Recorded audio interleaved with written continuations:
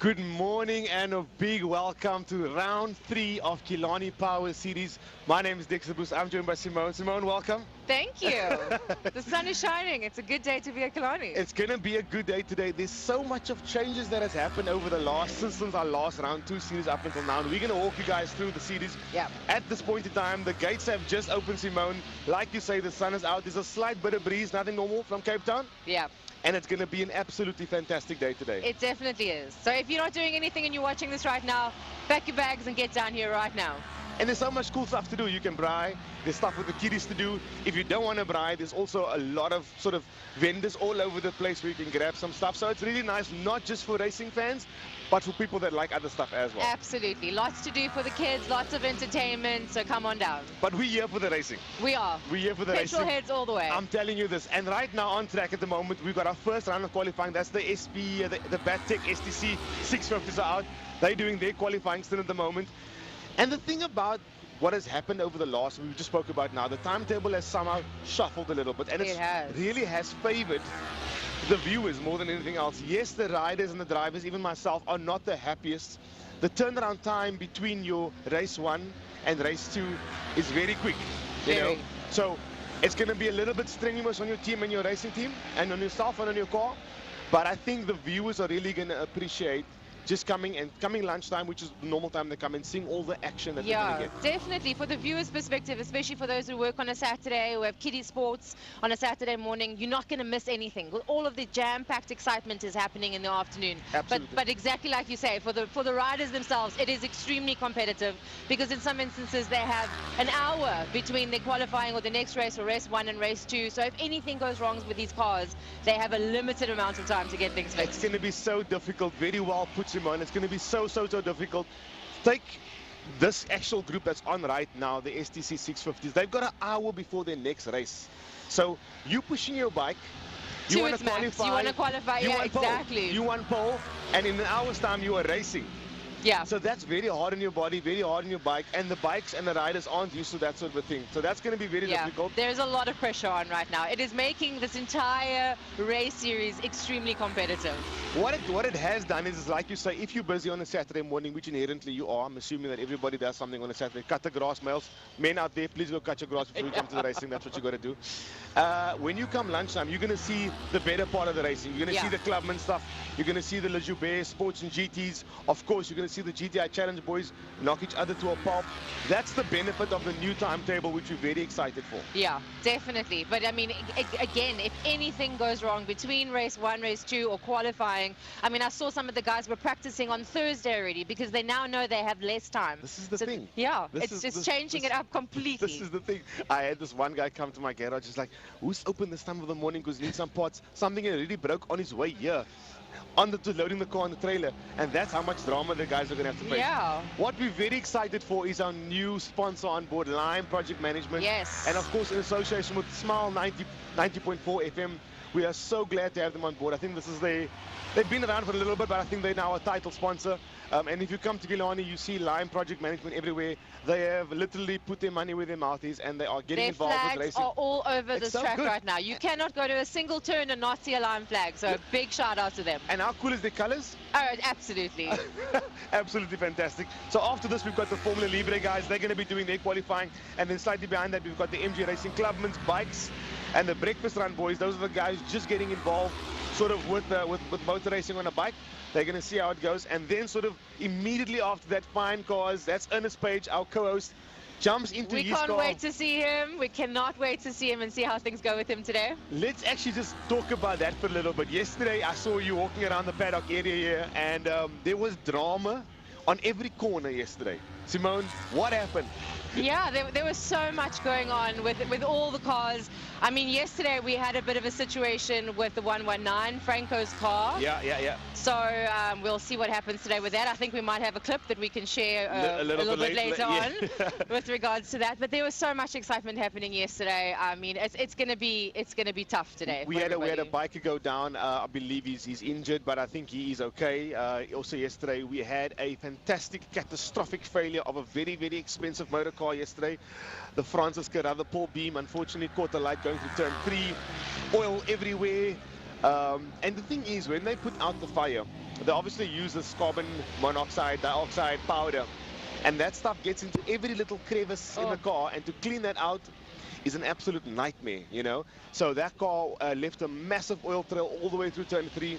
And if any of you know that turn 3 is the most dangerous corner on this track, nobody's got the right line for it, probably besides Dion Hubert, one of the guys from back in the day, the Group N guys. But unfortunately, that turn has now got a bit of oil in it, and the guys are sort of throwing caution to the wind in turn 3. That was the biggest issue, and then after that, that's when the big accident happened that you just mentioned now with the Can-Am. There's also, like I said, a biker went down. The GTI Challenge guys were knocking each other out. And Simone, the thing is, the GTI Challenge guys, I don't know how to put this without being rude, but they went out to practice yesterday and they went to race mode. They went out to qualifying and started taking each other's doors off. Yeah. It's super competitive out there. I mean, Skulk came, I mean, it's so tight. I think we had, let me just check here, we had Skulk, we had Marco Busi, we had Nathan Victor. They were all on 1.25s. It's so tight. They're like 0.1 second apart from each other. So it is super competitive today. These guys are out for blood. It's so good. And also the drama that's besieged on the GTI Challenge forum at the moment is absolutely crazy. There's been race bans. There's been people taking one another out. The chairman's been involved. We'll have a chat a little bit later about that. It's just been so hectic on every front. The Clubman's guys, we're on a very good foot right now, and I just want to just linger there just for a little bit, if I will. No bias from my side, but our chairman, our new chairman, Mr. Wayne Wilson from DTM Alderberg, really has come to the party, and he sorted out so much of cracks in the walls. He's folded up so good, him and his committee team. They really have put a really good package together, really helping the guys through these tough times, and I think that's it's big, massive credit to the Clubman's guys. When we got there through the end of last year, our last race I think was December the 16th, the numbers weren't looking too good, and historically Clubman's racing has been fantastic in terms of numbers. Yeah. I remember them telling me a story a while back about 60 cars on the field, 55 cars on the field. Sure. When you're standing on the start line all the way around turn 5, that's where the cars lined up to go in racing. So can you imagine door-to-door 55 cars on this small track? Kind of gives me that feel of NASCAR when you're so close and you're just going around the turns next to, there's not even an inch of space for error. That's exactly what it is. That's exactly what it is. So we're trying to get back there, and again, Wayne and his team has really put down the hard work, and they really pulled it together. So the Clubman's guys are doing good. Yeah. We got a 32 car field today. The classics are 32 as well. I think the challenge guys are 32 as well. So I think that, yeah, it's going to be a banger of a day. It is, it is. Yesterday, just to give you some info on the V8 Masters, we had some issues with Marcel Angel. Third gear synchro was out of whack. Didn't have enough time between practice and qualifying because, again, these schedules are so tight to change anything. So he had to qualify like that. So he was just hitting it into third gear, and hopefully the boys can sort it out for today before the actual racing this afternoon. So it's going to be hectic, but I mean, he still qualified pretty well yesterday. He did, and it's a name that you can't miss in that formula of there. Yeah. Obviously, those guys also, they bang doors like it's nobody's business. Yes. It's a good formula to watch. 600 horsepower, Mustang fiberglass bodies, and those guys send it. You know? I actually heard a story yesterday about them being 13 cars by the beginning of the race, and but the minute they get to turn 1, there's 5 cars. If you're out in the front, that's where you are. So yeah, I was chatting to some of them yesterday, and Brendan Dean was saying to me, as long as we make it past turn 1, we're okay, because it seems to be their constant crux. I don't know why. I think they just push so hard on the offset as they take off. That turn 1 is the nemesis for all of them. What I like about them is that they don't care. They really don't. They absolutely, it's not that money doesn't matter, it's that they don't care. Yeah. You know, you just spoke about the synchro, and I'm just going to smash it into gear, literally, and I'm going to go. Literally. I'm not going to care. And I mean, even yesterday we had, during the qualifying, Sean was brake testing Jason a little bit over there, so it caused a bit of friction. As he does. And after they came off the track, they were just like, why didn't you smash into it? It's so good. Just keep it exciting. So we'll see how that little internal competition goes today. I actually had a chat to Daryl, who is the sort of the manager on the Mustang side of things, Pirelli Mustangs. And to get involved, it used to be quite difficult to get involved with the series. You needed to be a certain age, you need to do a couple of qualifying races somewhere else, and they wanted it to be a really premium series, and it is. But they have lowered the age group now. It used to be 45, I think. You need to be at the age of 45. Last race meeting, Jonathan Thomas, a good friend of mine, races Le Mans and everything, he jumped into that. did a smashing time of 1 minute, I think 16 or something. He did, yeah. Smoked everybody, but it just shows, you know, you can be a young gun. And again, those cars are for sale, they're readily available. You know, if you've got 300k, Simone, I would love to get behind one of those. Do you know what I mean? Just the sound of those engines roaring, you feel it from the pit of your stomach. It is beautiful. And it's cool because you never need to pick up a tool. You know, the way that series is constructed. Yeah, they have their own specialized mechanics team, yeah. You literally, you pay something similar to like a levy fee in a way for a complex, if you're living in a complex and so forth, or an apartment where you pay a levy fee and you pay, I think it's 12 grand. You pay that every month. They then sort the car out for you. It's a turnkey form of motorsport. So you buy the car is yours, you get to drive the car, and when you sell the car, you get your money back. All you're doing is you're paying for the maintenance of the car, and I think that's a really cool scenario, especially for a businessman that wants to get plugged in. And right now, Simone, there's 2 cars actually available for sale that are available to buy at the cost of 300 for the one, I think 250 for the other one. Yeah, and I mean, I don't know how much longer. A lot of these guys, like you said, the age is a thing, so they also have an age limit of how long they can be in the series. Yes. So there's some rumors that Fabio might be retiring soon. We're not sure. Yeah. So we'll have to see how that goes. So yeah, it's going to be exciting today. The thing about these guys is they say they're going to retire, but then they sit at home on a Saturday morning and they go, I should probably be racing right now, you know, and then they don't retire. Yeah, I think I've heard Marcel Angel say a few times, I'm done. This is my last year. I'm done. And then I'm like, are you racing on Saturday? Yes, I'll be there. And the same applies with him. I think he had a Porsche, he had a super fast Porsche. He's just sold the Porsche off as well. Incredibly fast car. If I remember correctly, the car did 108s around here or something. Yeah, it was incredible. I think they had some issues with the engine. They had paid someone to redo the engine completely, and it just didn't work out. It's such an expensive game as well to be in. Absolutely, yeah, so he ended up just selling it. So that one's out for the Oda Central Racing team, unfortunately. Well, Simone, we're going to bring in our first guest, Mr. Wayne Arendse. If Wayne Arendse can just step into frame, I'll scoot over here. We're going to chat about some bikes. We'll put you in the middle. And this is our local bike hero. Just grab a microphone there, Wayne, if you don't mind. Morning. Is it on? There we go. Let's quickly put Mr. Arendse's mic on. Good morning, good morning. Good morning. So good to see you once again. Thanks, bro. Firstly, the timetable. Let's quickly get that out of the way here. Okay. We know that everybody is a little bit talky about it. What's the bike community saying about it? How do you guys feel? There's a very controversial issue. Let me first say that. Right. Yeah, there's some of the guys who's not in favor, but most of them actually not in favor of the new timetable. But yeah, it's something the club is trying for today, and then we're gonna give all the feedback on Thursday at our sport car meeting. Okay. Yeah. Okay. So the shuffling around, with obviously the time between races, I'm assuming it's not favorable. Yes. There is a big concern that the time between race 1 and race 2 is too short. So in other words, as we head into the winter months, it could start raining after race 1. Yeah. And you need to get the wheels off, get the tires off, put the wet with the tires on, and get the wheels back for race 2. And that time frame is not enough. Okay, cool. But you do understand, I mean, I'm trying to play sort of devil's advocate and see it from their side of things. It does favor the spectators more than what it does us. And I say us because, JT, you can come in here as well. Is that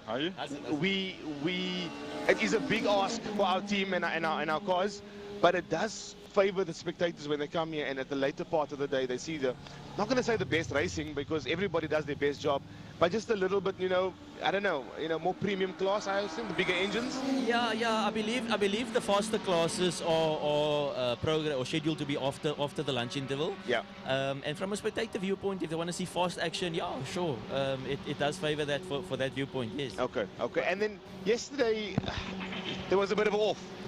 Yes, a big one. Oh, okay. How is he doing? I just got an update. We had a rider that came off yesterday in turn 2. He actually got a little bit injured. He went to hospital. I think he's still in hospital, actually. Okay. But I just got an update that nothing serious, nothing major, and he should be discharged today. Okay. Well, that's absolutely good. From what we know, I know Pierce is a very strong individual, and I mean he'll come back with a big smile on his face. So I'm sure he'll be okay. And I think they did Trevor Westman and the Project 60 group did get that bike sorted. I don't think there was that much damage on the bike. I haven't seen the bike, to be honest. But I saw something on his Instagram or something yesterday that they just put a new exhaust on it, and it looked okay, but I don't think he'll be riding today. No, not if he needs a medical clearance first. Oh, yeah, of course. And anything new from your guys' side? Any new bikes? I think Lance Jonas is on a new... Lance is out for the first time on his MT-07. It's a Yamaha MT-07 in the 650 Super Twins Cup class. Is that not a 690cc bike? Just geek a little bit on that bike. I'm not exactly sure on the capacity, but it could quite be, because that's where the 7 comes in. It's probably rounded off to 7 as a 700. Yeah. But the actual spec could be 690. 690, yeah. So that would have been also a YZF. Or is it an MT? It's an MT on MT-07. Sorry. MT-07. But it's a V2, and it sounds V-ish. It's a parallel twin. Parallel twin, okay. Yeah. And very talky bike, I assume. Yeah, no, those bikes have got good torque. They quite a popular bike for some of the riders, especially new riders getting into racing. Yeah. It's a perfect entry level class, and there's some fast riders in that class as well. Yeah. And of course, your class, the SPK, the guys in the liters. What's happening? Oh, I must tell you, there's some big news in the Superbike class. Oh, I'm ready for this. Are you aware of who's on pole? Let me just make some notes here. Let me make my notes. I have to be up in the box today, so I have to take all the notes I can get. Okay, so Kieran Snowman has been the man to beat for the last few years. Yes, okay, yes. And no one can beat Kieran Snowman. And yesterday we had our qualifying session yesterday, and Kieran Snowman is on P2. Oh. Now, who do you think's on pole position? I don't know. I mean, Pinar maybe. On pole, we've got a youngster. Bike 111, Slade van Niekerk. Slade, come He's on. He's on pole by half a second. Wild child. Oh, my Wild child, yeah, half a second. So good. So he's, I think he's 6,000th of a second off of a 1 minute 11 around here. So he's on a 112,006. That's really going to upset the apple cart in that. Yeah, but I think it's going to give exciting racing for the spectators. Because Kewen's going to want to win them. He's going to want to win it. Yeah. And I know from last round when you watched Slade and Kewen go at it the whole way. I mean, Slade was diving up his inside, and it's not something we've seen from Slade because he's always been in the 600 class, right? Yeah. And now seeing the whole Brat Pack come up to the thousands, it's quite an eye-opener to see what the youngsters actually have to put to the, I don't want to call Kewen an older gentleman, but the older gentleman. Yes. No, I'm actually, not to a certain extent, I'm a bit disappointed that I can't watch that action because I'm going to be in the race, but I'll be too far back to see the action. The thing is, you're going to watch it from a distance. I'll be watching from a distance. You and I are the same. We just look at the Class A boys in the front there. We'll try and keep them in view. Maybe slow down a bit for them to come past so you can watch. Absolutely. So your money is on the Sneyman bike. I mean, I know that you're impartial, but go for it. You know what I mean? I am impartial. I think there's always a lot of support for the underdog. Yeah. So I'm sure Slade's going to have a lot of support, but Kewen's got his regular supporters as well. Yeah, absolutely. So it could go either way, or I'm actually expecting them to go across the line side by side and come a 0-0 or 1 in across the line. That'll make everybody happy except for the results. But I will say, Tristan Pinot's not that far behind in third place. Correct. Still on the front row of the grid. You can't, and for me, that's why I thought it was Tristan. You can't discount Tristan on that. That kid is that chap. You know what I mean? When the Mr. sends, the Mr. sends. No. You know what I mean? But I'm expecting some top quality racing up front for the guys. What I want to really applaud you guys is the vibe that you guys bring to the pit. You know, we've been in pit row for the longest time, and the bikers. If you come down to Killarney today and you have a walk down pit, and you'll see the absolute vibe that the bikers bring. Yeah. I'm not talking about the short skirts that they wear. Yes. Okay. I'm talking about just the vibe that you guys bring. It's so lekker, and we really applaud you guys. No, cool, man. Wayne, keep doing the work we're doing. We love you. Have a good race out there, and I'm going to see you at the lunchtime show. Sure, we'll do. All right, thanks, Wayne. Thank you, man. Thanks for having me. Cheers. That is our local resident hero, and he's been around here for a little bit. He's been around here for a little bit. And I find him a wonderful oak to chat to because I mean, has been, I said the top of the class, but you know, the high end of the class. He's the one that everyone comes to. Absolutely. As being, I think he's the chairman. He's the chairman. He's the chairman. I mean, you can go speak to him about anything, and he's flipping on the ball just like that. Absolutely. Well, we're just talking to Gary. So we're going to bring on Gary at the moment. We're going to bring on Uncle Gaza and Simone. They're going to be doing their thing a little bit later. So Storm Landfield is out, DJ Boyson is out, Hayden Elwood. Byron Mitchell is definitely the one to watch over here. Byron Mitchell in that Formula V is absolutely quick. You know, he's normally in that Formula VW. Definitely can't miss him. Kelly Fletcher, the lady racer, fantastic to watch her. She was busy testing the gears yesterday, and hopefully she's going to be doing some good times. We're just talking about the Formula V guys out there. They're doing their thing. Kelly Fletcher, what a fantastic lady to watch race. Amazing. I'm always a fan of lady racers. Of course you are. Of course you are. Definitely. Talk about lady races. We've got one of our own in our category in Clubman's, Gemma Olin in the BMW, doing so well. It's the first time racing. She's literally being thrown into the deep end with racing, you know, and she's really survived. She's doing so well with that car. That's amazing. Know? And it's not an easy car to drive as well, you know. Absolutely so difficult. So back to the timetable, just chatting to the guys again. They are a little bit under pressure, but I think that everybody's embracing the pressure right now. Yes. And that's really, really good. Yeah. Hopefully they can get through the day fine, and there's not too much breakages, which is going to make this timetable a lot closer. You know, very, very difficult. So I want to talk about the Caltron Supercars. Those are the guys that, it's a car that was built in South Africa or in Cape Town by Owen Ashley. Owen Ashley designed also the Pirelli V8 Masters. And there's been big controversy around this particular Opal Supercar. And excuse me. There we go. I'm back. Yeah. I want to just embrace the fact that we built that cars locally. Ernest, our co-host, is actually driving one of those cars. They're very difficult to drive. In your opinion, Simone, what do you think about those cars? What do you think about how they look? The Opal Supercars, the ones with the fiberglass bodies. Oh, absolutely love. I think if I had to get my husband up here for a second to talk about Opals, he would go on all day. But really cool to see those types of cars out on the track. And always just love the variety of different cars that we have that come out here. Yeah. Like there's something for everybody, no matter what your area of passion is in terms of petrol head, you can find anything here. And they're going to change it up. They're actually talking about changing it up, having a little bit of a different vibe to the car. They want to maybe put in a different body. And they actually, a little bit of input would be really great. So if you guys can comment on it a little bit, send something on the Killarney International Facebook page. What should they do? Should they put the Honda body on? Should they put a BMW body on? They want to change up the engine as well. The cars need a refresh. They need to look better. Yeah. You know, and they're at the brink of changing those cars up.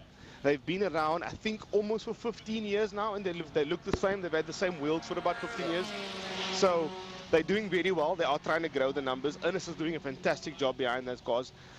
They are so difficult to drive, apparently. I've never driven one, and I'm keen to get in behind the seat of one of those cars.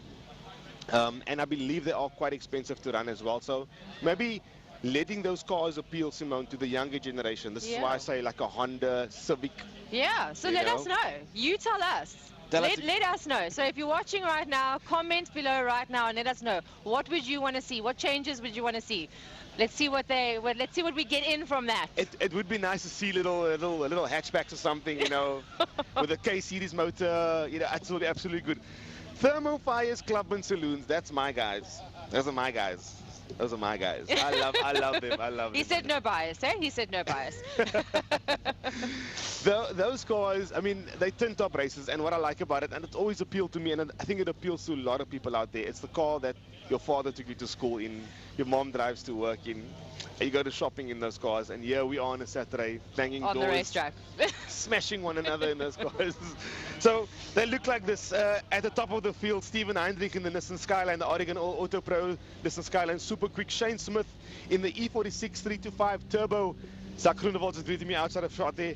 Yeah, Shane, guys, there's always people walking by. So again, I know we've said it a million times it's before. The community. It's the community. So if you see us just waving, smiling, looking away, it's because there's people all around.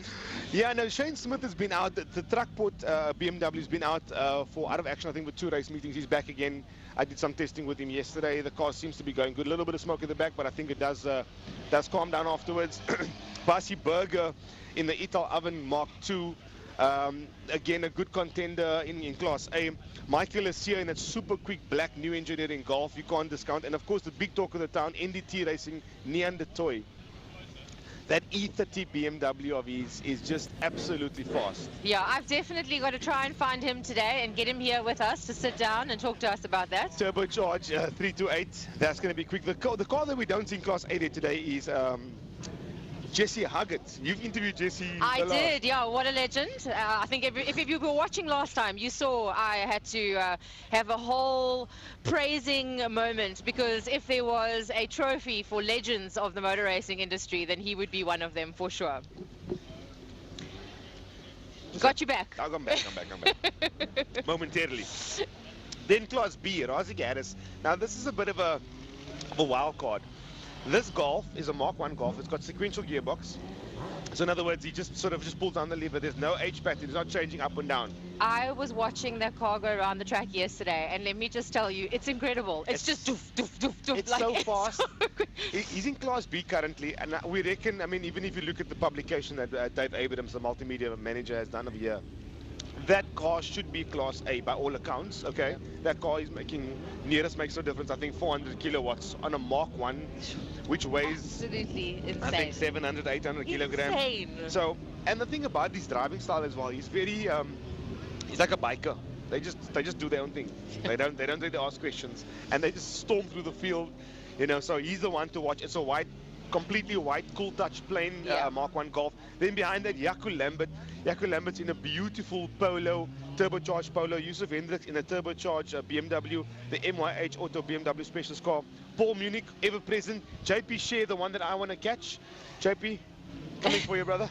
I'll be there soon. Graham van Rooyen. Now, Graham van Rooyen's also turbocharged. So basically in Class B, that's everybody's got a turbo on their car. That's what I can see over here. So for me to get there, I'm going to have to fit the... You're going to have to push I'm on. going to make a plan. You're really going to have to anybody pedal that to wants the metal sponsor me a turbo there. Then we got Turbos out there, anyone? Anybody? Please, I'll take it two. this way. I'll take two. Just in case the first one breaks. Then in Class C, which is my class, Gary Manuaring. It's nice to see him back. Gary in the Excelsior Airbrake BMW. Stephen Gousie. Now, me and Uncle Stevie, it's the black. Is actually the title sponsor, Thermal Fires. Me and Uncle Stevie have good battles. So that's going to be good to see. Eugen Gaspel, Cedric Berger, unfortunately had a bit of a breakage yesterday, so he'll be out. And then, of course, myself, Dexter Bruce. Class D, Gary Smith there, Charles Opperman. And then you're going to later interview John De Silva. John De Silva is a fantastic guy. Also just got plugged into racing a couple of years ago, and he's doing so well. Awesome. You know, the back end of the Thermal Fires, of course, David from Mark, Gemma Olin. We just spoke about the lady racer. Gemma Olin's in the mix. Zahir Phillips is back. Ever de Toy in a very unlikely car. It's a Ford Falcon. Sure. It's not a car that you would really go racing with. It's a big, heavy slab. But, you know, he makes it work, and that's so fantastic to see. The last class. I think that's the thing, though. You've got to race what you like, right? You've got to race what you love. So if it's a Ford Falcon, like I was saying to Ernest the last time, he was like, what would you go on the racetrack with? So if I could get a microbus on there, how cool would that be? That's flying around, turn one, turn three. I mean, there's a Moda standing here. If that tickles your fancy, race in a Moda. Why not? Why not? They're sponsored by Thorpe Tableware. Ruan Gous, Adam Omar, Lee Fielding, Michael Flynn from Flynn's Detailing, and of course right at the back there is the very again unlikely car, the Volvo S40 of Andre van der Merwe. Oh. So the Clubmans, that's what I love about it. It's so much of different cars. Yeah. And it's so nice to see them banging doors, you know. So look out for that, of course. That's going to be fantastic a little bit later. Oh. Now the guys are really getting ready. Yeah, it's beefing up here now. I think everybody's waking up. The bikes are on the track. We're getting ready for some good competition today. The Supercars and Fine Cars, that's a little bit further down. That's Roger Lewis. And then the name that really stands out for me there is Oliver Hintenhouse. Now, he's on a bit of a race ban in Clubman's, so he's still going to get some seat time by jumping into the Fine Cars. The thing that we need to talk about, and if the producers can hear me, they would like to bring out the shot of what happened yesterday. And this is the one thing that's sort of breaking news for us. The Chevy that can. That can, yeah. Unfortunately, had a bit of an off yesterday. It's a beautiful motor car. I'm not going to say how much is spent on the car, but it's a fair chunk of change. He's developed the car over time. That car, I think it did 1 minute 19s at the Passion for Speed, the beginning of the year. And unfortunately, he put the car into the wall. And that car, unfortunately, won't be racing today. But what he will be doing is his sister car, the Ford Escort, and that should be on screen now. He'll be driving that car today in the classic cars. And tell me, because I missed this yesterday, was he able to qualify, or was he just going to start at the back? So because he's changing cars, the rules are that he's going to have to start at the back of the class. Okay. So for everybody that now understands how that works. Yeah. So that is a Class A car by all accounts. So I assume, I'm not sure exactly how their rules work, but generally speaking, he would start at the back of Class A. Yeah. So he'll be behind Michael Hitchcock and Ferdi Mouton in the Mustangs. Yeah. It's a good David versus Goliath kind of a battle, because the Mustangs are big and the Ford Escorts are quite small. So it's nice to see Franco But Dexter, doesn't it just show you how quickly things happen? I mean, we were just chatting yesterday, myself and you, and we were like, let's go get some information about Franco's car and look how things go in the qualifying. And the next minute I was sitting having a cool drink and I saw this car being towed past me. And there goes that conversation point and how it just changed direction to now a different car being on the track Simone, today. it was, if you look at the poster for today, it's the poster car. Yeah. His car was the poster boy.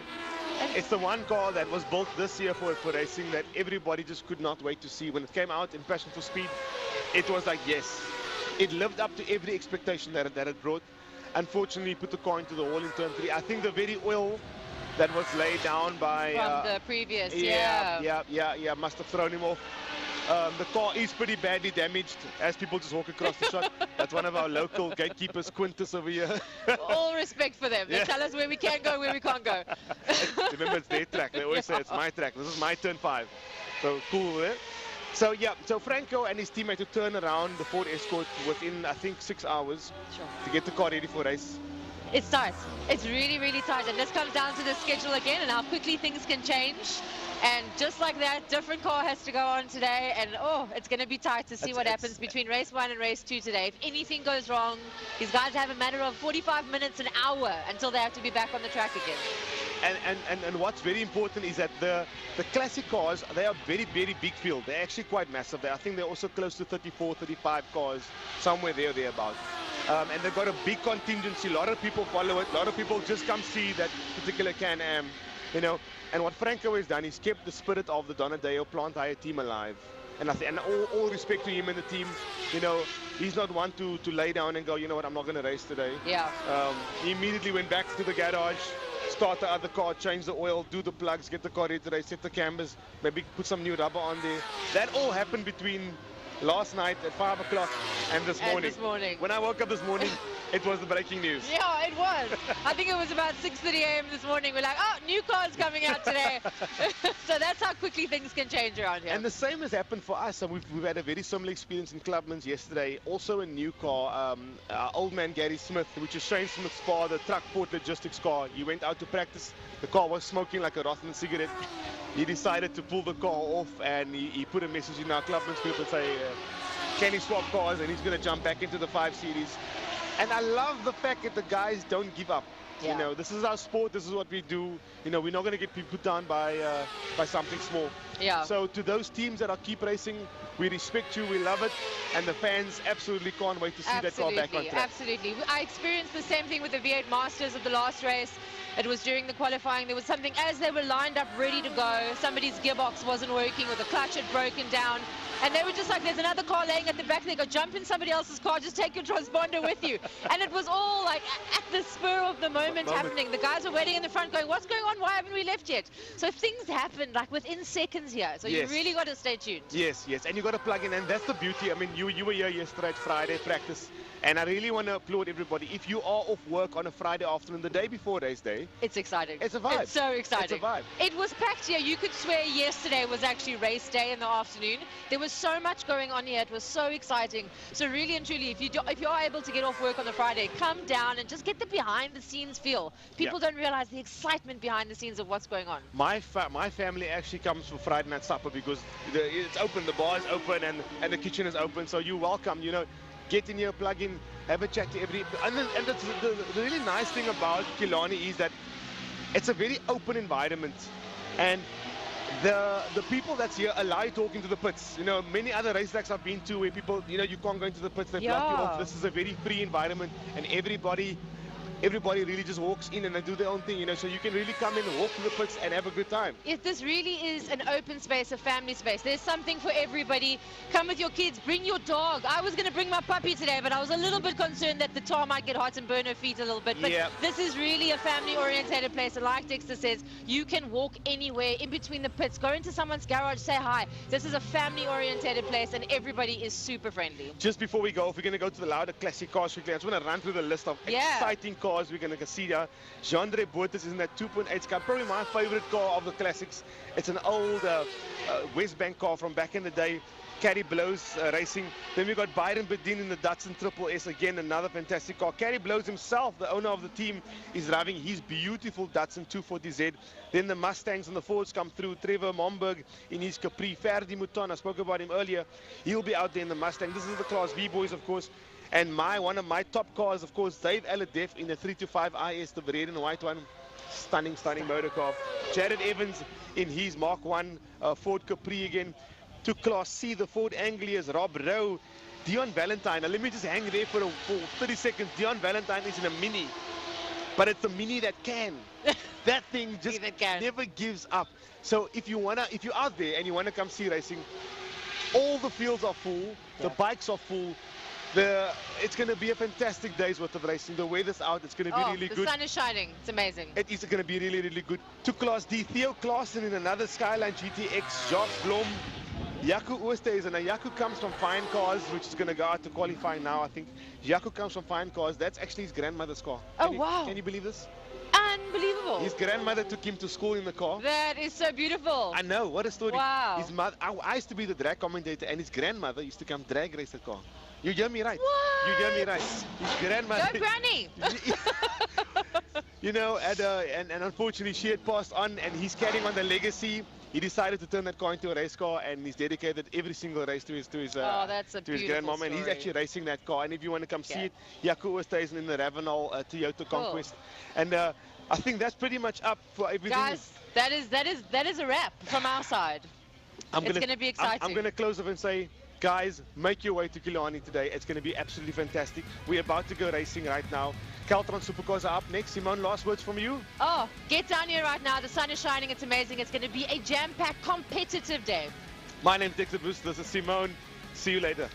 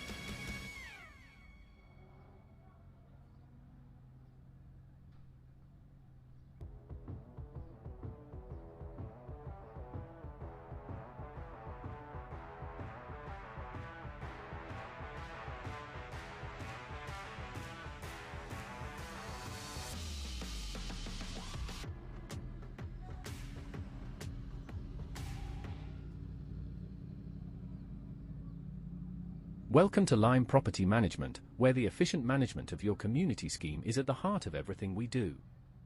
Our dedicated team provides superior property management services, ensuring that your property is in good hands and that your investments grow. With Lime Property Management, experience vibrant solutions, transparent communication, and a squeeze of innovation in every interaction. Call us today or visit lime.cape town and let's cultivate your community scheme's future together. Lime Property Management, leading, innovative, motivated, energetic. Welcome to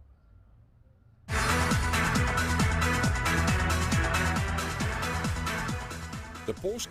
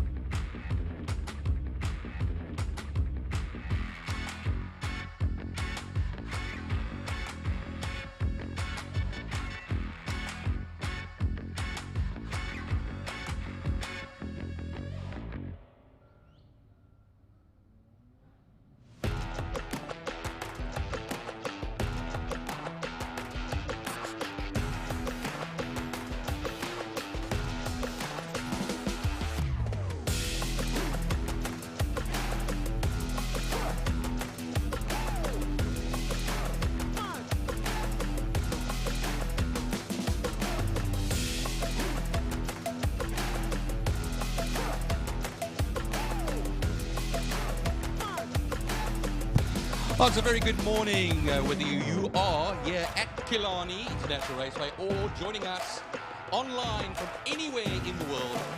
Welcome to the Killarney Power Series, the end of April here at the International Raceway Killarney. It's in association with Smile 90.4 FM, short play more 18s than anyone else in Cape Town. And, well, my name is Byron Knight. We'll be joined up here today by none other Frankie Ennis, Jordan Ruben, I won't say any more than that, and of course Gary Fleming, Mr. Green and Black, and he will be joining us for the camera work today. We have a bit of a technical issue on the turn 1 camera that is being sorted out as we speak, so please sit tight, and we are getting to that as we do. We had just a few moments ago the list of races today, 20 races, and of course split between the first section of racing today before lunch and then after lunch as well. But we're going to be starting off though with the Caltron Formula Supercars and the Bijou Trustees Fine Cars for their first race of the day. And we have ourselves a decent little field over here because we have 2 classes that need a real good shot in the arm.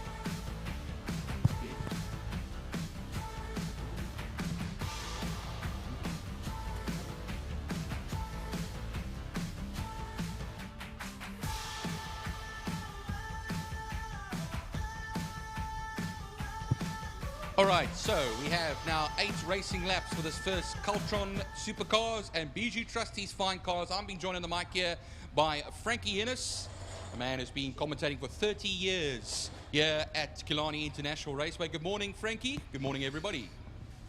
Byron, good day. Hello to the people around the track and to those that are watching this production. Of course, a whole new format of racing today. Ryan Catt, Glenn Phillips, Carl Halleck. Cars are moving off the line there. Craig Hume and Shane Boscombe. That's the right way to pronounce the young man's name. And he is from Lime Properties and Rico Bala Racing, who, by the way, Lime Properties is a brand new season sponsor for 2024 at Killarney International. We've got some information on Lime Properties. We'll run that by you directly after that, this first race of Caltron Supercars and Caltron Fine Cars. But there's some info, Byron, regarding the Fine Cars that was passed on by Natasha Tischendorf, who is the chairperson of the Fine Cars. Yeah, Natasha Tischendorf will be racing a CLI Jetta today. There's 2 new drivers in the class. There is the Andre Ellis that will be joining us. You saw that beautiful red Alfa Romeo Giulietta Sprint out there. What a gorgeous looking little motor car on the screen right now, coming out of Castrol Corner. And as well as that, coming out of retirement, Yolinda Fourie in her Jetta. So there's 2 Jettas out there today, one to join Natasha Tischendorf. So we welcome them. First ever race meeting for main circuit for Yolinda Fourie in that 2-litre Jetta, the Peacehaven at Wind Farm machine. Of course, Oliver Hintonhouse not going to be taking part in this particular event. He was on pole position, but due to, of course, rules reasons, he will not be taking any further part. That means Melanie Lambert will be in the VW Fox on pole position in the Fine Cars. Yeah, nice to see her back out there in the Fine Cars. Remember the last event, she took part in the Sports and GTs.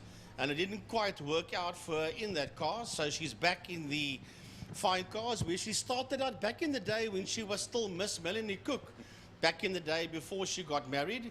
So she's back out there in the Fine Car category. They are tucked in there just behind the Keltron Supercars as the group works its way through turn 5, Fostron corner, as they work their way towards us with Ryan Catt and Glenn Phillips. That's on pole position under the City of Cape Town and Line Property Management Bridge. They work their way through Castrol as well. The lights will go off, and race number 1 for the day out of 20 races will be up and go, Byron, as the Fine Cars they also make their way towards the start line. The Fox of Melanie Lambert will lead them off. You'll see there in that second place, it's Dave Alexander in the MG in British Racing Green. Look on the outside, though. It is the angle box, the Ford Anglia there of course, Arnold Lambert, the paint chemistry car, as they go now, the leaders into turn 2. Right through turn 2, they come now out of Castrol corner. It's Glenn Phillips that sits in P1 there with as they work their way through the kink, with Ryan Catt in that second position. Halleck is there in that third spot. We'll have a look and see now as they make their way through Interceptor Shoewear, running up the hill. They make their way towards turn 4, Saddle Sweep, but the Fine Cars, Byron, are heading through turn 3, Interceptor. Oh, the MGB going through turn 3 now and holding off the Alfa Romeo. And that Alfa Romeo, like we said, the returning Andre Ellis. But the MGB that will really join them is Derek Hulse, another returnee to the racing scene over here. I remember him in a BMW a number of years ago. But now they go down the back straight, all of them, and into turn 5 once again to complete lap 1 of 8, Frankie. Yeah, that's the Supercars on screen working their way out of Fostron corner to end the opening lap. It is Glenn Phillips from Ryan Catt that sits out there in P1 as they work their way into turn number 1. And in that third spot, you've got Carl Halleck. But the Fine Cars are working their way out of turn 5. Well, that is Arnold Lambert coming out in the Anglia. Look at Dave Alexander. Will be all over the back of that angle box. They'll be side by side down the straight towards turn 1. They'll go. Remember, we do have some technical troubles here at the moment, so we might not have that turn 1 section for a little while. But Dave Alexander makes his way through, going into turn 1. Look at who's closing up. It's the chairman of the class. It's Natasha Tischendorf that really closes up as Gunther Appelgren comes past as well and fighting his way from the back, Frankie. Through turn number 3, Interceptor now, running up the hill. We've got the Supercars. They're working their way towards turn number 4. That Supercar you see on screen now, that's Ernest Page. He's at the back of the field. He joined from pit lane, and then he's moving right out the way down the back straight to allow them to come through. It looks like he's got a problem with that motor car as they run down towards Fostron corner. Phillips from Catt, and right on his case is Carl Halleck as they work their way down into Fostron corner. Just going to go through turn 3 now. And then into turn 4, there of course is the Alfa Romeo of Andre Ellis leading Di Dugmore at the moment. Di Dugmore in the Austin Healey that makes its way through turn 4 now. Onto the back straight, caught a glimpse of Gunther Appelgren in that E36 BMW. I think he just made it past the Lambert car. Of course, that's the Anglia, and still ahead then of Natasha Tischendorf, I think, who just may have gotten past there into turn 5. You'll see Gunther Appelgren right on the back, almost there, you could say, of the next man, and I think that was Derek Hulse in that section too. Right into Castrol corner, the old Supercars are working their way through the kink. So the leading group of Supercars are making their way into turn number 3, into Interceptor corner. And it's still Phillips, Catt, and Halleck.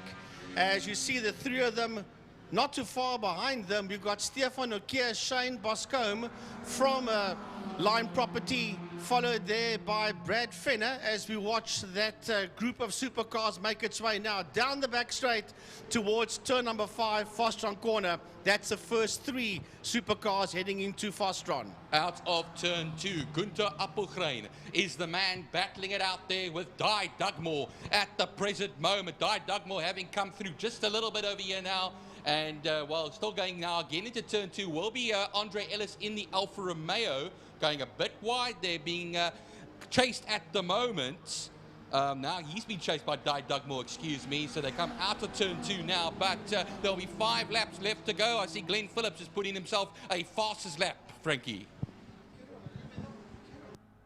So we, as I say, 5 laps left to go of the 8, and down the back straight we go now as the BMW of Gunther Appelgren. He's now mixing it up with some of the supercars. There's Arnold, Melanie Lambert, I should rather say, who's currently the leader of the class in the Jetta, and closing up the gap then to her will be that bright green E36 on the main straight underneath the city of Cape Town, Lime and Castrol Bridge. Right, the leading supercars are working their way up the hill towards turn number 4. Running towards Sidle Sweep, the double right-hander. There they go, through your screen. Glenn Phillips, Ryan Catt, Carl Halleck. First, second, and third. Halleck is slightly off from Phillips and Catt as they work their way down the back main. Will pick up the rest of the supercars that will be coming out of turn 4 now. There are quite a few of them we're still waiting to see. And that should be Nortclear, Boscombe, and the chairman of the club, Craig Hume. But in Castrol Corner, there's a lovely fight, Byron, in those supercars working their way towards turn 3 Interceptor. Turn 3 Interceptor corner. Gunther Appelgren just before the turn has taken the lead of the fine car section. That means Melanie Lambert is now in 2nd position. But looky here, Dave Alexander finds himself in 3rd position in that Morgan +4 of his. A mighty job for him over here as they filter through the double apex right-hander at Sidle Sweep. Like I say, mixing it up there with some of the fine cars. That, of course, is Andre Rose that's in the mix over there as well. And they go down the back straight. There's 4 laps left to go, including the one we are currently on, into turn 5. And look at the gap already that has been pulled by Gunther Appelgren on the rest. So they'll come around now. Melanie Lambert in 2nd. Into turn 3, Interceptor corner. Your first 3 supercars are busy working their way through. Heading up the hill, the Malmesbury straight towards turn 4. Sidle Sweep, the double right hand, and still Ryan Catt in P2. He's all over the back bumper there of a race leader, Glenn Phillips, as they work their way down the back main. They're getting further and further away from Carl Halleck.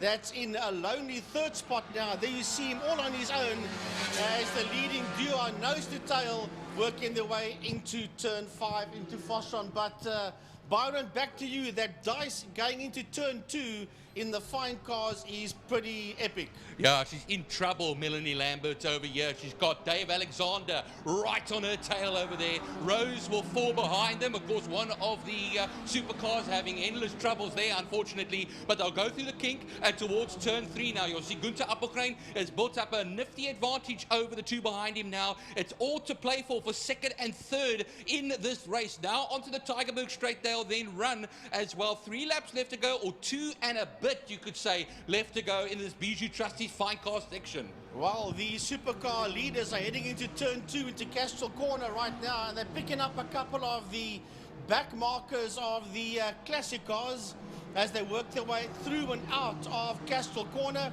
There you see the back markers of the supercar, of the fine cars that are stuck now just behind the leading duo of supercars that's working its way up the Malmesbury straight towards Sidle Sweep, double right-hander. It is still Phillips and Catt. There was 0.8 of a second between them when they started this lap. Now they're heading towards the end of the lap, starting the 3rd and final sector of the lap, working their way down towards turn number 5, Fostron Corner. Well, as we head towards turn number 1, it is going to be Dave Alexander that now is 2nd in the fine car section. Melanie Lambert will be in 3rd position. Coming across the line now, Derek Hulse in the MGB will come across the line. Here are a few more coming out of turn 5 at the present moment. But now going into turn 2, you'll see that it is going to be Dave Alexander that holds that 2nd place nice and hard over there, and of course he'll be right behind. Will be coming out of turn number 1. We've got a nose to tail race here between 1st and 2nd in the supercars, heading up towards turn number 2, and that is Ryan Catt. That's in P2, crowding that bootlet there of race leader Glenn Phillips as they work their way out of Castro Corner, with Carl Halleck coming into view there, still on his own in a lonely third position. As a matter of fact, they are working their way now into Interceptor Corner, and through Interceptor Corner they come up the hill towards turn 4, the double right-hander saddle sweep. Well, we go now into turn 5. The leader of the fine cars, Gunther Appelgren in the E36 BMW, will come out of turn 5 onto the main straight now as he comes out of the sweep. And then now towards the line as we run. And we'll see now how that second place battle is looking. I think Dave Alexander has made his way past. And then Melanie Lambert will be third, crossing the start-finish line right now.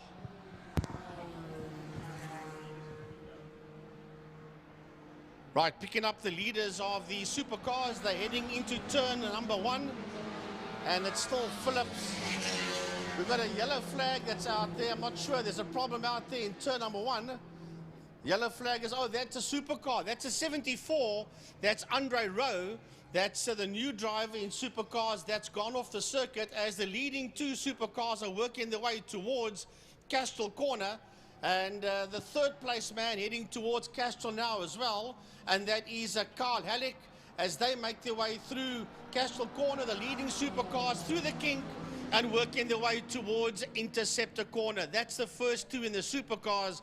Byron, back to the fine cars. Yeah, we are on the final lap now, Frankie, and I was just looking at Melanie Lambert there, and Melanie just wants to get it to the end here of this race. She started on pole position, coming through the double apex right-hander at saddle sweep, but now onto the back straight there. Then all run the supercars. Frankie will come to the end of their race fairly shortly. Yeah, checkered flag will be out for the supercars that is working their way into turn number 5, into Pertamina Fostron for the final time. The 2 leading supercars working their way out Fostron Corner towards the checkered flag. And Ryan Catt tried all he could to try and beat Glenn Phillips to the line, but it's not going to be. Phillips comes home in P1. Ryan Catt finishes in 2nd position, and Carl Halleck, he will finish in P3 across the line. All right, so Gunther Appelgren will be on what will be the final lap of his race in turn 2. Castro Corner goes quite wide through that section, and then out through the kink he will then run. I see Carl Halleck has just now finished 3rd, Frankie. Stefan Leclerc on that side will finish 4th, but still Appelgren goes through turn 3 now for the last time in race 1. And onto that Tigerberg straight. He came all the way from the back. He started at the back of the field and pierced his way through in that lovely green E36 with a black bonnet. A man who started, of course, in Gymkhanas and is now really stamping his authority here on the Bijou Trustees Fine Cars. Down the straight we would go, as you can see, this beautiful Cape Town day all around him, and towards turn 5. And then we'll gun it to the line in his 8th and last of the laps as we do. The Bijou Trustees Fine Cars, like the supercars, need a shot in the arm, and hopefully we can grow this and get more competitors. But now we focus on Gunther Appelgren. Comes towards the Lime Property Management, Castrol and City of Cape Town Bridge, and takes a wonderful victory for him. You'll see the checkered flag waving there. And look who's coming around here as well. Dave Alexander will take 2nd, and he actually put a mighty drive in to try and catch Appelgren. He's 5.8 seconds off at the end. And then we wait for the Lambert. No? All right, so there we go. They are. So it just shows you only the 2 top competitors in Fine Cars finished on the lead lap with the supercars. Yeah, that was Appelgren and Alexander. And then in the supercar, Stefan Norkeer crossed the line in P4. And he has got the Lime Property sponsor on his car, which is the new company that has hopped on board here for 2024, Lime Properties. So we say a big, big thank you to Lime Properties. We'll play a clip of Lime Properties for the people around the track and the folks at home. But yeah, a big, big thank you. Had a chat to Gerrit of Lime Properties, and he'll be coming to join us for a bit of an interview after the lunch period. So yeah, that concludes the opening race of the day, the Keltron Supercars and Fine Cars, as we now move on to race number 2 for the day, and that will be in the two-wheel category. The motorcycle boys will be coming out for their opening race, and it will be in the Battec STC 650 and Super Sport 300 classes. That's the 2 power sport classes.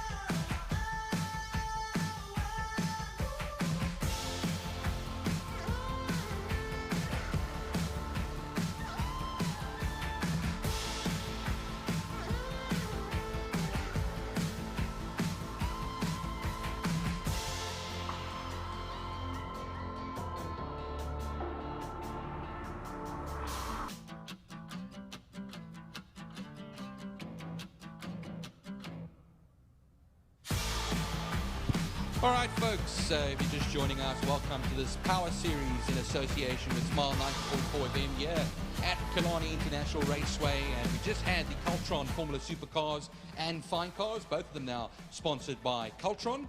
We're going to be moving on now to the Battec Super Twin Cup 650s, the Super Sport 300 motorcycles.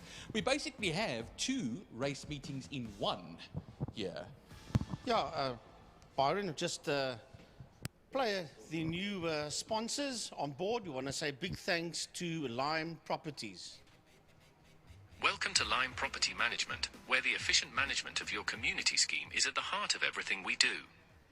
Our dedicated team provides superior property management services, ensuring that your property is in good hands.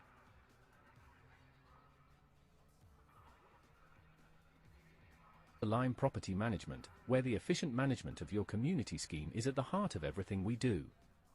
Our dedicated team provides superior property management services, ensuring that your property is in good hands and that your investments grow. With Lime Property Management, experience vibrant solutions, transparent communication, and a squeeze of innovation in every interaction. Call us today or visit Lime.Cape Town and let's cultivate your community scheme's future together. Lime Property Management, leading, innovative, motivated, energetic. Introduce him, but welcome Clint, and we share your passion of motorsport with you as well as we do. But just going through the event quickly, like I said, it's like two events in one, because we have a section before lunch where you'll have 2 races per class, and then a section after lunch where you have the 2 races per class. So like I said, it's bikes up next with the Super Twin Cup 650s and 300 motorcycles. Formula Libres will be up third, and then the MGA Racing Clubman Classic and Breakfast Run motorcycles will be the 4th race out. Then we'll return to the Coltron Super and Supercars and Fine Cars, of course, and then the BATTEC STC 650 and Super Sport 300s once again, Libres, and then the MGA Racing Clubman Classics and Breakfast Run motorcycles. Welcome. If you are watching from anywhere in the world or here at Killarney, call your friends if you're down here. Come and join us. It's a lovely day for racing.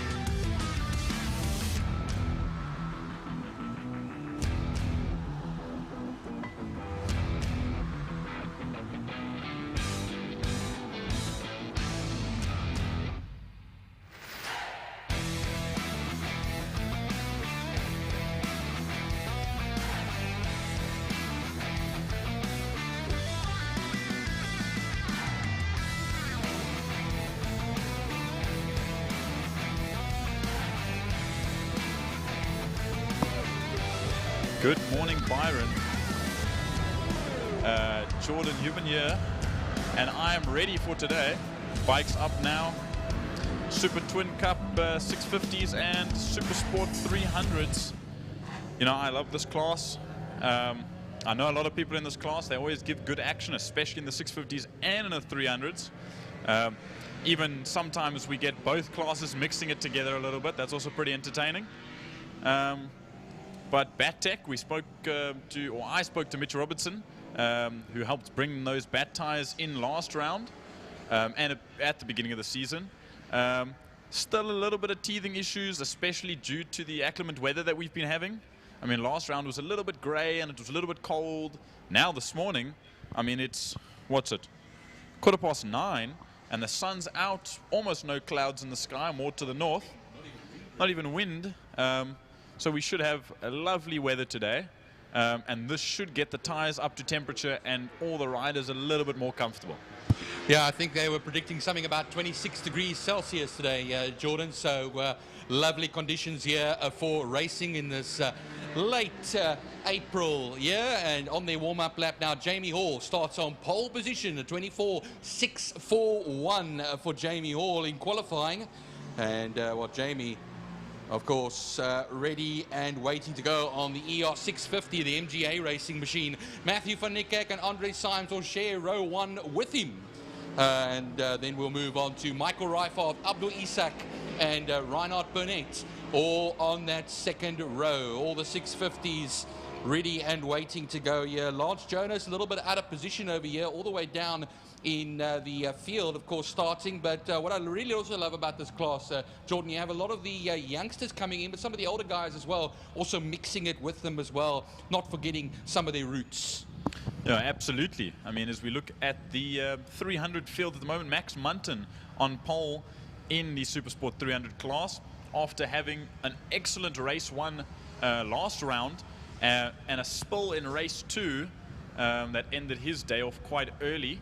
He had a bit of an issue with the load of the bike as he came out of the corner, and it threw him off a little bit. So he was a bit unhappy about that, having to sit there the whole day. The whole end of that race. But now back on pole, up and at him again. Adrian Solomon, also a contender, last year's champion.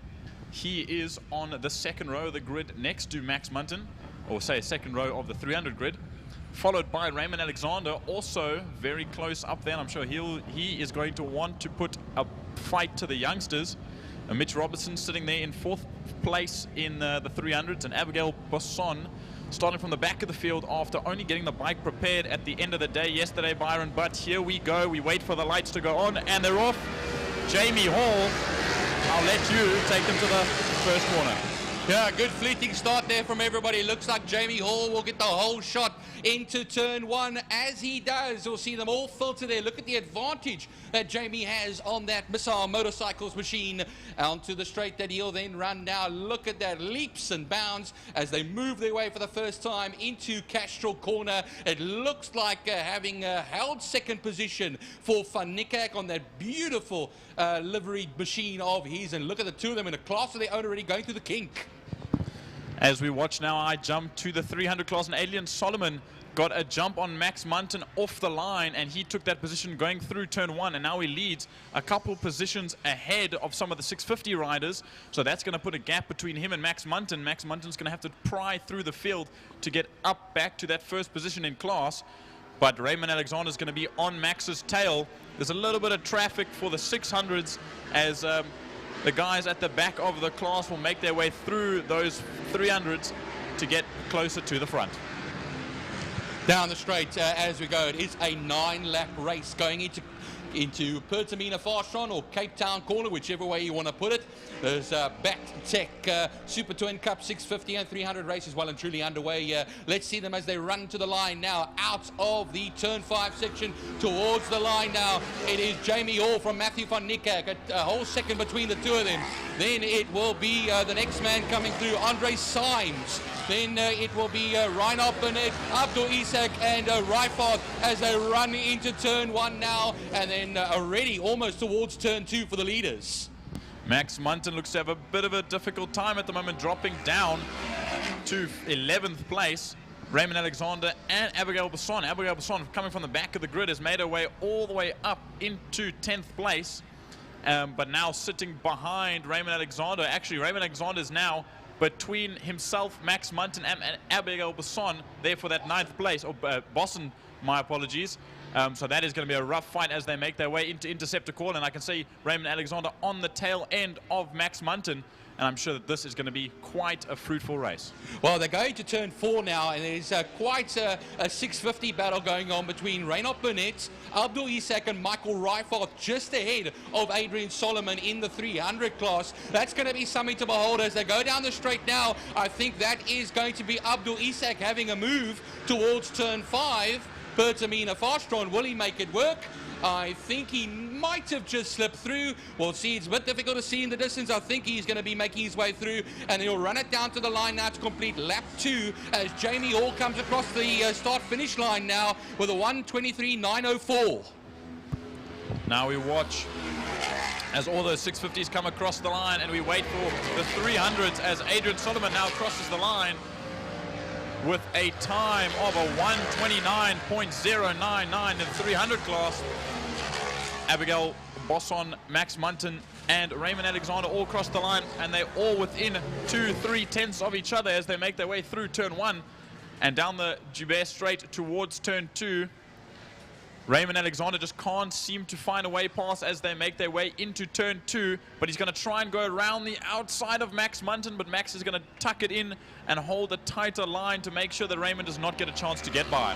Going into turn 3 now, Abdul Isak. He did manage to make it past the fifth place man, or now fifth place man, Reynard Burnett. So Abdul Isak currently finds himself in 4th position. Andre Symes a bit up the road over there now, 3.2 seconds. He is 12 seconds off of the leader at this particular time, is of course Abdul Isak. Andre Symes 8.7 as they go onto the back main once again, but Andre Symes, or Abdul Isak rather, on that number 2 machine, the SV650 Suzuki, is well and truly still under pressure. There were only 0.3 of a second between them as they cross the line into Pertamina Fostron corner now. You'll still see that Abdul Isak holding it there now as we do, as they come to complete another lap here. Now we watch, if we check the cameras at the moment, we see Raymond Alexander just getting by Max Munton on the inside of turn 5, Pertamina Fostron. But Max Munton's going to try and stay on that tail, and he's right up against the wall as they come to the line. A little bit less weight on that bike for Max Munton, getting his elbows out. Diving late on the brakes, and he'll take that position back into turn 1, Holzhoek, as they run through an exit turn 1 down the Joubert Straight. A little bit of extra speed coming out of that corner, and there goes Raymond Alexander around the outside. He gets a little bit of slipstream from Max's bike, and Max will try and hold the tight line once again, but Raymond Alexander will take that position back. And both these two will fight it out as they slowly pry their way right up to the back end of Abigail Bosson. Going towards turn 4 now with that battle that I have been mentioning.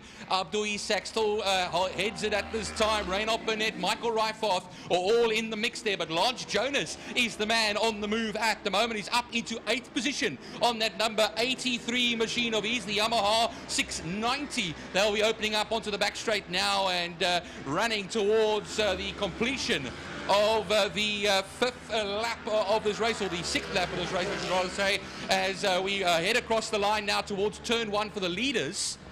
And then they'll be going into turn 2 right now onto the Joubert Straight. We don't have a camera at the moment in turn 1, so we apologize once again. Into turn 2, here comes our leader, Jamie Hall, the man with the fastest lap of the race of a 1:23.904. He's 4.5 seconds ahead of Matthew van Niekerk, who's all on his own at the moment. But if we jump towards turn 1, here they come down into Holzhoek. 1, 2, 3, but actually 2, 3, and 4 positions as Mitch Robinson finishing out that 5th place as he comes across the line. He is still a little bit of ways away on that 400, but he is going to try and gain as much time to the back of this group of 3. And Max Munton dives very late on the brakes to take that position from Abigail Bosson. And Raymond Alexander also takes a position. Abigail obviously a little bit hesitant on the brakes there, or maybe something wrong. We know that she doesn't have a quick shifter on that bike after some supposed gearbox issues, but I think those were sorted out.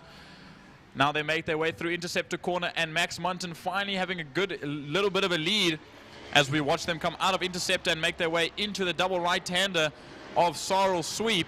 Look at that, 1, 2, 3. They are right nose to tail coming onto the back straight now. This is going to be very, very close with 4.5 laps to go, Byron. 4 laps left to go. Our leader makes his way through turn 1 at the moment on that beautiful black machine of his, Jamie Hall, and makes his way now on the Joubert Straight towards turn 2 in a class of his own. His last lap, a 1:25.095. Ahead of Matthew van Niekerk, 4.4 seconds. Coming out here now, I can see a battle. Lance Jonas comes across the line. Michael Ryfoth. Here come our 300s, Jordan. As they make their way across the line, Abigail Bosson again with an absolute stormer out of the last corner. She makes her way to the first corner in that 2nd position, but Max Munton will dive on the inside once again. We watch as they come out of turn 1, Holzhoek, and down the Joubert Straight. Here they come to Castrol Corner, and Abigail Bosson's going to try and go up the inside, and she's going to try and hold it. They're going to go side by side. Max Munton's going to take a slightly wider line to see if he can cut back through that corner, but here comes Raymond Alexander. The second, third, fourth place battle, Byron, as we watch them come towards the kink. Look at that. There's not even bike lengths between them as they make their way into Interceptor Corner with 3.5 laps to go. This is going to be very, very close. 3 and a bit laps left to go. Coming out of turn 5 now onto the main straight. It is our leader, Jamie Hall, comes to the line now and charges up once again to turn 1. Matthew van Niekerk, second. Of course, 4.7 seconds between him and the leader at the moment. And Andre Symes all on his own at this time. We look at that back straight now.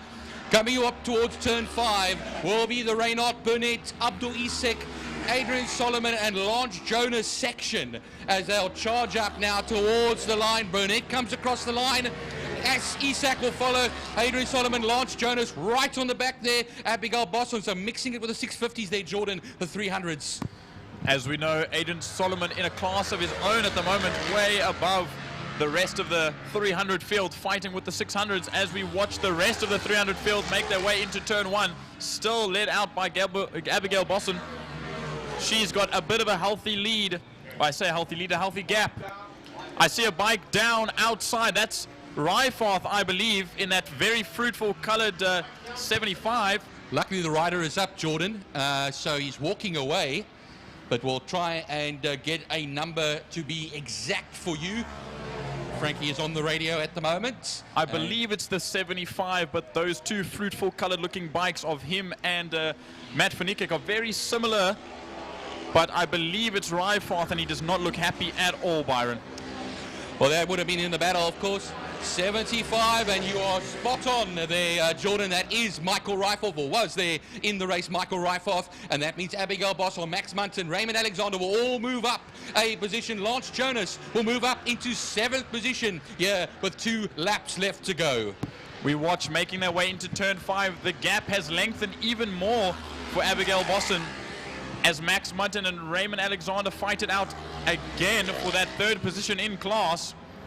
With now coming up on 2 laps to go for them, Raymond Alexander's going to try and get a bit of a gap, or he's going to try and lessen the gap now, sitting in that slipstream, coming down right up against the pit lane wall, both of them crossing the line now. They're going to go side by side into turn 1, but Raymond Alexander pulls out at the last second, not wanting to risk it. Well, they'll be coming out for that final lap. The yellow flags will still be out for turn 1 through onto the Joubert Straight. As I say, 2 laps left to go. Jamie Hall still leads the way. 4.8 seconds comes into turn 5. Pertamina Fastron, and will charge it out to start his final lap of this race on that black Kawasaki. Down to the straight, he then runs bike number 65, a 1:25.615. His last lap, he starts lap number 9, and Matthew van Niekerk is now 5.1 seconds off of him. Andre Symes comes across the line now to start what will be his final lap of the race. Now we watch this 300 class once again. Raymond Alexander managed to get past Max Munton through turn 4, sorrel sweep, and down onto the back straight, but Abigail Bosson, she's taking that lead, or that 2nd place gap, by leaps and bounds as they make their way into Pertamina Fostrand. But Max Munton late on the brakes once again. He really knows how to get on the tail of Raymond Alexander. He can brake very late and keep himself upright as they make their way down under the Castrol and City of Cape Town Bridge. It's going to be nose to tail once again. Max is going to get out of the slipstream and hold it on the inside, but remember, yellow flags, Byron. I don't know if that's going to be legal, but he will drop back a position again, so it will be null and void. All right, so the leader into turn 5, Jamie Hall, the man who led from pole position in a class of his own. He has been this entire 9-lap race, and you salute, of course, the winner, the man himself, Jamie Hall, takes on his Kawasaki the victory of the first bike race of the day. You'll see the checkered flag across your screen. Lovely stuff from the man over here. 1:26.0 on his last lap. Matthew van Dijk comes across the line now to take second, 5.5 seconds back. And then Andre Symes will have to wait a little bit. Peter Hill, of course, finishes a lap down, the first of the lapped runners. But, well, we'll still wait for Andre Symes now as well, Jordan, as we have. And we have two bikes going into turn 3, and there has been a massive crash. You know, we can't see who that is at the moment, but as the rest of both are on the ground at the moment, this is not looking good. And if it is two riders, I can hope and pray that it's not Max Munton and Raymond Alexander. We can't see red flag. Okay, the race was over anyway, but now it's for certain. This is a little bit distressful at the minute, but we're going to watch as the safety vehicles peel out. Red flag is out. Everyone comes to a slow run. We see just on the outside, if you can't see it, where Mike Ryfarth went down on the exit of turn 1, just opposite the guardrails coming into Interceptor Corner. There's two bikes down there. We can't get the camera on it at the moment.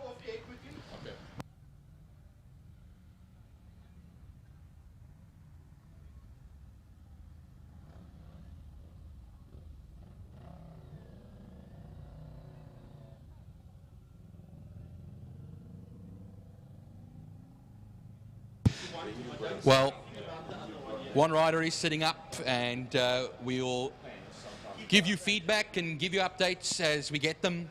But the race has been red flagged. It was checkered flag, so I would speak under correction. Of course, they would go back a lap. But first and foremost, we will keep an ear out for what is happening down there. I have all the faith in the world in our Killarney marshals and cleanup crews. I can't see the color of those bikes, but I do see Raymond Alexander and Max Munton did get past, so it wasn't them battling.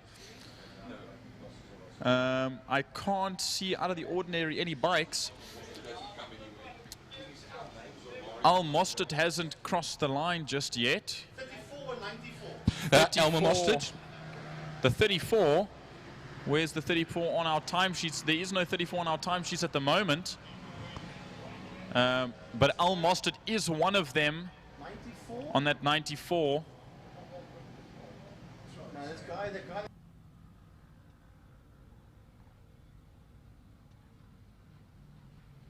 So we can confirm it is 94 is one of the machines.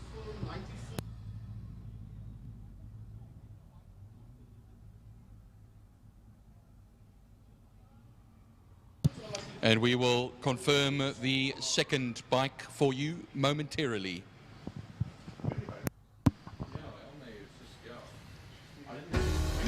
The ambulance goes out at the minute.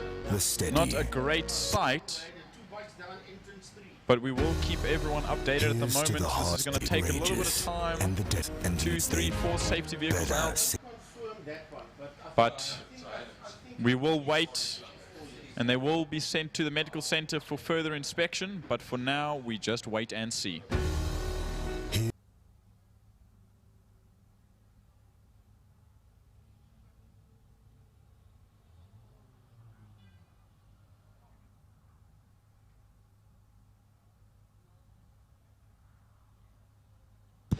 Oh, just a replay that we are showing now of the incident. Both riders had a coming together, a cloud of dust.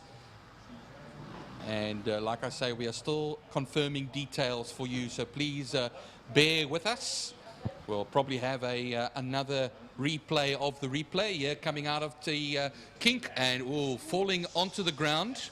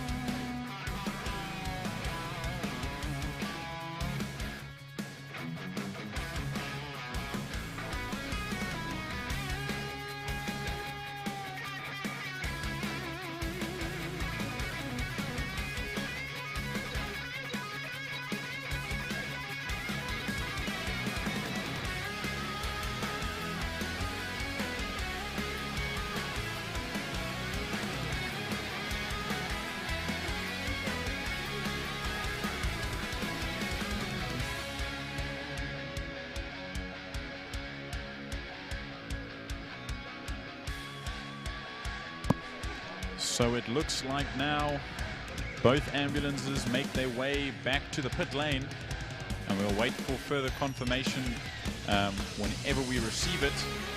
But there's still a little bit of track cleanup going on, and Mike Ryfoff in that very fruitfully colored 75 bike, that's just getting put on a trailer at the moment with all those marshals around it.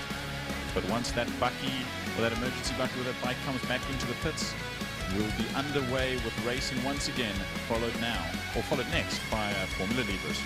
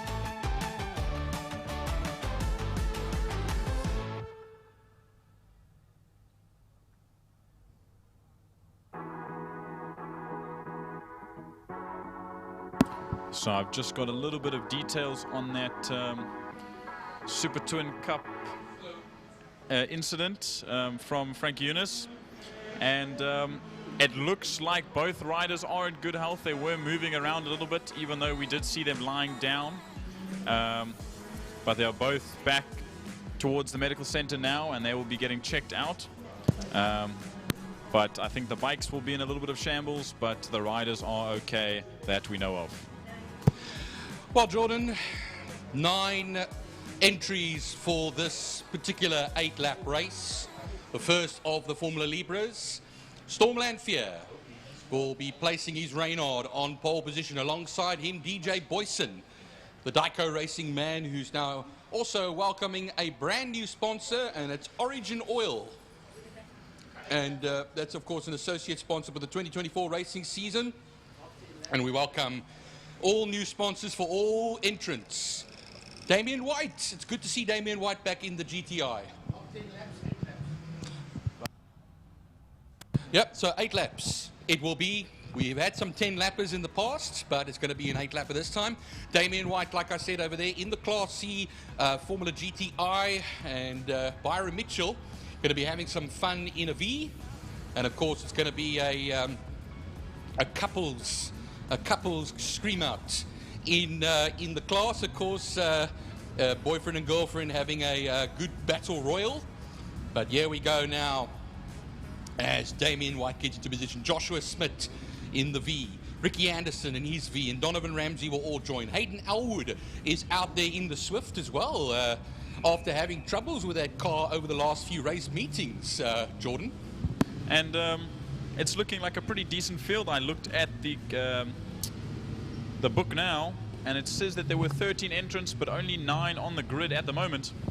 But split amongst 3 classes, Class S, Class V, and Class C. So it's nice seeing a good separation, even though there's not that many cars. We watch the lights, and they're out, and away the leaders go. And DJ Boyson will get the jump on Storm Lanfear in those Formula Vs as they make their way, or sorry, Formula S, Class S cars as they make their way into turn 1. But Storm Lanfear is not going to let DJ Boyson get away so early and so easily. And he'll be right on the tail and go around the outside into Kestrel Corner. But it's about holding that grip, and DJ Boyson's going to have to give it up because you don't want to turn in with an open wheel car, because that would be carnage as they make their way now through the kink and into Interceptor Corner. Take the rest away, Byron. Well, Kelly Fletcher leads the V section, and look at the gap that she's pulling on Byron Mitchell already as they go now towards turn 3, Interceptor Shoes Corner. That's the 2 at the top here. Get that seagull out of the way there as these 2 Class S cars storm around the double apex right-hander. Here comes Kelly Fletcher from Byron Mitchell, from, of course, the Class C man, Damian White, the only one of 2 Class Cs in the field, along with Hayden Elwood. And now they open up onto the back straight for the very first time over here. But the start there, Jordan, it was a great start for DJ Boyson. It looked almost like Lanfear was actually standing still there, but it was only a matter of time, as you said, that before he got at that place right back. But now this Class S battle is going to be the one to watch as they make their way into turn 1. They are very, very close together as the rest, as the rest of the field comes across the line. Kelly Fletcher, followed by Byron Mitchell and by Damian White. So I think those 2 Formula Vs at the front there with a bit of a lock-up from Damian White there. That's not going to help him out very well in that GTI Ray Formula car there. But we watch as they make their way towards Kestrel Corner. Yeah, Kestrel Corner, look now, tucking in right behind Kelly Fletcher is Byron Mitchell. And watch out there as well for Damian White. They come out of that section now through the kink. They will then run in towards Interceptor Corner, turn 3. Now, through turn 3, they'll then run. When will the move be made? There's going to be a move, I'll tell you that much. And could it happen on this lap or the next? We'll find out shortly as they charge around there to turn 4, start or sweep. And already now coming out of turn 5 now, the leaders are coming onto the main straight, and it is closer than we expected as Lanfear, last time around 0.2 of a second between himself and the Dyko Racing man. It is now 0.7, a 1:14.307 for Storm Lanfear, and 0.7 of a second, almost 8 between himself and Boyson, who briefly led. Well, I would say the opposite, Byron. The gap's actually lengthened by a considerable margin. As we see it lengthen even more. DJ Boyson not on the pace to the back of Storm Lanfear at the moment as they make their way through Kestrel Corner. But we still have 6 and a bit laps to go, so I'm sure there's more than enough time as we watch crossing the line now. Byron Mitchell still ahead of Kelly Fletcher, then Hayden Elwood, then Joshua Smith, Ricky Anderson. Damian White has dropped down. I believe Damian White's gone out. Yep. We can't find that GTI Ray car. I see there's a yellow flag in turn 5 there. It's getting pushed by the marshals coming out of turn 5. Very, very unfortunate as he was fighting for that 3rd position overall. But we look towards the kink and Interceptor Corner. Now, Byron, look at that battle between Byron Mitchell and Kelly Fletcher. Yeah, change of positions as predicted, but Kelly Fletcher holds on to the back of Byron Mitchell, but we go from 9 to 8, as Jordan pointed out. Damian White exiting the race in his number 29 GTI, Formula GTI course. Now, across the line we go on the next lap. It is going to be into turn 1 and running up soon to turn 2. It is going to be 5 into 5, okay, the leaders, and a yellow flag though waving in turn 5, so no passing in that section. Of course, Kelly Fletcher will hold position now right behind Byron Mitchell. Byron Mitchell will just hold it, so he can thank his lucky stars there a little bit that there was a yellow flag up, but it's only a matter of time, Jordan, before another move is made, maybe towards turn 1. As they come across the line now, Byron Mitchell still ahead of Kelly Fletcher. And they will battle it out as they make their way through turn 1. But Hayden Elwood crosses the line in that Class C, followed by Joshua Smith and Ricky Anderson. The gap between Joshua Smith, Ricky Anderson and Donovan Ramsey as he crosses the line now is quite large. So I'm not sure the rest of the Class V battle will grow at all. Just coming out of turn 5, Jordan, sorry to jump in there. It's going to be our leaders, the two Reynards, that make their way down. And it was 1.6 seconds between the two of them. Lanphier crosses the line now with a 1:13.391, the fastest lap of the race, and he's increased his advantage by 0.2 of a second over DJ Boyson. So it's still the two of them together, but increasing the advantage every little bit, going towards turn 2 now. Castrol corner, he's going to have to keep his head down over here, old Lanphier, because anything can still happen with the man behind him. Now we see still a yellow flag out at the moment, even though that Damien White car is out of the way. I'm not sure if it's still in a bit of a unsafe position. We see it there just next to the scrutineering building, but there's still a marshal on the other side of the tires, which will probably be cause for concern. As we wait for them to jump back over the tires, we watch this group now, the Class V leader, followed by, oh no, I lied, but they're going to go and switch it up into turn 1. Kelly Fletcher's going to dive on the inside of Byron, but oh, she has to pull out at the last second, halfway through the corner.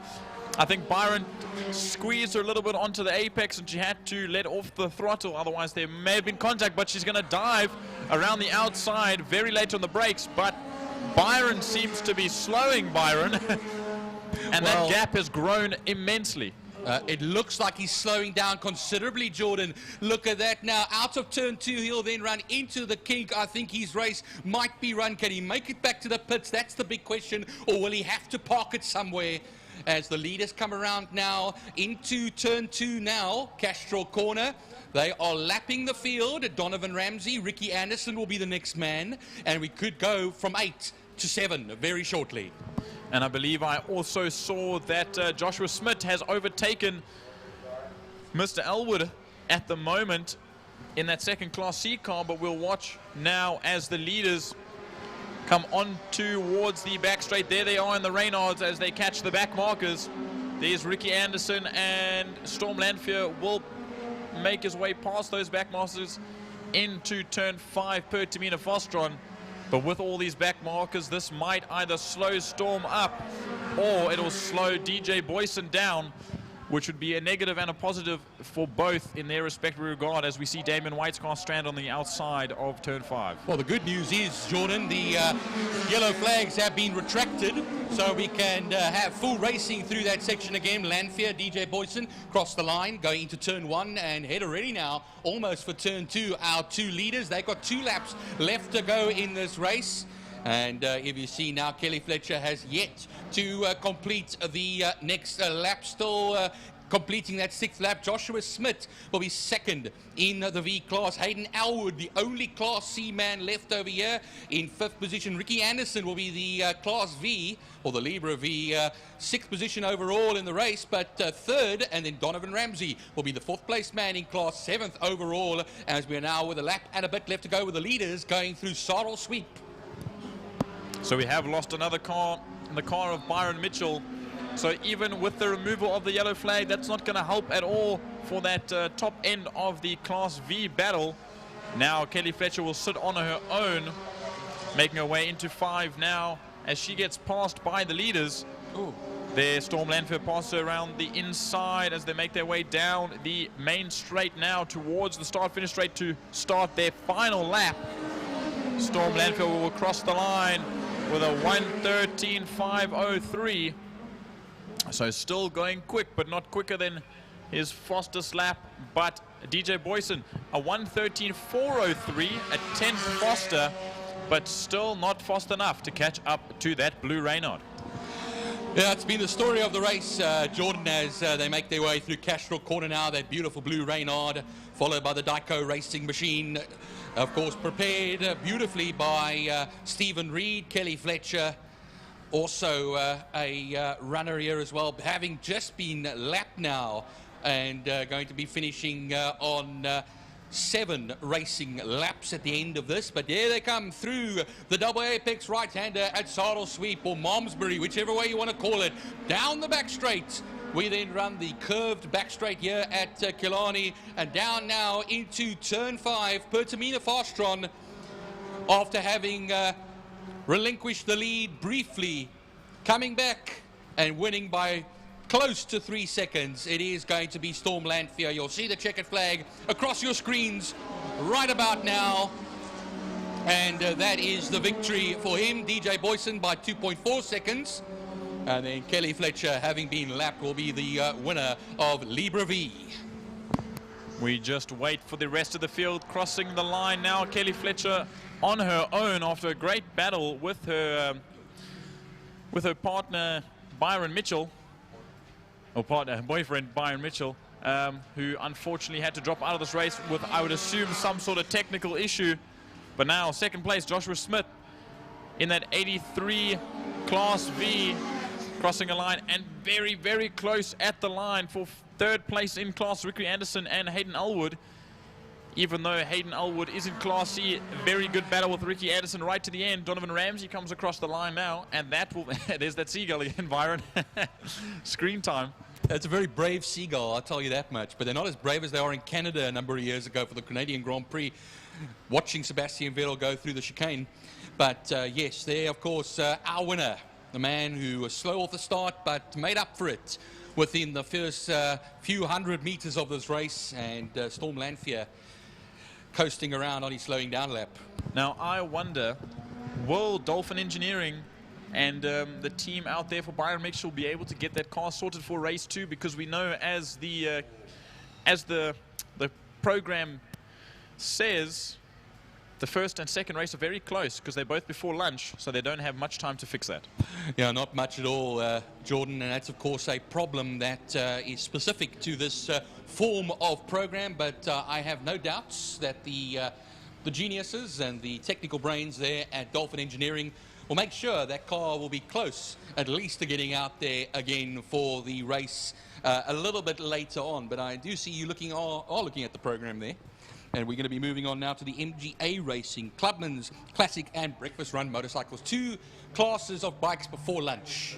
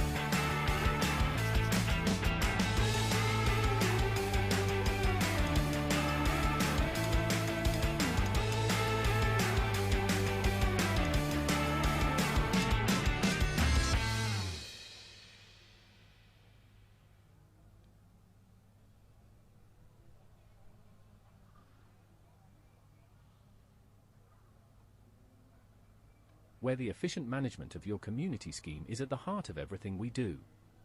Our dedicated team provides superior property management services, ensuring that your property is in good hands and that your investments grow. With Lime Property Management, experience vibrant solutions, transparent communication, and a squeeze of innovation in every interaction. Call us today or visit lime.cape town and let's cultivate your community scheme's future together. Lime Property Management, leading, innovative, motivated, energetic. Here's to the hard workers, the steady, the strong, and the bold. For the brave, the courageous, and the dedicated, the honorable ones.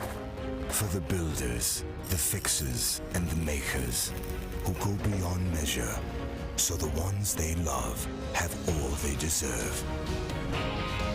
Interceptor, great comfort, better safety.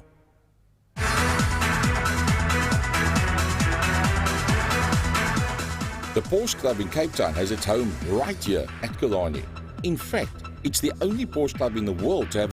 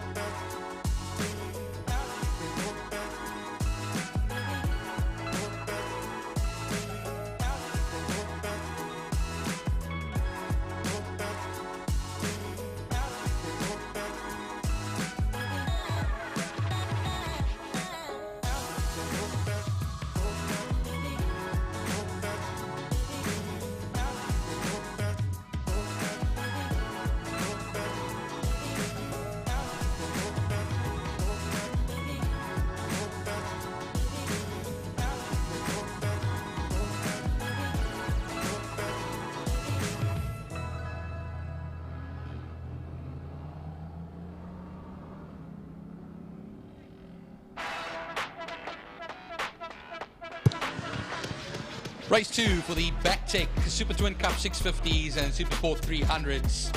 And of course, Jamie Hall, who started on pole position for race 1, starts on pole position for race 2. And of course, he dominated race 1. Matthew van Niekerk had no answer for him, but did finish second. Andre Symes in third, starting in that position once again, finished in that position in race 1. But the big battle, of course, was the likes of Michael Ryfoff, Reinhard Burnett, Abdul Isak, Max Munton, of course, one of the first 300s with Raymond Alexander and Solomon. But speaking of Mike Greifoff, I see down there is his fruit pastel colored motorcycle there after that incident that he had coming out of turn 1. Fruit pastel, it's like a art class. Yeah, well, I wasn't going to call him a fruitful man, but I suppose I can if I have to. But he does owe me $100, so. But now watching all the men and women, or boys and ladies and girls and men, I don't know what each of these people would consider themselves, but they're all extremely good racers. They warm up their tires and they get ready to make their way to the line for another standing start for the last race of the day, which sounds, or the last race of the day for them, sorry. Which sounds a little bit sad because it's still quite early, you know. I mean, I would hate to do a race so early. It's only 11 o'clock. And then it's all done. So I'm sure these guys will. I mean, maybe this is the time to go out. You can party during the day.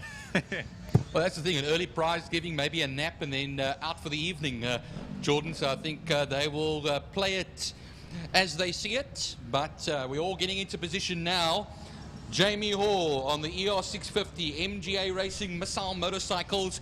He is in position already. Then the fruitly coloured machine of the second positioned man, number 92, Matthew van Niekerk. Please don't beat me up, Matthew.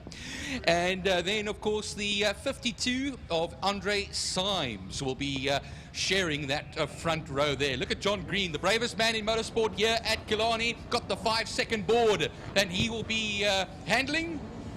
The revs will be rising, and we'll be ready to go racing when all 5 lights go out simultaneously, and we will be going around about now. And it's a bad start for Jamie Hall, meaning that it is going to be the second place man, Matthew van Niekerk, will get the whole shot into turn 1. And it is quite a bad start for Jamie Hall. He almost loses out second position, but look on the second bit of the lap now. He will be coming right back. He kept it ahead of the likes of Andre Symes and co. But yeah, they run down to that second turn now at Castrol. A much better start from Max Munton this time around, but Adrian Solomon still getting that lead in class. But here comes Max Munton on the inside. He dives up Adrian as he's not looking over his shoulder. And then he takes that position back. Now back to the lead. But Raymond Alexander still there behind them, wanting to take that race to the youngsters. Abigail Basson also starting from the back once again. Boston. Sorry, Boston. I keep making that mistake. Boston starting from the back of the grid, now making her way up through the field once again to fight with the boys at the front. Down the back straight, we then run for the first time in the second race. It is Van Niekerk from Jamie Hall. Swap positions at the start. Now into that turn 5, the bank to turn 5, Pertamina Fastron. And they will open up onto the main straight now through that kink as they complete the first of 9 racing laps here. Look at the battles happening there for 5th and 4th positions. I think a few movements have been made. Has a move been made on the second place man? No. So across the line we go now. Matthew van Niekerk, Jamie Hall. Then it will be the 3rd place man, Andre Symes. And then it will be Burnett Jonas up into 5th now. And then we start with the 300s. I think this is going to be much closer than it was last time, and there they are. There's Raymond Alexander and Adrian Solomon fighting for 1st and 2nd place there.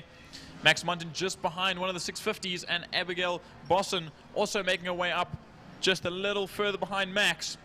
But Max will want to try and get past that 650. I'm not quite sure who that 650 is, but we'll focus on that front two. And there comes Raymond Alexander right on the tail end of Adrian Solomon. Adrian's not going to want to give up this time, especially after race 1. He did incredibly off the line, and he had Raymond on his tail the whole way round. And then all of a sudden, he pulled away just like that.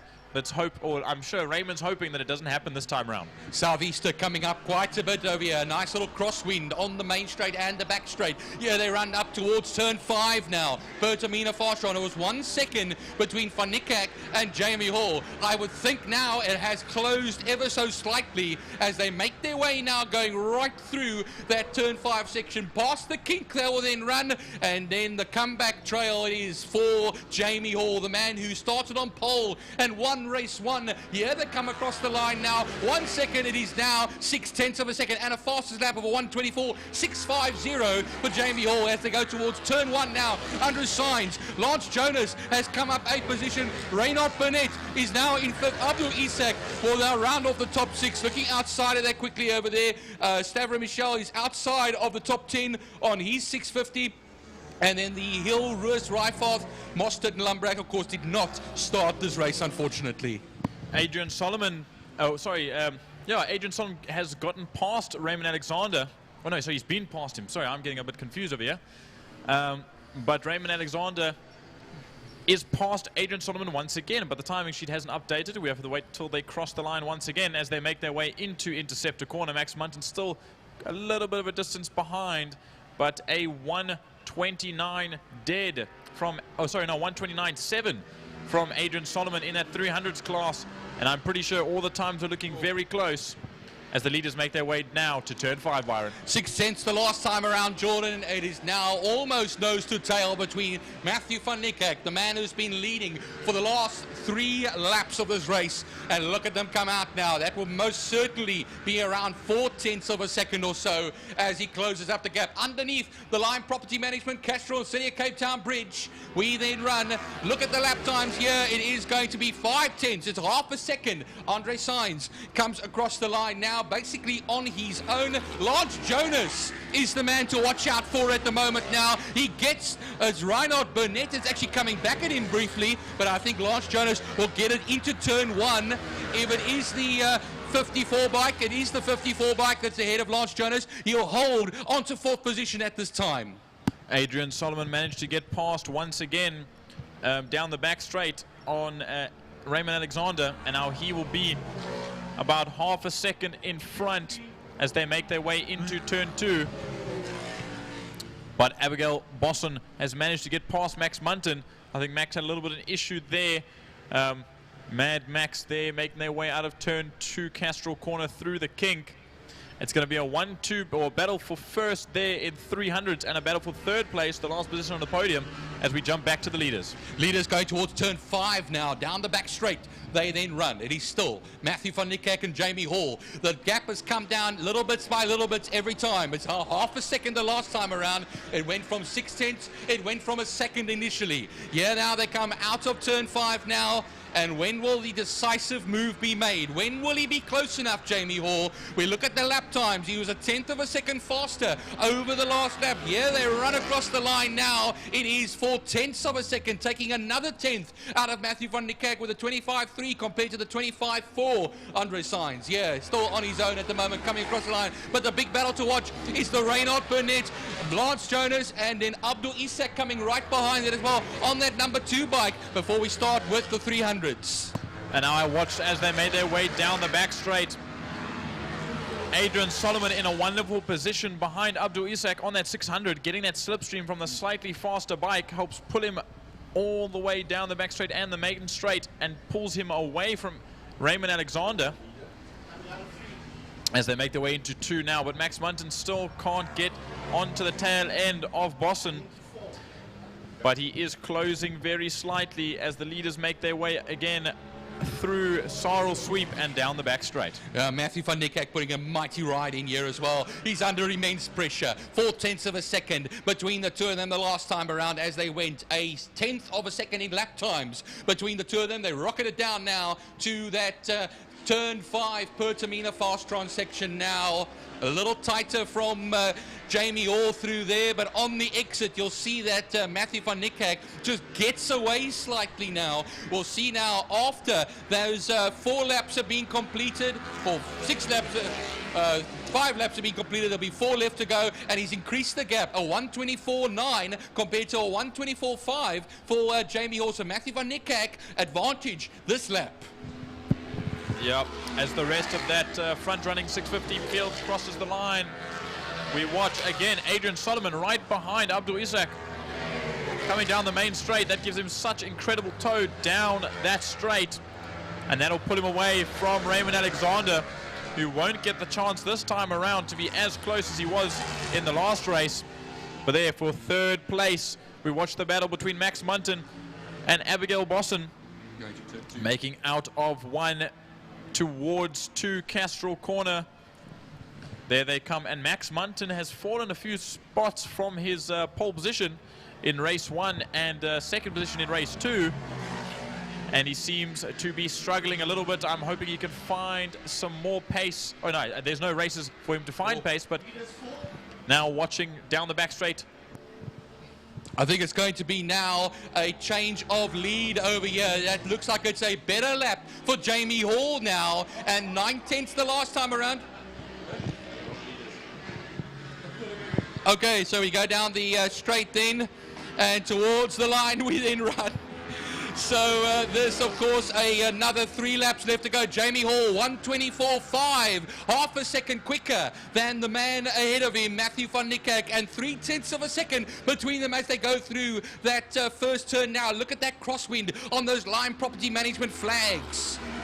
Now going through Andre Sainz, Reynard Burnett, Lance Jonas has dropped off the back of the Reynard Burnett, who's now basically not on his own, but look at Abdul Isak and Adrian Solomon, the 300s, mixing it there with the 300s.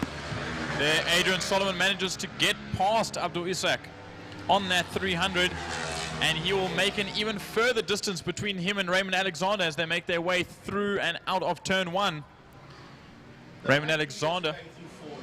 Now we watch as Abigail Bosson now will try and make her way up to the back end of Raymond Alexander. She's much, much closer this time around. But with 3 laps to go, Byron will jump back to turn 5. Back to turn 5, we then run another stab at it. Will be Jamie Hall goes onto the inside of the Van Niekerk bike when he won't make it work there. Van Niekerk goes a little wider there, a little tighter line from Jamie Hall now. They're coming up now to Mark Ruis, who will be the first man to be lapped here. They come towards the line now. right across the line there. They're getting the encouragement on our left-hand side from their right-hand side. Across the line we go, 0.4 of a second into turn 1 now. And the time is running out. This is the penultimate lap of the race as they charge up the Joubert Straight and towards turn 2. We wait and see as more of the 650s cross the line now. But coming out of turn 5 is Adrian Solomon on that Kawasaki 400 by King Pools. Crossing the line once again. We'll see what lap times he's doing this time around, a 1:29.5. Sorry, no, 1:28.6. But here, Abigail Bosson now passing Raymond Alexander right at the line to start another lap. Max Munton a little bit further behind. Turn 4, Gary, turn 4. We have the leaders coming through turn 4 now. Sorry, Jordan, just jumping in there too. It's very close, and it's wheel to wheel almost here. Rear wheel to front wheel. Matthew van Niekerk and Jamie Hall. I think this could be the best chance that Jamie Hall has to snatch the lead right back as they come down the straight now. He's on the inside for Pertamina Fastron. Turn 5. Will he poke the nose ahead? Yes, he does. He's the leader with a lap to go. Yeah, we'll wait for them to come around, but watch, I'll let you take it back because here comes the slipstream, Byron. Watch the leaders come down the main straight and watch Matthew once again. One more lap left to go. And you are incredibly right there, Jordan, but it comes right back, and Jamie Hall will go onto the inside into turn 1 now and snatch the lead right back. It's the now or never lap, and now Matthew van Niekerk will be doing every sum in his head now to see how he can get back past again. Jamie Hall, a 1:25.516, and then Matthew van Niekerk, a 1:24.9, 0.4 of a second faster on that lap. Here they go into Castrol Corner for the last time today. That was a very good slipstream move there by Matt, but not enough. Adrian Solomon crossing the line now to start his final lap in the 300 class. But now we watch Abigail Bosson and Raymond Alexander. He also knows to tail. Raymond's going to try and peep it up the inside, but is he going to be late enough on the brakes? Oh, he is late enough on the brakes. He goes wide, and Abigail would tuck it up the inside, and she'll steal that position back. No, she doesn't. Raymond holds it around the outside. And Max Munden's still far behind, but here, Byron, take them to the line. Down onto the last corner of the lap. He has a good go at Jamie Hall, but I don't think he will be able to. He caught the slipstream, wasn't close enough. He's his last chance now out of turn 5. He looks over his shoulder, Jamie Hall. It's going to be a dead heat. Yeah, they come towards the line now. It's going to be side by side, and it's Matthew van Niekerk that just takes it. Wow, 300ths of a second, Jordan. 37 thousandths of a second. Tutti Frutti has it in him. Mr. Fruit Loops knew what he was doing on that final corner as we watch the rest of them make their way out of Pertamina Fastron. Here come more of your 650s, Byron. Here we go. Andre Sainz put in a fine ride here for 3rd position. Reinhard Burnett comes home 4th position after having held off Lance Jonas. Here comes Lance. Number 83 comes across. There's Adrian Solomon come across the line as well. Jordan and Abdul Isak out of position, of course, within the 300s now, a 650. Wait, I see Abigail Bosson now crossing the line to take 2nd place, and I'm hearing that the number 11 of Raymond Alexander has dropped the bike somewhere. There he is, down the back straight. Big mishap for him on the final lap after fighting Abigail Bosson. And very unfortunate. I'd love to see a replay of that if we can find one after this race. But Max Munton will then inherit that 3rd place and on the podium once again for the 2nd heat of the day and the final heat of the day. But brilliant stuff. And I have to take my hats off to Matt van Niekerk for that last lap run. Brilliant stuff by this entire Super Twin Cup 650s and Super Sport 300s class. Sorry, they were just collecting my things over here and collecting my thoughts now. Jordan, let me tell you one thing. I didn't know if Matthew van Niekerk even had enough in him. No, I don't doubt his talent at all, but you pointed it out perfectly there. And what a finish we have had. Like I said, 300ths of a second is all it was between Matthew van Niekerk, Tutti Frutti, and of course Jamie, the Black Rider Hall. No, that was Brilliant stuff. Jamie Hall, obviously, maybe he's getting a little bit fatigued. He's been on two bikes 4 times today. Or he's got his 4th one coming up next fairly soon. But that won't take away from the skill that Matt van Niekerk had on that last lap. Brilliant, brilliant stuff. I think I'm going to say it now. I think the Black Knight, I think it's a very good way of putting it over there. I think for Jamie Hall. Jamie Hall really gave it his all over there as well. What warriors we've had out there today. It's amazing stuff. And we now move on to our Formula Libres. Take a breath, a lie down, and we go to the 9 entries that are our Formula Libre class. And Storm Landfield with the man on pole position, the man who won race 1, DJ Boyson in the 2nd position, both in the Formula VW Reynards. Then we have a little bit of a field as far as the V's are concerned. Kelly Fletcher, Byron Mitchell, if he was able to get that car sorted during the short intermission between races, or the short period. Joshua Smith, Hayden Elwood, of course, the only Class C car that finished. Ricky Anderson, also in a V, Donovan Ramsey, and Damian White. I did see him trundling down the pit lane, so there could be good news for that Formula GTI that he will be in this very race.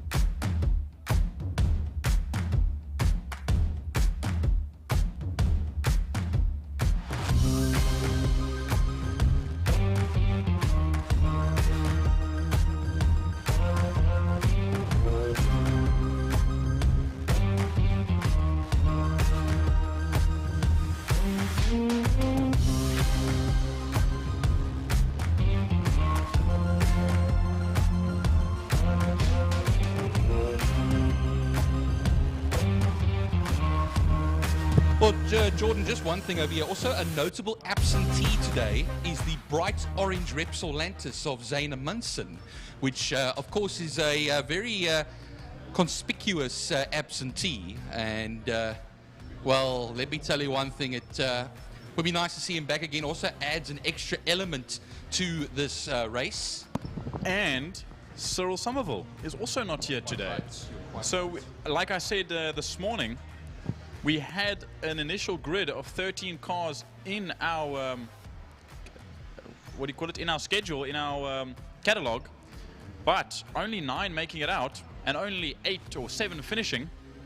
So I'm wondering if people are on off season, if people are away, cars aren't ready. And also I see that Jason Kutsia was supposed to be running in the Formula S class as well, but he's not out here today either. Well, we are coming to that middle point of the season, and I know it's always the latter part of the season where the budgets maybe get a little thin. But, of course, it's great to see a guy like who's on the circuit now at the moment. Coming through turn 2 now is the GTI in Class C, the Draken racing machine, the Ray, of Damian White, who did not finish race 1. Hopefully will be on course for a classified finish in race 2. Hayden Elwood, who for a large part of the season was running without an engine cover, but thankfully that was fabricated, and one was of course put on, fabricated and put on the Swift, who's using those 7-Up Jordan colours from the 1991 season, a homage to that. You know, now that I think about it, we're also missing that 600cc sport bike motored vehicle. Darren Liebenberg. Liebenberg, there we go. That has been out of action for a little while. I'm wondering if maybe they've put that motor back in a bike because it hasn't been here for a little bit. It's a real shame, though, because it's a lovely sounding machine. Revs up to 14,000 RPM. And, well, let me tell you one thing. It's always one that puts a great drive in. The number 95 of Donovan Ramsey pulls into position. Of course, the V's, all using the semi-slick tyres, twin Weber carbs. And then your wings and slicks men coming through to head the field. Kelly Fletcher into position. Pole in the V class. I do not see Byron Mitchell. So it's unfortunate, but he was not... Oh, is he going to start from the pit lane? No. Oh, no, it's Hayden Elwood is out of his Formula Swift and is looking at the back section of that car, and they're going to have to push that machine back into the pits. So we already have our first casualty, down from 9 to 8. It looks like it might be stuck in gear at the moment. They can't get that into neutral, but there it is. There we go. They're going to have to roll it back here. I think they're going to try and restart it there with a battery pack. Now they've got an external starter coming here, so hopefully Hayden the whistle's blown. Can get that car going. And there, I believe that's Chris Long on Chris Long Senior. Oh, sorry, not Chris Long, Ian Long on the start line. He runs with a pedal. He's out of the way. The lights are off straight away. Storm Lanfear will not get the better of the two this time around, and DJ Boyson will get the jump once again, but they'll have to get that 7-Up sponsored car started again. It doesn't look like they will. They're going to have to push it back into pit lane because it is still on a live circuit, so they might have to throw a yellow flag now as they race their way to Castrol Corner. Yeah, through Castrol Corner it is. Comes right up to the beer box there of DJ Boyson does Storm Lanfear. Look at the gap already as the V-Class is currently being led not by Kelly Fletcher, but by Ricky Anderson. Ricky Anderson has heading that section now. You'll see Joshua Smith piercing through up into 3rd position. Has the GTI, the Formula GTI of Damian White, has that machine gotten off the grid? I do not see the yellow and black winged machine anywhere. I believe that was pulled into the pits at the end of race 1. There we go. He is out there. Oh, there. I see him now. Damian White. He's right behind Joshua Smith at the moment. But look on the back straight. We go towards turn 5 now. And Kelly Fletcher is on the inside of Ricky Anderson. Ricky Anderson will now drop into 2nd position, but not to go into 3rd because Joshua Smith is now up into 2nd position in class. Ricky Anderson is 3rd in class as Damian White tries to pierce through in a race of his own, because there is the 7-Up Swift that's in the pits, and Hayden Elwood will take no further part in this race. Very unfortunate, as this being the last race of the day for them. Only 1 race down in his book, but not enough. But we watch now the leaders make their way through Interceptor Corner towards Sorrel Sweep. Now with 9 laps to go, or 8 laps to go, they come down the back straight, and DJ Boyson still leading out with a much better gap than he had the last heat. And I think he's going to try and stick it to Storm Lanfear and hold that gap, but Storm just manages to catch up every single time. So I'm sure they're going to hope, Storm's going to hope and pray that he can get a little bit closer, and he does. He is right up almost on the gearbox, like you said, a lap ago. But I still don't think it's going to be enough. We'll just watch them come out of turn 4 onto the back straight. Just taking a look at the battle there. Kelly Fletcher still holds that one at the moment with, of course, Damian White right behind her in a class of his own. Of course, Ricky Anderson, the 3rd place man in class. Joshua Smith still holds what is 2nd place in class, looks like it at the moment. Yes, he does. You'll see him right ahead of that blue Ricky Anderson machine. And down to the line they will then run. And I think Damian White will make easy work here of Kelly Fletcher, as he does. Crosses the line, and that will be 3rd place overall for him. 3rd place overall for him, but will he complete the move? Yes, he will. And then Kelly Fletcher will lead them around turn 1, and Joshua Smith, Ricky Anderson, Donovan Ramsey rounds everything off here. As I saw now earlier on, Jordan, that a fastest lap was set by DJ Boyson, a 1:13.6, and 0.8 of a second between himself and 2nd place at the moment going into turn 5. Yeah, Byron, he's looking much better this time around, but here comes Storm late on the brakes. Late on the brakes comes Storm Lanfear, and down the main straight they go. DJ Boyson might have a better time this way around in that Dyco and the Burner Factory Reynard, but that RDSA and Mantelli's Reynard of Storm Lanfear is also, I don't know, Byron. We've still got a few laps to go, and Storm did pull a brilliant move in the last few laps of the first heat but he's going to have to put a lot in as the rest of the field makes their way into turn 5. Yeah, turn 5, Pertamina Fastron. That's where Kelly Fletcher will be leading the section around, and I think there was a bit of a difficult lap for Damien White because he's now dropped behind Kelly Fletcher once again. She overtook him into 5 and then now finds himself back in 4th position as they go underneath the City of Cape Town Castrol and Lime Property Management Bridge, and they'll ride it all the way now to Holes Hook. Leaders going to turn 5, Pertamina Fastron now, as we now have the 6 laps left to go. There's an attack from Lanfear. Will they be side by side? No, they won't be, but they will be nose to tail coming out of that section. So I think it's only going to be a matter of time, Jordan, before a move is made, probably to turn 1. We'll watch now as they make their way down the main straight, and I thought it would be coming sometime soon, but the slipstream just isn't enough on these higher downforced open wheel formula vehicles, and Storm runs a little bit wide through 1. But only the tiniest bit, not much that you can see on your screen, but it was just enough to open that gap even further. Now half a second between the two. A 1:13.2 did Storm do on that previous lap with 5 to go, or 6.5 to go, 5.5 to go, my apologies. It's going to be very, very close. They come through the kink towards turn 3, interceptor corner for the leaders now as the lead battle goes into Pertamina Fastron turn 5. Of course, that will be the V's. And the Soul Class C car, the Formula GTI Ray, that is losing another position here to Joshua Smith. So Joshua Smith finds himself now 4th overall, Damien White 5th overall. Ricky Anderson is the next man to come through. The leaders, Byron, are almost on their way back to lapping the pack. We watch them as they come into view. There they are. Storm Lanfear even closer this time around. We'll see what the gap is and what the lap times are looking like, because I'm pretty sure this will be a faster lap. 1:13.198 for Storm this time, or 1:08 for Storm this time around, and he gets held up just a little bit by Donovan Ramsey at the back of the pack there. No, it took 2 tenths out there, Jordan. Now 3/10 of a second, just under 4 tenths into Castrol corner now, turn 2.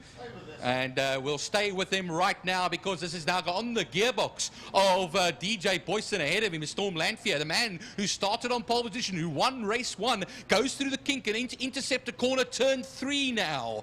When will the move be made? Will he make it down the back straight? Will he be close enough? We'll see now. Onto the Tygerberg straight, will then run into Saro Sweep, turn 4. They've got some traffic ahead of them over there. They've made it now past Donovan Ramsey. Ricky Anderson is the next man that they'll make their way past. He's in the slipstream. Is Storm Lanfear, and they'll run it down to turn 5, Pertamina Fastron. He goes around the outside, and he will most certainly take the lead away from DJ Boyson. You got a little bit of slippery tucking down now in front of DJ, but DJ's going to get that slipstream once again coming down the main straight, but will that car have the beans? And he look at him weave a little bit, tucks behind that Reynolds. He's going to go around the outside as the traffic piles up. 3 cars ahead. DJ's going to try and go around the outside, but I'm sure Storm's going to say, not a chance for you. I'm going to hold you out. But here come back markers, Byron. Look how close it's going to be. Joshua Smith moves out of the way. And they get it out of the way. Nice pass past Joshua Smith.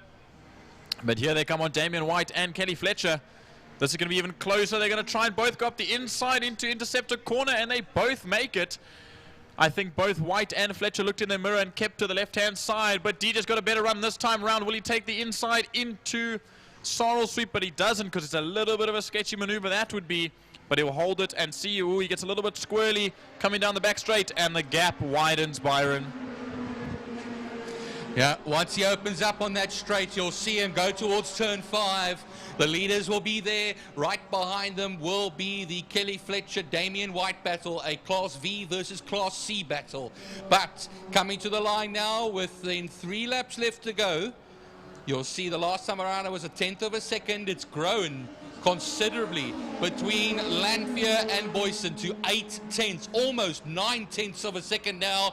I think what happens is he's going to slowly but surely open up that gap. Coming down now is a lovely battle over here between, of course, Damien White and Joshua Smith. Right ahead of them will be Kelly Fletcher, who's holding that position and holding her own very nicely. Third place overall for Kelly Fletcher as well, Jordan. No, it's looking great for Kelly Fletcher at the moment. Even though that Swift now comes right up behind Kelly, Damien White with that wing car, I believe a slightly more powerful car. But Kelly Fletcher will be a little bit more slippery with no aero on that Libre. But now Damien White's right on the tail as they make their way through Interceptor Corner. Now down the not Malmesbury Straight, no. Malmesbury Straight, old ex-Malmesbury Straight. Sorrel sweep and onto the back straight, but we'll jump back to the leaders as they make their way around Pertamita Vostron, turn 5. And down the main straight once again to start the second last lap. But what do you see, Byron? White slowing. He's slowing down, Jordan. He's been passed by Joshua Smith. Sorry, I jumped in there. But down towards turn 5, it is Damien White that looks to be exiting race 2 as he did race 1. And that is very unfortunate for the man in the GTI Ray. As we look now on the main straight, here comes Kelly Fletcher crossing the line. And then the third place, Joshua Smith. And then Damien White. Did I see? Oh, there's a contact. That was a very aggressive. And there around goes Joshua Smith. I don't know what happened there. He just went straight. I mean, it looked like he all of a sudden had power and he just didn't slow down. Ricky Anderson apparently in trouble. I don't know. It's White and Josh. Yeah, it's White and Joshua Smith. Oh. And, well, Jordan, I don't know what happened down the back straight there, if Damien White perhaps missed the gear or something like that, but he slowed down considerably. He was overtaken by Joshua Smith, and then they made contact in turn 1. And you can see it was considerable contact here now. 1 lap left to go when they cross the line. It's going to be Storm Lanphier that crosses the line here. And he'll be 2.2 seconds ahead of DJ Boyson. Kelly Fletcher has had all the pressure taken off of her shoulders. And we wait now, but we will watch these two make their way around this final lap of the Formula Libre races. And all right, White has completely stopped. Smith is going again. That is what we have been receiving from Frankie on the radio. But this last lap here, Jordan, only all a class of their own, these two Class S Reynards. Yeah, I see that Damien White, that GTI Ray, is sitting on the outside of turn 1. Obviously had some issue and it looked like he couldn't brake coming into turn 1. And he just smacked into the side of Joshua Smith, sending Joshua Smith into the dirt. But we watch now coming to the line. Still up to back markers, but Storm Lanphier about to make it 2 for 2 before lunchtime, which seems a little bit weird. But here he comes to take the spoils of the day and win Heat 1 and Heat 2 ahead of DJ Boyson. Storm Lanphier takes the win, followed by that Dyko and the Burner Factory Reynard of DJ Boyson. An extremely close first few laps, but once Storm got past, there was nothing that DJ could do. Kelly Fletcher down the back straight towards turn 5. Led and won race 1 and is now doing likewise in race 2. But look at the gap behind her. She's in a class of her own today. A bit of a demolition derby happening behind her there. And Kelly will just make it out of turn 5. Pertamina Vostron now through the kink and towards the line to collect victory number 2 for today in the Formula V class. And then we have a little bit of a wait until we have the likes of Ricky Anderson coming through. Ricky Anderson led briefly earlier on, but second place looks to be on the cards. Or is that Joshua Smith coming right through in turn 5? Now I think it is Joshua Smith after that tangling with the GTI, Formula GTI of Damien White has come nicely back there and will take second position. Here he comes now towards the line. And then it will be Ricky Anderson and Donovan Ramsey that will round everything off for 6 classified finishers. Well, I'm getting a little bit of intel from a spectator on the side of the track that said, sent me a message and said he heard a pop just before the contact between Damian White and Joshua Smith. But he wasn't sure if it was a tire or if it was the motor going. And to me, I don't think Damian White would have stopped that soon if it was a tire. So I'm wondering if he made some sort of contact coming into turn 1 and then rolled it around and pulled it off. But we'll have to find out at prize giving when the scoop hits the rest of the grid.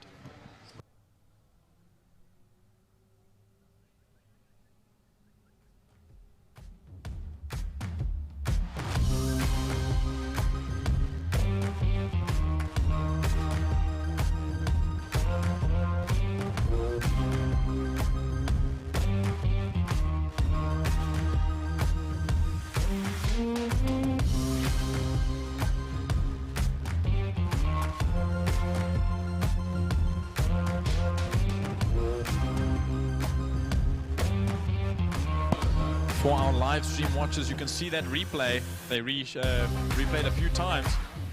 A very overambitious move there. We'll watch it once again. Damian White coming in storming. Not the right kind of storm, but storming in and making contact with Joshua Smith. And there goes Joshua Smith around and into the gravel. But he rolled away and pulled it onto the side of the track. So very, very interesting, but a wonderful race at the front end of the field nonetheless.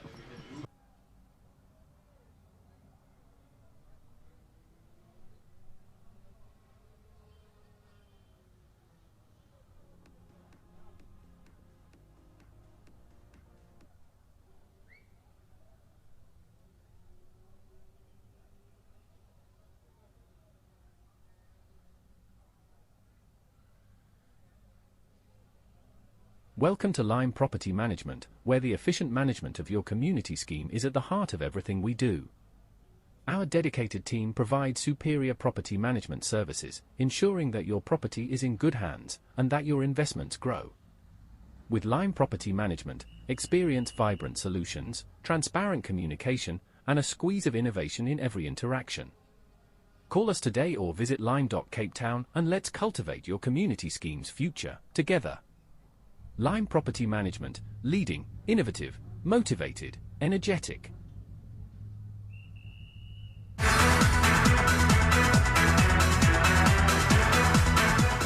The Porsche Club in Cape Town has its home right here at Killarney.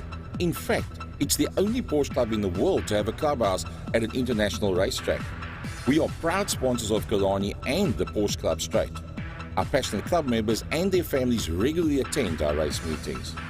If you own a Porsche, come and visit us at the Porsche Club and we will let you know what fantastic events we have on offer. The Porsche Club, the best car club in Cape Town.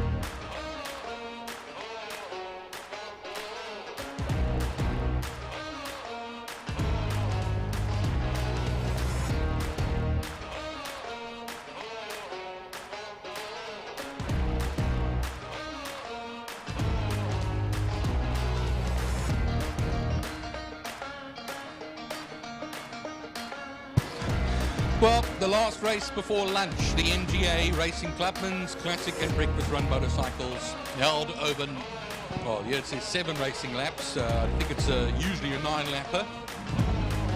The Hilton Redling Ace once again starts on pole position on the Kawasaki as we now await the man himself. Right in position, the 42 of Dylan Anderson, a man who had a wonderful battle with the Kawasaki there. Wessel Kruger, Jamie Hall, also in the thick of things in race 1. Now, I do speak under correction, but I do not see the Redling Ace Quacker pulling into pole position. I don't see him coming down the straight. I see Sharif Reynolds in the Ducati 900, on the Ducati 900. Byron, if you look on the inside of pit lane, there he is. Just inside the pits by the wooden stands. Is he making his way onto pit lane, or is he... I think he might have issues with that machine. There's a few hands in the air here, and what is going on? And Redling Ace might be out of this race even before it's begun. Well, Byron, we watch as now this would be Dylan Anderson as the supposed pole sitter. Well, visual pole sitter, as we see. We see John Green on the paddle. The paddle goes off. We wait. And the lights are off.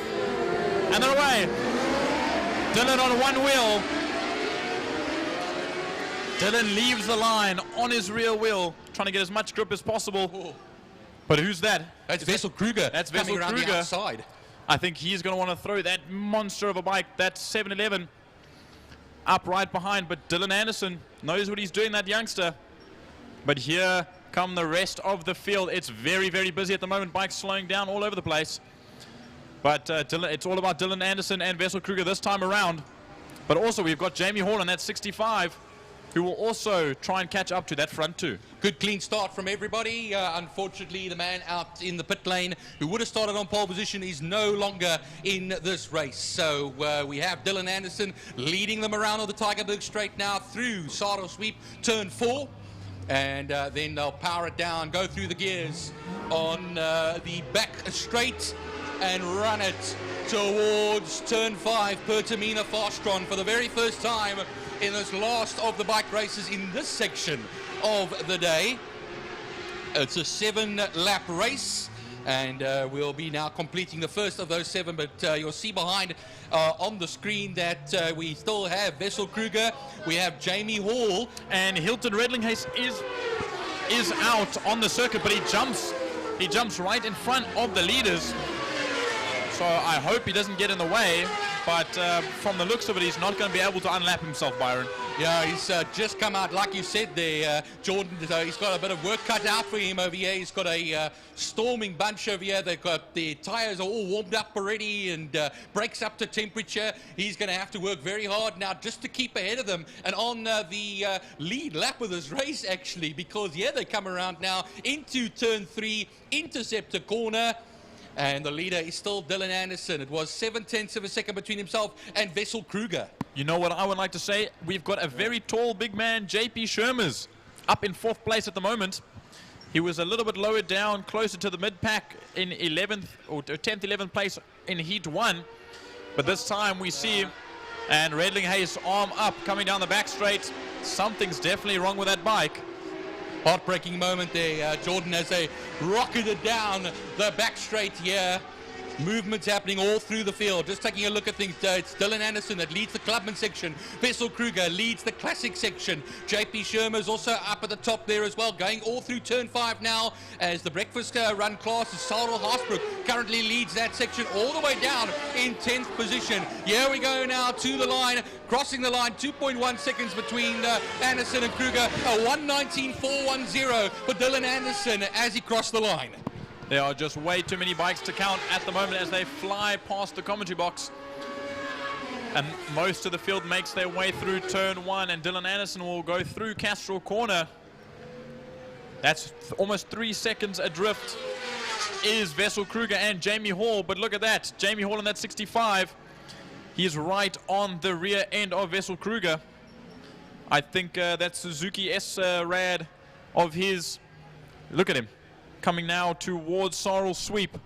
He's right on the tail of Wessel Kruger, and I think he wants to show who's the better of the bigger bikes as they make their way around the second apex and down the back straight. Look at that, he's right in the slipstream. He'll tuck as far as he can, and I'm sure he's going to make a dive up on the inside, Byron. Well, he does now go. And will he complete the move? Yes, he does. So that means that Jamie Hall, the man who won, of course, in another class as well, doing double duty today, is going to be in second position. But for how long he gets the slipstream back does Wessel Kruger. And Wessel Kruger will make sure he just enjoyed that second place for a short time period. But coming back again, that's Jamie Hall on the inside. The inside line was just a bit more superior in this case. And Jamie was able to stick to that line and hold it out. And he'll stick in that second place for now. But a 19.287 for Dylan Anderson on that previous lap. He's just getting faster and faster. And you know, this is only the second time he's ridden this bike. One other time was a race up in PE a couple of weekends ago, more than a month ago. And he raced his old 600 last weekend in PE. Did incredibly well. But on a new bike with him adjusting very quickly, he's doing fantastic so far, but the front four is incredibly close. Yeah, still a little bit of bonding to do between rider and machine, but this also brings JP Shermers into the picture as well, Jordan, because remember, the more they battle with each other, the more he can come right in there. 1.2 seconds the last time off of Jamie Hall and Wessel Kruger. They go down the back straight now once again. They'll cross the line. There will be 3 laps left to go in this race. Going and drifting a little bit wider there on the exit, of course, will be Jamie Hall. Wessel Kruger will be behind him. Here they come across the line now. The number 65, Mike, holds second. 163, Wessel Kruger. That is the battle between Willem Lowe and Rob de Vos as they make their way into turn 1. Rob de Vos on that 36 bike. He dives up on the inside, and he'll make that stick on the 86 of Willem Lowe. Also a bike he hasn't ridden. Rob de Vos is adjusting very quickly to that bike, with the rest of the field crossing the line now.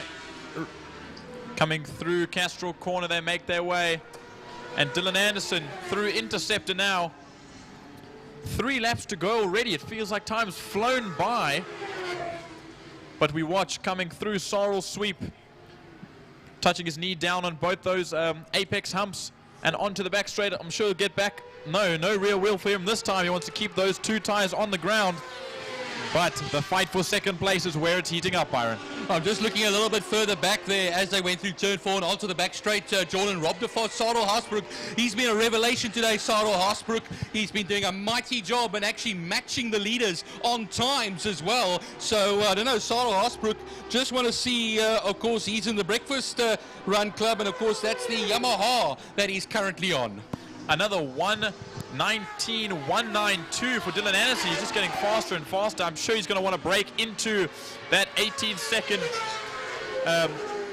gap. But if you look at that, JP Sherman's also a 1:20.000. Rob de Vos beating Willem Lowe across the line, but they continue. Wayne Gress, followed by Willem Binnendal, Sharif Reynolds, Chad Thompson, John Kosterman all coming across the line. Alex Flay a little bit further behind, but he is fighting there with Ruan Smuts as the leader makes his way through 3 and on the back end of the circuit. Now halfway through this lap with 2 laps to go. All right, so only a lap and a bit to go. The main straight at the back main, and the straight to go. So that's Hall coming through, Kruger coming through, JP Shermers, look at behind them, Rob de Vos, Willem Lowe, then Sarel Haasbroek. That's the top 5, top 6 of them all together. And now towards the right-hander at Pertamina Fastron, they will then run. Now it is going to be 1 more lap left to go there, Jordan. Here comes Dylan to the line to start his final lap. A 1:19.295 this time around, a little bit slower than the previous lap. Jamie Hall crossing. Wessel Kruger's dropped off a little bit, but JP Shermers is right on the rear end. This might be a manageable podium for JP if he can get past Vessel on this last lap. Rob de Vos is still fighting with Salo Hasbroek, and Willem Loos dropped now a position to Salo Hasbroek.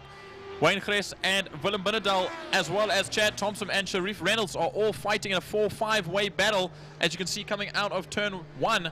But we'll move back to the leader coming through turn 4. Leading into 4, here we go. And then coming on to the back main for the final time today for our leader, Dylan Anderson. Unfortunately, didn't have much to play with there as they run down the straight here towards turn 5, Pertamina Farshaw on the MGA Racing Clubman Classic and Breakfast Run motorcycles. As it'll be Dylan Anderson that will run it to the line now, out of turn 5. Doesn't have to look behind him, and then he'll take the victory here. And it will be a considerable amount of time. Last lap, fastest lap, a 1:18.894 for him. And celebration from the side there for Jamie Hall. Jamie Hall will just come up ahead. Vessel Kruger, JP Shermers just made it ahead of Kruger. Brilliant stuff by JP on that last lap. I knew he had it in him. I mean, he's a very sweet guy, that guy we watch now coming to the line. Wayne Gress, Binnendal.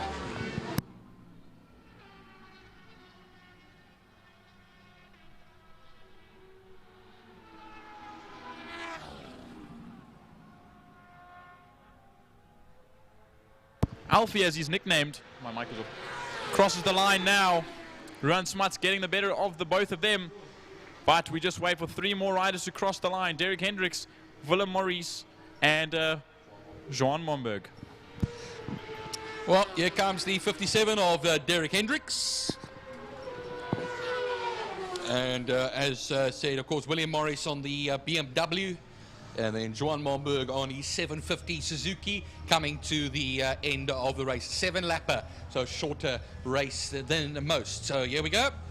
Johan Momberg crosses the line as the likes of Hilton Redlingace and Laverne Sabotka not even starting, they didn't even complete a single lap, Hilton, so unfortunately issues with that ZX7R. But that was the MGA Racing Clubman's Classics and Breakfast Run motorcycles. That is the first half of the day run. And we will be moving on after lunch to our second half of the program. Another separate event, you could basically say, because we have 20 races in all today. Yeah, brilliant stuff. I'd like to say to Dylan Anderson, a wonderful race that. And JP Shermers as well. I mean, he was struggling a little bit last year and the beginning of this year, and JP Shermers, a very big guy with a lovable smile and an even bigger heart. But you can see what he puts down on the track. And a third place for him today, I'm sure he's going to be super happy about that. But everyone enjoy lunch, and we'll see you back in about an hour and a half.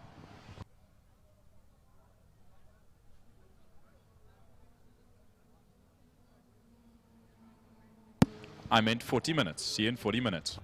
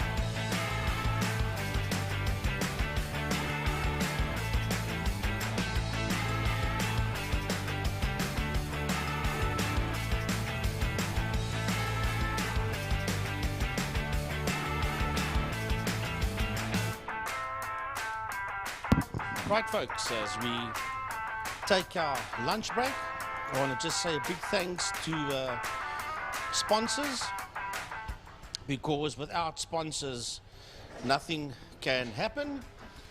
And before we get to the new main sponsor, which is Lime Property Management, I want to say thanks to all our other sponsors, to Pertamina Fostron for sponsoring Turn 5, to the Porsche Club for the sponsoring of the main straight, then to Castrol for Turn 2, part of the bridge and the Castrol Tower, then to Interceptor Shoewear sponsoring turn number 3, King Tony Tools for sponsoring the bridge.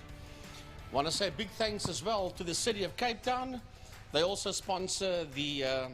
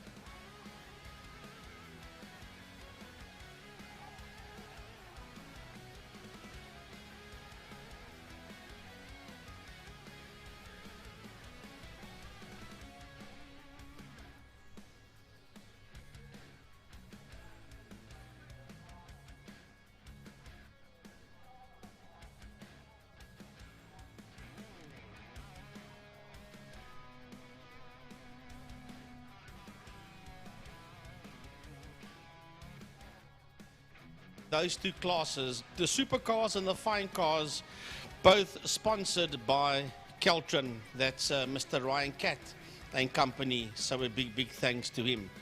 Right, we're going to just go off air again for a while and enjoy the lunch around the circuit. For you folks at home, we should be back round about, if all goes according to plan. Just get hold of my program here and I'll let you know more or less when we will be back with you.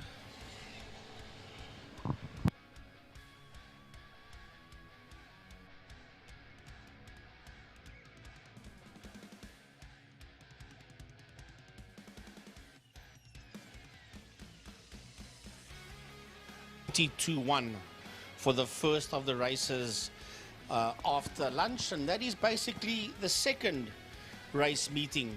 1 o'clock, the prize giving for the people around the track will be held in the clubhouse, and that will be for the classes that did their races before lunch. That will be the 2 bike sections, the Supercars and Fine Cars and Formula Libres. And that will be done at 1300 hours. And then directly after that, we will have the first of our 2 Superbike races. That will be race 1 and race 7 after lunch. And then we'll have 2 API Property Group GTI Challenge races, 2 Libre Sports and GT car races, 2 Lauda Classic cars, 2 Pirelli V8s, and then 2 Thermofires Clubman's Saloon cars. And that will take us to approximately, if all goes according to schedule and plan, approximately around about 5:30 we will end the activities today. So quite a bit still to do and to go through, and lots of fun to be had here at Killarney International Raceway. You're at the right place at the right time, and a big, big thank you to Lime Property Management. They are, of course, now the new main sponsor, and in partnership Western Province Motor Club with Smile 90.4 FM, or as also known now as Smile FM, playing more 80s music than anyone else in Cape Town.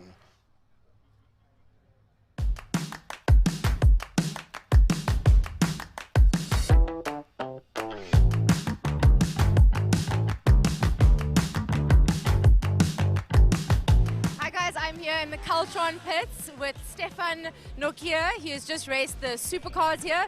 So tell us, first of all, how did qualifying go yesterday? Qualifying yesterday was a bit rough. Yeah, didn't quite finish where I wanted to. I think I placed 7th or 8th yesterday in qualifying.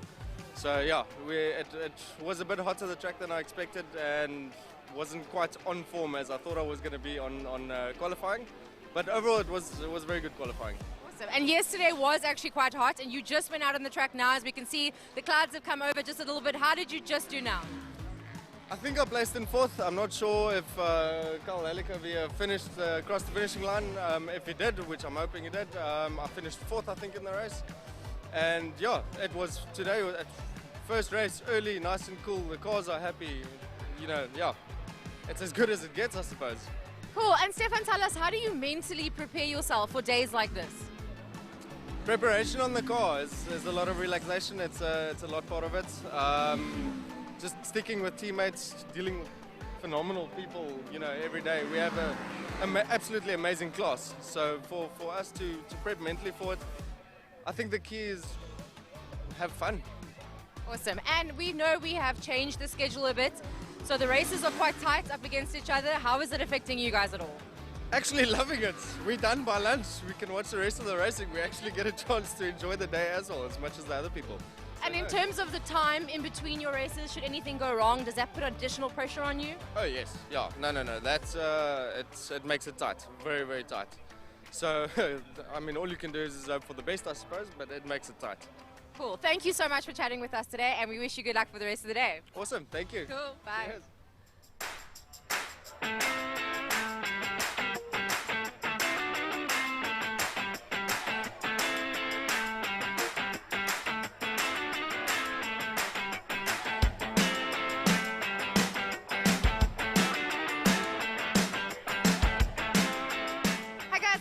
Bike pits, and we are chatting with Hilton. Hilton, you just got off of the track. You are awake now, right? I'm awake. I'm 100% awake. My wife can see it in my eyes. We just got pole position. We're in the classic class. So this is my Kawasaki behind me. We actually worked out that the kid in second place, my bike is older than him. Wow. So tell us a little bit more about this bike, because this is quite a green machine standing here behind 100%. Me. Okay, so in our class, we run up to a 1999. You can't go more than that. So they keep you below that for the classic part of it. So yeah, I picked it up in a barn in Mumray from a driver of Parmalat for next to nothing, and here it is on pole position a few years later. It's a great story. Absolutely amazing story. And tell us, how do you mentally prepare for races? Okay, so my cat puts me to sleep the night before with a purring, and that helps. No, I think it's a case of you can't think into it too far. It's what's happening now. First things first, get on the line, watch the lights. Second thing, get into turn one, go. If you think too far, it plays with your head. Awesome. Thank you so much for chatting with me today, and good luck. Thank you. Thank you.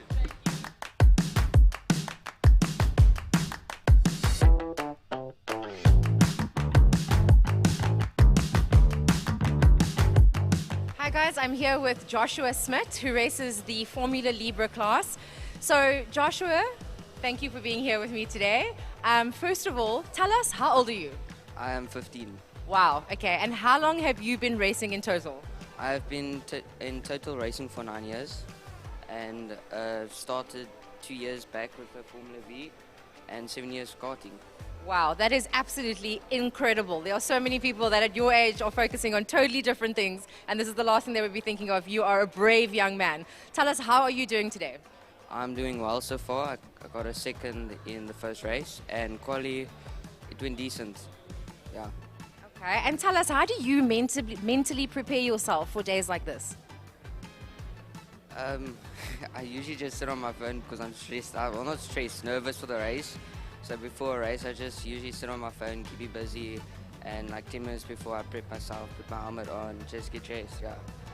That is incredible. And tell us, what would you say to the other young kids like you that are aspiring racers that want to be in your shoes today? Start with karting.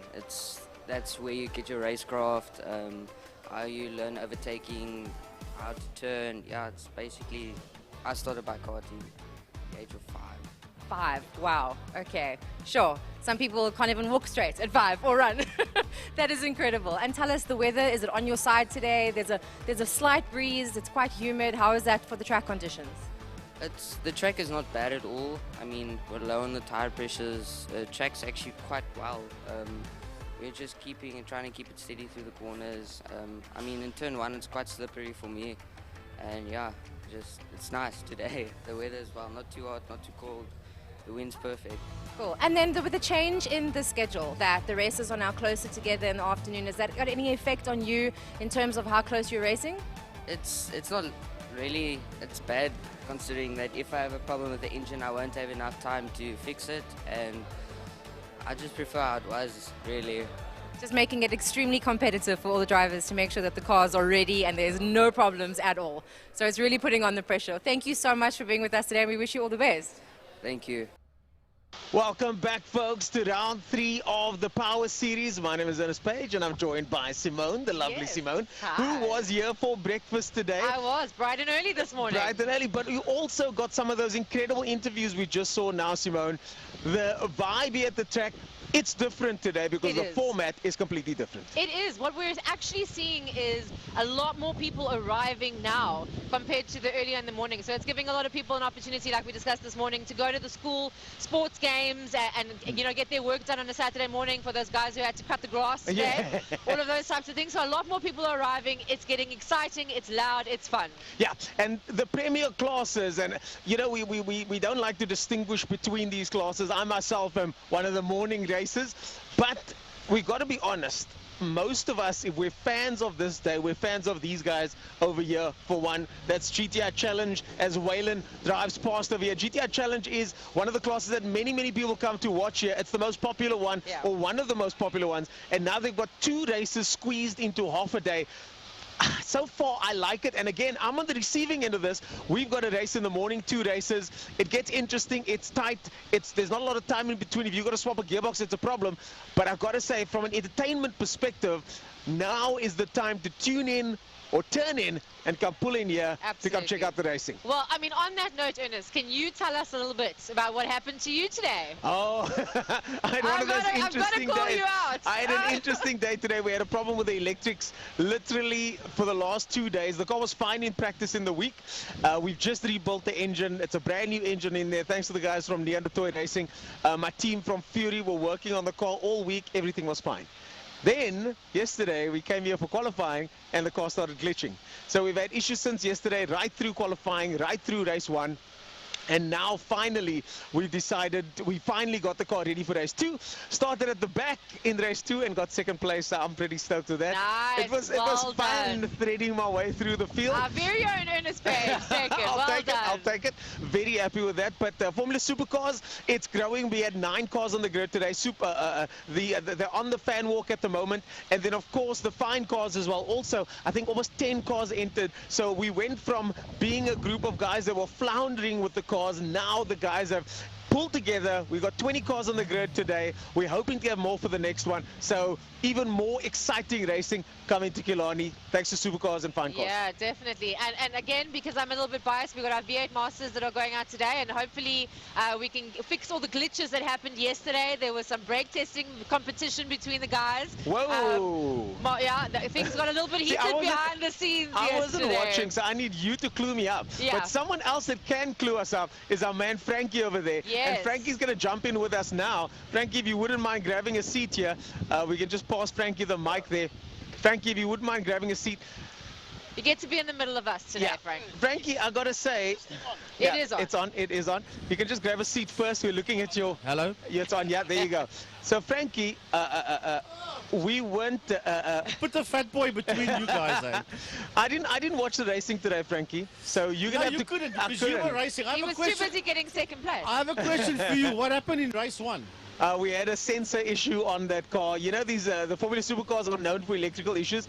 My team and I are still learning the car, so we had a problem we've never seen before, but the Formula Supercar guys helped us out. Glenn Phillips, one of the competitors, actually gave me a part, and thanks, Glenn. We managed to get going for race 2, managed to get second for race 2. So overall, we're happy with the progress. We said we want to get the car right by our round 3, which is the next one, this series round 4, and that looks like we'll be on pace and ready for the next one.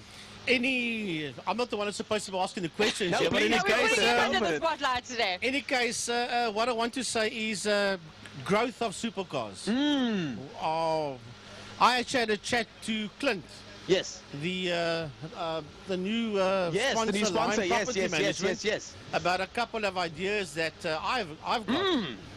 For the growth of supercars, and I'm not going to get into details now. We can talk off air. But I gave him 2 ideas, and he fell in love with both ideas. Awesome. And he said that it's something that he might want to address for the growth of supercars. Well, the series does need to grow, and as you can see today, we had decent numbers on the grid. Fine Cars had decent numbers on the grid. So there is forward movement, and that's what we're trying to do right now. Well, yes. Supercars has been around since 1997. Sure. So it's been around for a hell of a long time. A lot of years. I'm trying to count it out. And we don't want to see supercars disappear. Nah. We want to see supercars grow in some format or another. But I got to say, though, another angle to look at the morning split to the afternoon split, and you know, the jury's still out on the new format that we've got here, but it does give classes like us the opportunity to grow.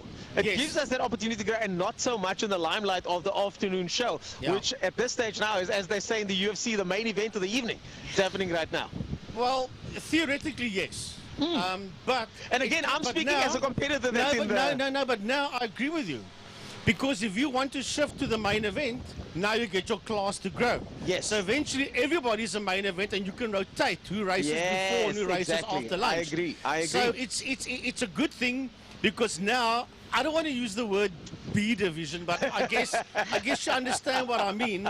Now, but what I mean is now everybody becomes the A division. Yes, I love it. So the concept is, now the guys are saying, come on, I don't want to be down in B division no more. Let's get the numbers on. That's exactly what's happened. Everybody be A division, and then we can split it evenly before and after lunch. Well, that's exactly what's happened with us. But I like the point that Ernest has made here, because now it will give those classes chance to grow. That's what Ernest is saying. Yeah. So I agree with you at the end of the day, yes. Simone, anything from your side? No, what are we hoping to achieve overall by this change in the schedule? Because one thing I'm noticing is that there's a lot more people arriving now later on in the day to come and see these other classes that are racing later. GTI Challenge, Clubman's.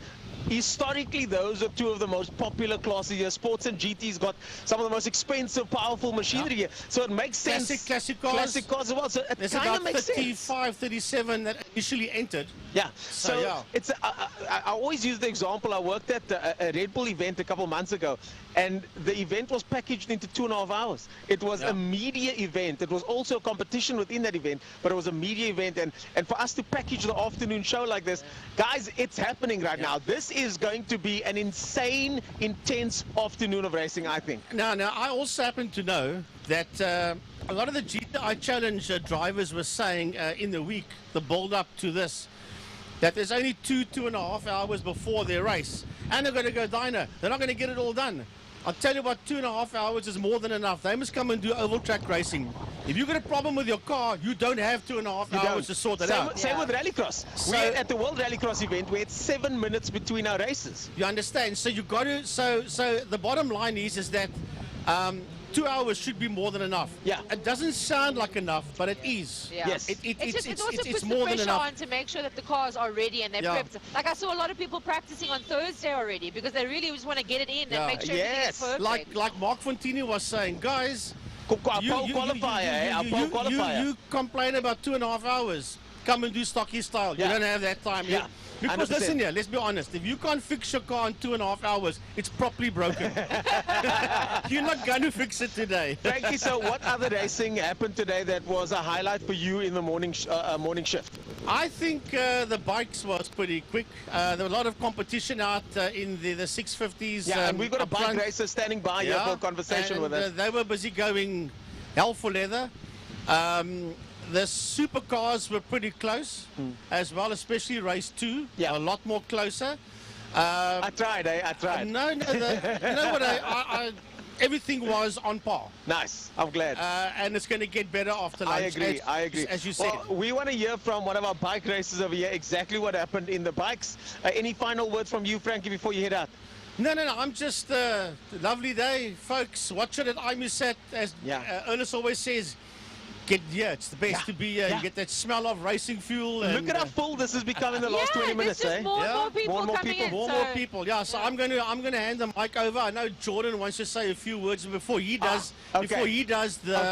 He's doing your prize givings. Oh wow! And is Jordan doing our prize giving? Jordan, get over here. He's doing all the prize givings for the racing that happened before. Okay. And then the racing after. The end prize giving, Byron and myself will do it, but he's also more than welcome to join us as well. Awesome. Jordan, so before we get the bikers, Jordan, over to you, sir. You've got Thank you, Frankie. You've got prize giving coming up, but tell us a bit about yourself. Yeah, you got prize giving coming up after lunch. Tell us a bit about yourself, your journey to get to this point so far, and who are you? And by the way, I saw you in the tower earlier, and wow. Why did they get these nice shirts? The voice of yours was just going. Oh, he's got a good voice. You know why? Because we get these nice shirts because we're on top. Oh, looking down at us. Looking down at us from up there. We'll get you another shirt. Thank you. For the bottom. Thank you.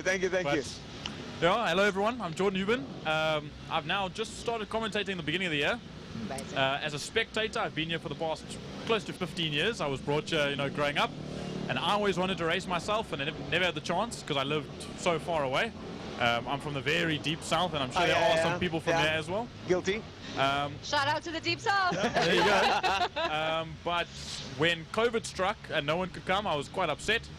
And it got to the point where I believe it was the 21st of October or something in 2021 when they allowed races back here. Yes. I said, you know what I'm going to do? I'm still in high school. I didn't have my license, didn't have anything.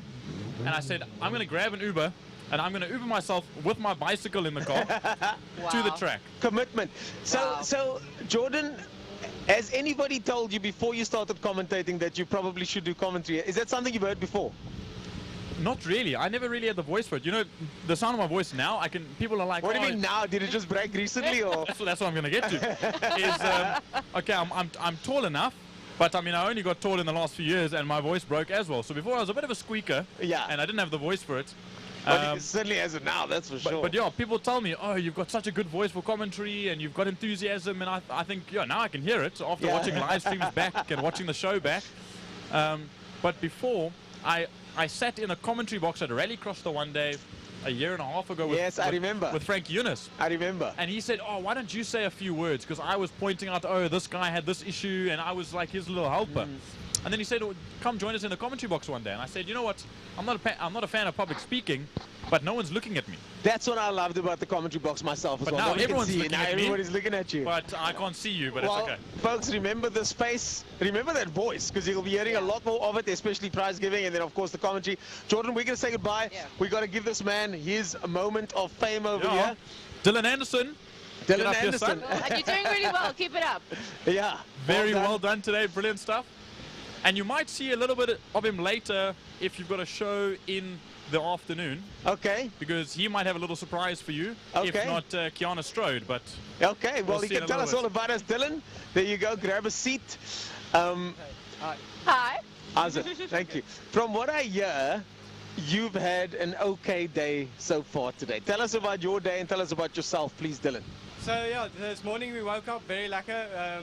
Thank you for David Enticott for supplying the coffee with this wonderful coffee machine. Yeah.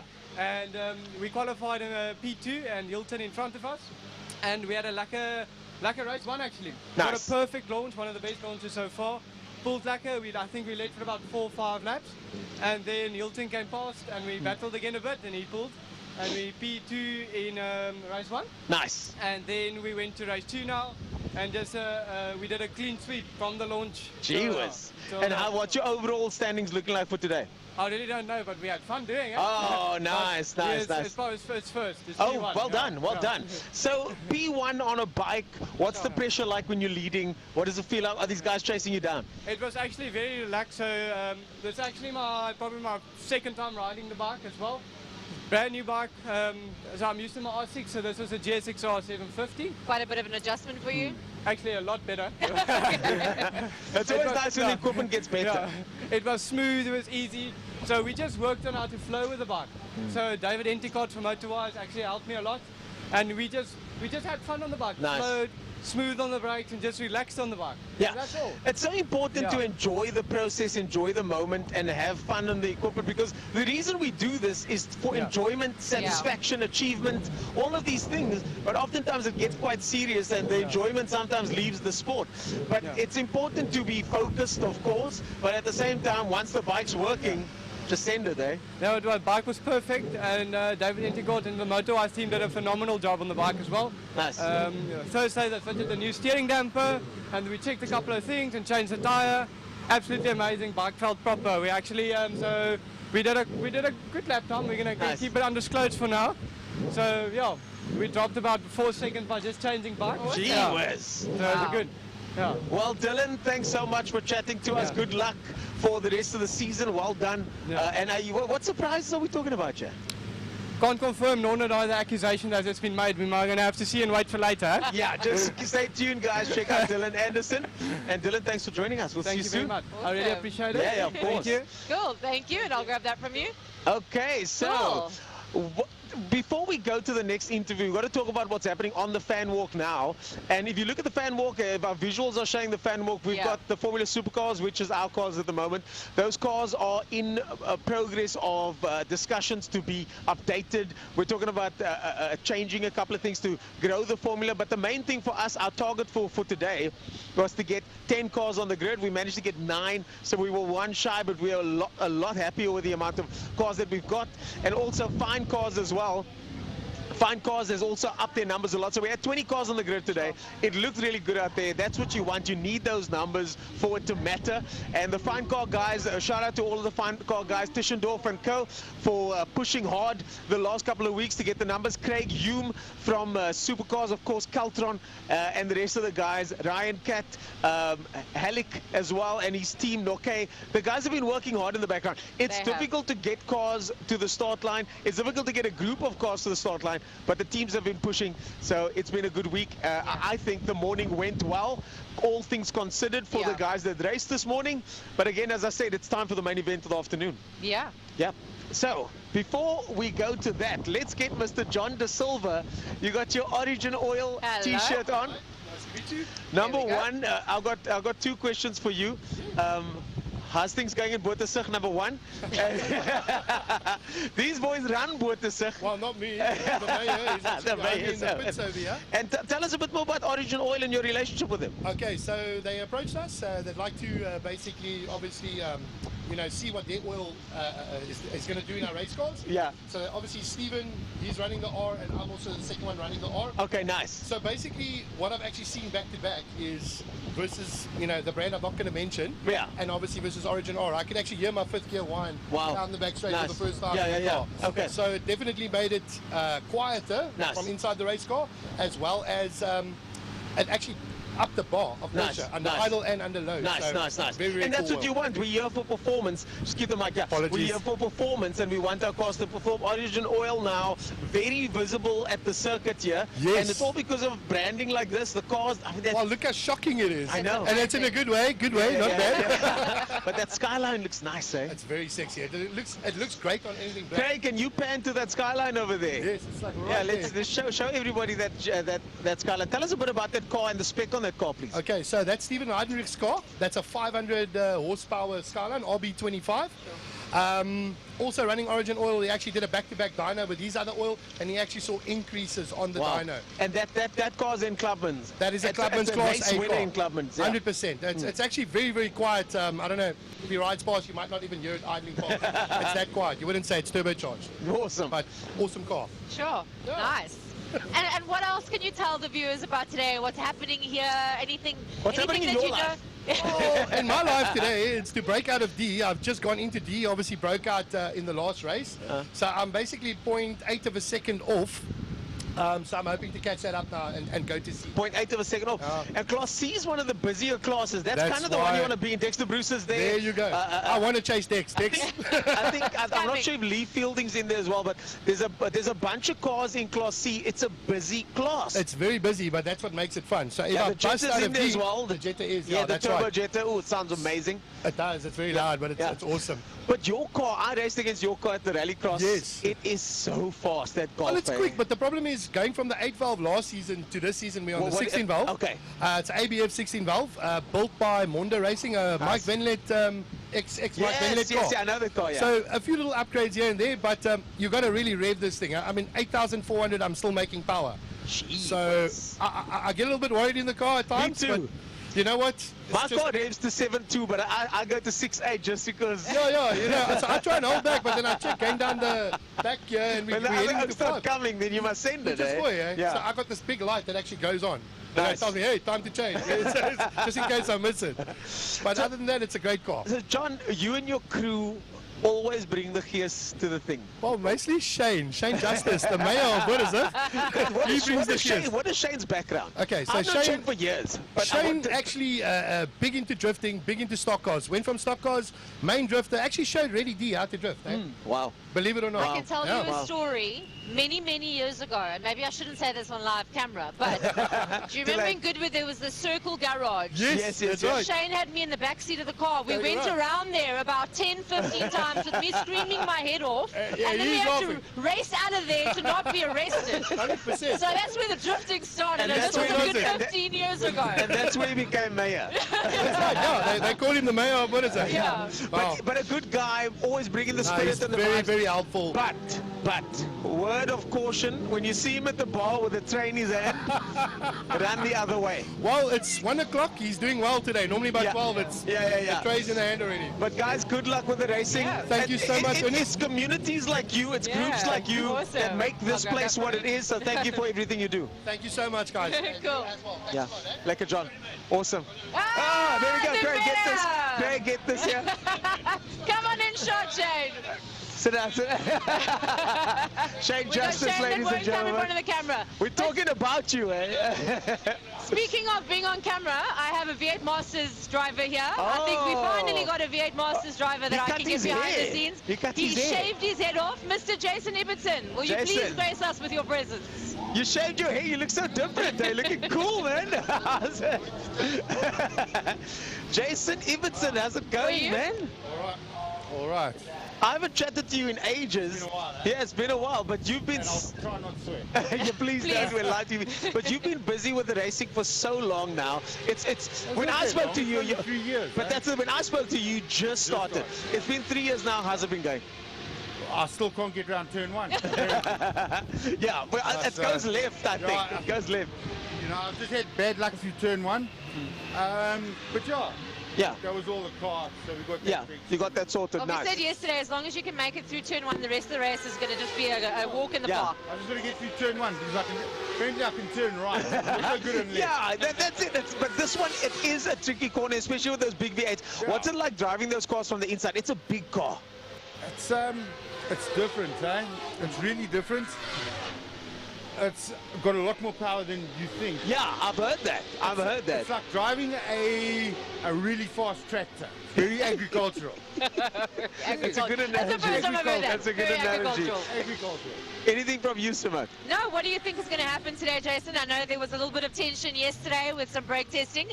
Are we going to keep the peace in the team of the V8 Masters today? Well, we've sort of brought the rules into play. Okay. We're being a lot stricter on the rules. Yeah. We've laid the book on the table. And we're staggering our starts. We're not going to be as bunched up at the start. So, yeah, hopefully everyone will get around turn somewhere. Okay. But I'll these make it things to one. evolve. These things evolve. I think we let the rules slide a bit. And Yeah. It's just gotten out of hand. Yeah. So now we've got to go back to the Awesome. rules. Yeah. And start discipline. Awesome. It's the way to go. Let's have some clean racing. Jason Ibbotson, we're going to say goodbye soon. Thank so thank you so much for joining no us. bias, but go Awesome team seeing you Order again. Angel. Yeah. I thought those shirts looked familiar. Yeah. I thought so. I need to get one of those shirts so we can have a little team thing going on over here. I can get you one. Yeah, I can get you one. please. Well, guys, it's time for us to wind things up. I'm heading over to prize giving soon. I'm going to be walking around. I'm done for the day, so I'm going to crack a beer with Shane and the guys I soon. think we definitely need something like that. We definitely need something After the last like 2 that. days and all this excitement that's coming up, we need some refreshment. GTI Challenge 2 races, Clubman's 2 races, Sports and GT. We got the V8 Masters. This is going to be one jam-packed, compacted, exciting section of racing. Anything in closing from you, Simone? No, it's going to be exciting. I mean, let's just watch some racing. It's pretty much is. Let's just go have some fun. Let's go watch some racing, folks. No more words from us. It's time to get back to the action. My name is Ernest Page. That is Simone. We'll see you guys soon. Enjoy the rest of the day.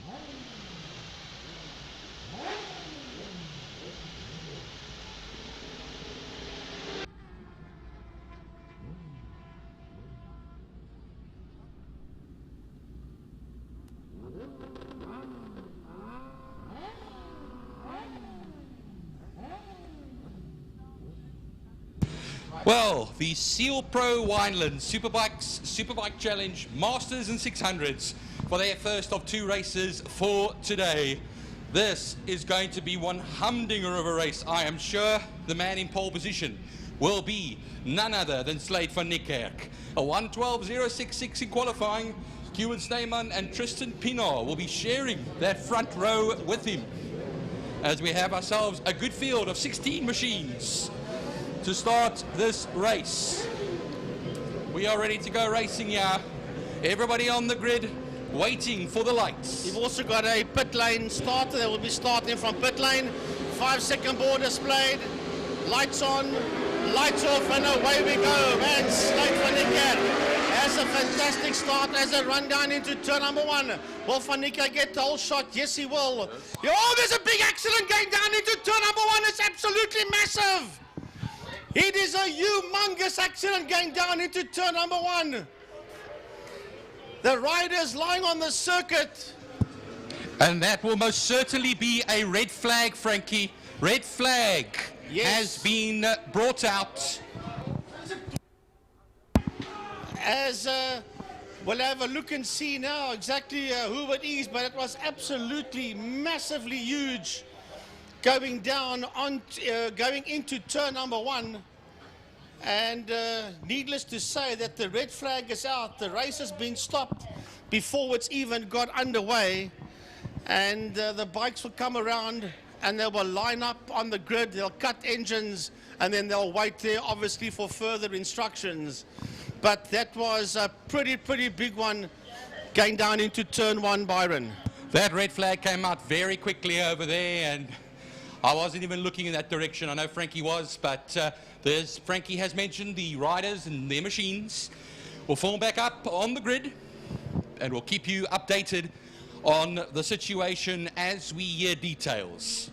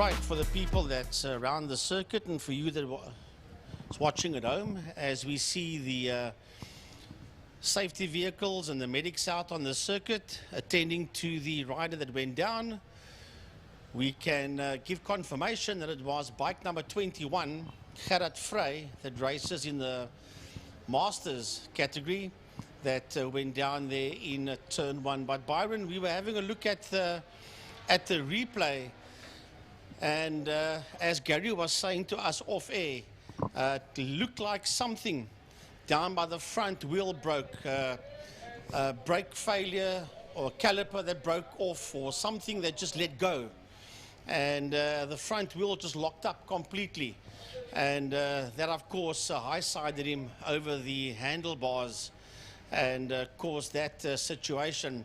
Thank goodness that nobody made contact with rider or the motorcycle there. It just looks like it locks up. Something breaks, it locks up, and then it high-sides him. Bike goes one way, he goes another way, but thank goodness that no other rider made contact with Gerard or with that motorcycle itself.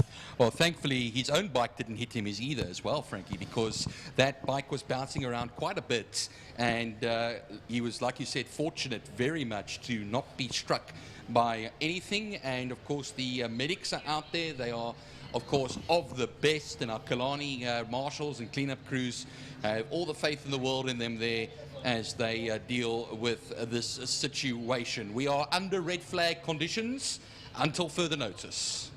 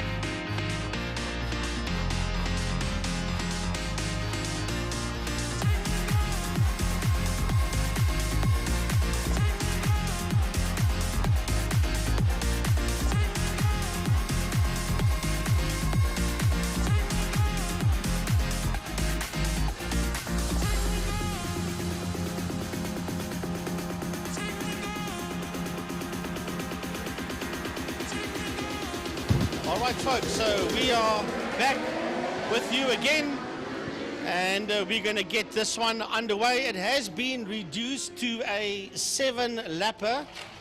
It has been reduced to a 7-lapper. Coming out now onto the straight, though, onto the Joubert straight towards Castrol Corner. So take two as far as things are concerned, and the likes of Van Niekerk, Snyman, Pienaar, Lineker all making their way through that first turn. So yeah, all on the warm-up lap before we go green. Yeah, they're doing one out lap or warm-up lap, and then it's a 7-lap race.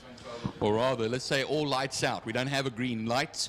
We have 5 red lights that all go out simultaneously. All from a standing start here. Down the straight, we then run the back straight.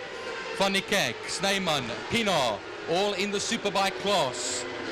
That's where they'll be starting on the front row. Lineker, Slamet, the first of the Masters. Enticott, also a Master, sharing the second row. Bodsworth, Visser, Weening.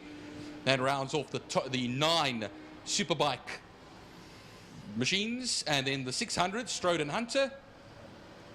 And then the Superbike Challenge, Arendse, Frost, and Hendricks. Ntisana outside of his usual section. You'll see they're weaving just to get a bit of heat into those tyres. The weather is changing a little bit, Frankie. I heard a little earlier on that it was raining in Strand. Well, yeah, I think we'll be okay for today because the wind is blowing a southeaster. Yes, Ntisana is P15, but he's third in the 600 class. Is Lubabalo Ntisana. Right, so here we go again. This is take 2. Slate Van Niekerk, Kevin Snyman, Tristan Pienaar, Jason Lineker, Ronald Slamet, and the 78 of Dave Enticott. Here we go. 5-second board. Lights on. Lights off. And away we go. And a lovely start down the middle by Ronald Slamet. He came from that second row on the grid, and he goes up to P2. He goes up to P2, gets his nose ahead of Kieran Snyman. Snyman sitting in P3 at this point in time, but it's all about Van Niekerk, and here comes Snyman as they work their way into turn 2. Kieran Snyman getting his nose around the Red Baron and moving up into that second spot. Now, as they work their way through the kink, he's having a go, but Van Niekerk hangs on there. Here comes the Red Baron. It's Slamet that moves up into P2, Byron, as they work their way out of Interceptor corner and towards turn 4, Saddle Sweep. Slamet on the move, Frankie, from row 2, 5th position. Masters leader as well. David Enticott will be left a bit behind there. Down the straight as we go then. Here comes a movement down the back straight. The Red Baron is under pressure from the likes there of Slate, Van Niekerk and co. Here we go now down to turn 5. Pertamina Fastron down into 3rd. It is going to be the Red Baron. No, 4th. So it just shows you a good first lap. He's having to settle in now as far as things are concerned. 7 laps, as we say. It's going to be the first of those 7. 6 left to go as we cross the line. Now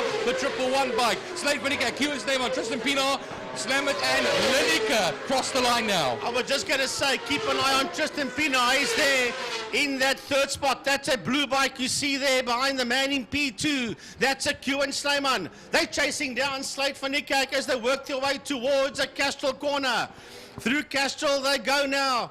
Slamet has lost a little bit of ground. He's just ahead of Jason Lineker as they work their way through the kink and into Interceptor Chouet. Through Interceptor they come. They'll work their way now up the Tigerberg Straight towards a turn number 4. There they work their way up Tigerberg Straight towards turn 4, Saddle Sweep. And that's a whole group of 5-6 riders that's now blasting Byron down the back straight towards Fostron turn 5. Watch him down the straight now. Will he be able to reel in Slate Van Niekerk? Kieran Snyman will look, nope, not close enough, but I think he might be under pressure from Tristan Pienaar as they make their way through turn 5. Tristan Pienaar right on the back there of Kieran Snyman, holding a watching brief as Ronald Slamet, Jason Lineker in the background there. Then they have a little bit of a gap to Gerrit Visser, David Enticott, Bradley Bodsworth, and the first of the 600s, Kiana Strode. Yeah, Kiana Strode.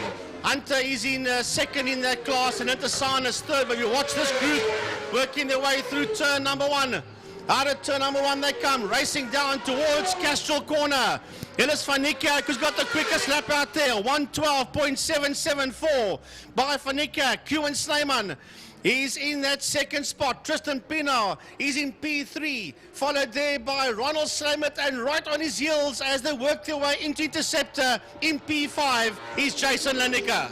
Onto the Tygerberg straight we go. 4 and a bit laps left of this race. Here they go now towards Saddle Sweep now. It's nose to tail. Slate van Niekerk the last time around was 0.2 of a second ahead of Q and Snyman. It is now basically front wheel to rear wheel as they go down the back straight now. Is there going to be a move made? He looks on the outside, does Q and Snyman for turn 5. Pertamina fast run, but no, much later on the brakes there for Slate van Niekerk at the moment. It's starting to spread out behind him a little bit as well. Out of Fostron corner they come now, and it's all about Slate van Niekerk. Q Snyman wants to get that P1 from him. Pina is in P3, then it is Slamit in P4, followed there by Lennica in P5. Gerrit Visser is in P6, then Dave Entercott crossing the line. There you can see him. He's in P7, he's Dave Entercott, and then in P8, the leader of the 600s, the man from Neisner, Kiana Strode.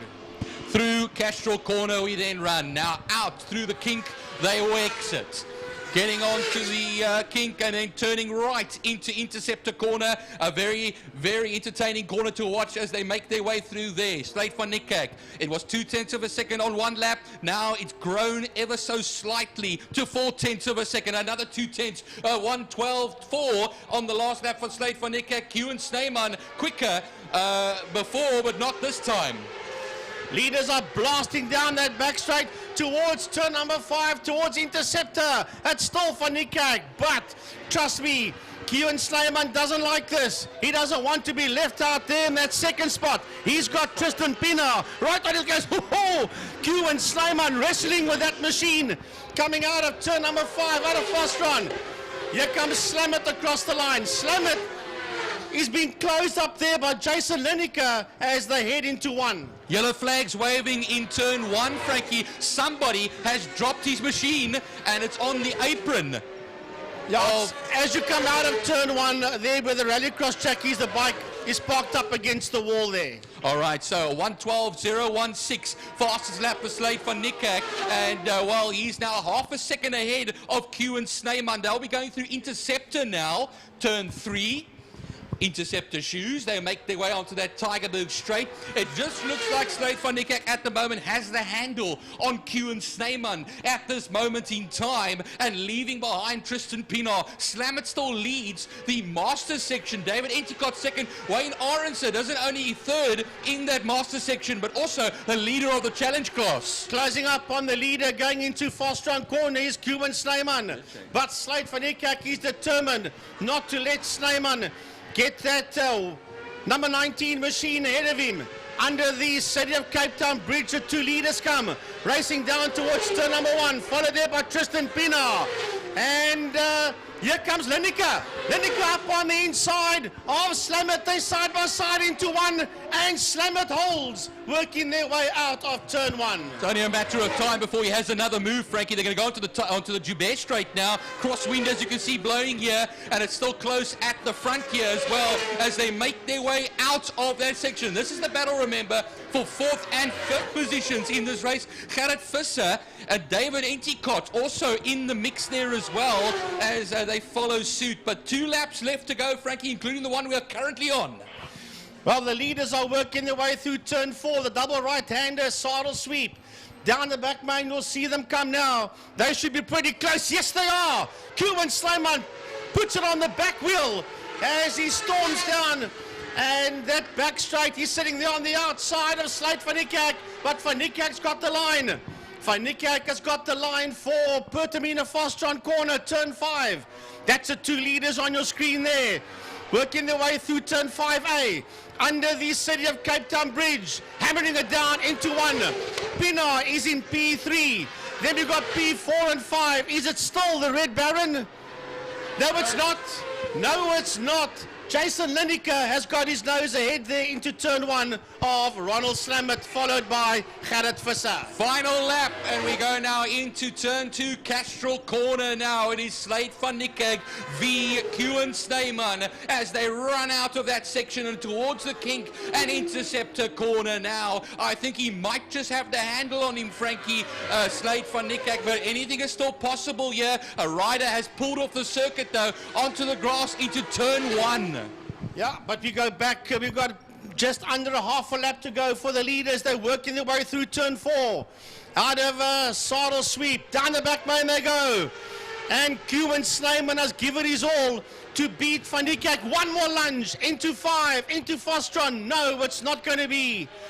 The line has been covered and the gap is too big between P1 and P2.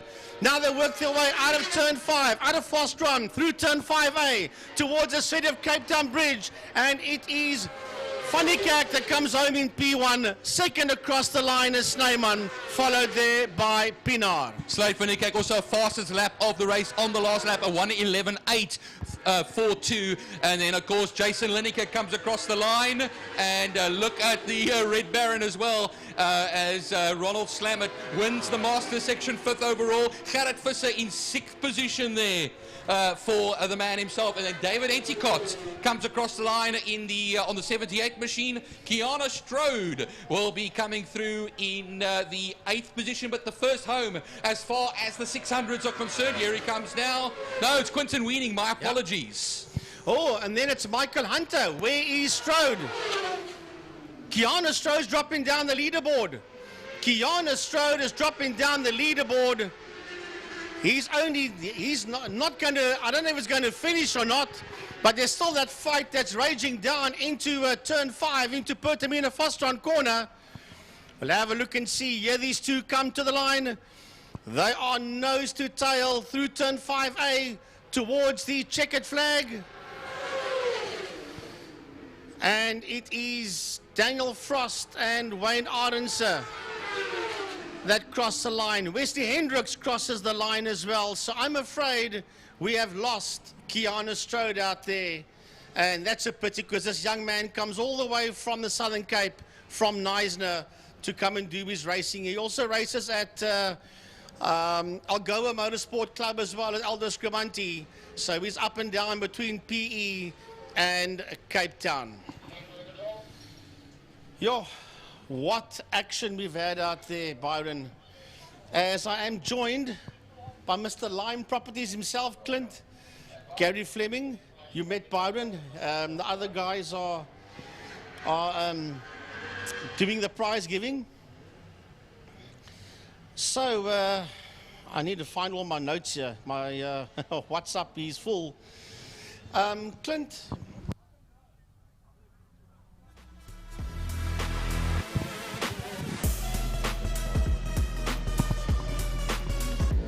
Clint, Mr. Lime Property Management, I've got one or two questions I want to ask you. Motorsport, they say that, how did this become your passion, motor racing? Well, just being at the track today, you can see why it could become anyone's passion. For sure. The excitement, also the realization of it's a dangerous sport. We saw a little earlier in the motorcycle race. It keeps the adrenaline pumping, the blood pressure up. But yes, as a child, for as long as I can remember, I had an uncle who raced Formula V, and we were forever at the track and in the pits with him. Clive Null, sadly, passed away fairly recently. And with my dad and him, we were in the pits and at Aldo Scrimanti for years and years. The first place I found when I moved to Cape Town in 2001 was Killarney, and I've been a regular since.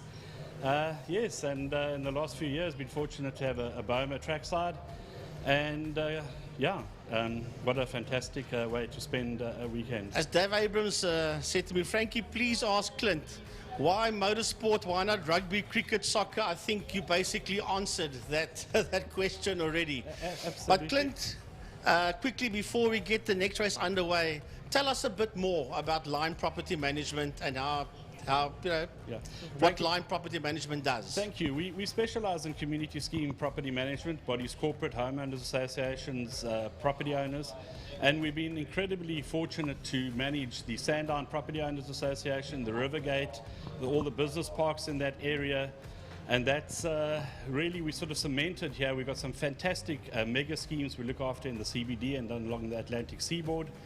But given that we're part of this community and manage an extensive portfolio out here, and given the opportunity, I think, for this track to create jobs, employment, there's so much more we need to bring to the track. So for me, being in the property management world and seeing what motorsport can do, this to me was the perfect fit for ourselves to become involved and also being more entrenched in this wonderful community that we have the privilege of managing. Clint, thank you very much, sir. I'll shake your hand, Thank and you. we hope that we can do business with you, if I can use that word, for many, many years in the future. Folks, we welcome on board Line Property Management as the main sponsor here for Killarney International Raceway for main circuit racing. Clint, I salute you, sir, from my side. Thank you very much. Thanks so much. Thanks very much. Look forward to a long and wonderful relationship with Killarney. Cheers. Thanks, Clint.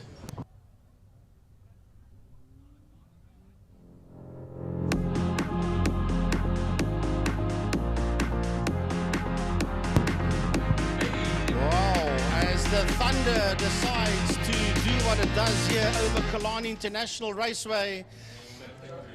If you have a look and see the GTI Challenge, guys, it's going to be difficult for you people at home to see, but there are stickers on the GTI Challenge cars where it says "Get Well, Michael Sefero," and that is from Shane Williams and his company. They printed lots of stickers. Let's face it, GTI Challenge is the sister competition to Paybar VW Challenge up north. And from us down here in the south, from the old commentary team, from Gary, from Byron, Jordan, Marcel, Frankie, we want to wish Michael Sefero all the best. We know his dad said he wanted to watch the link.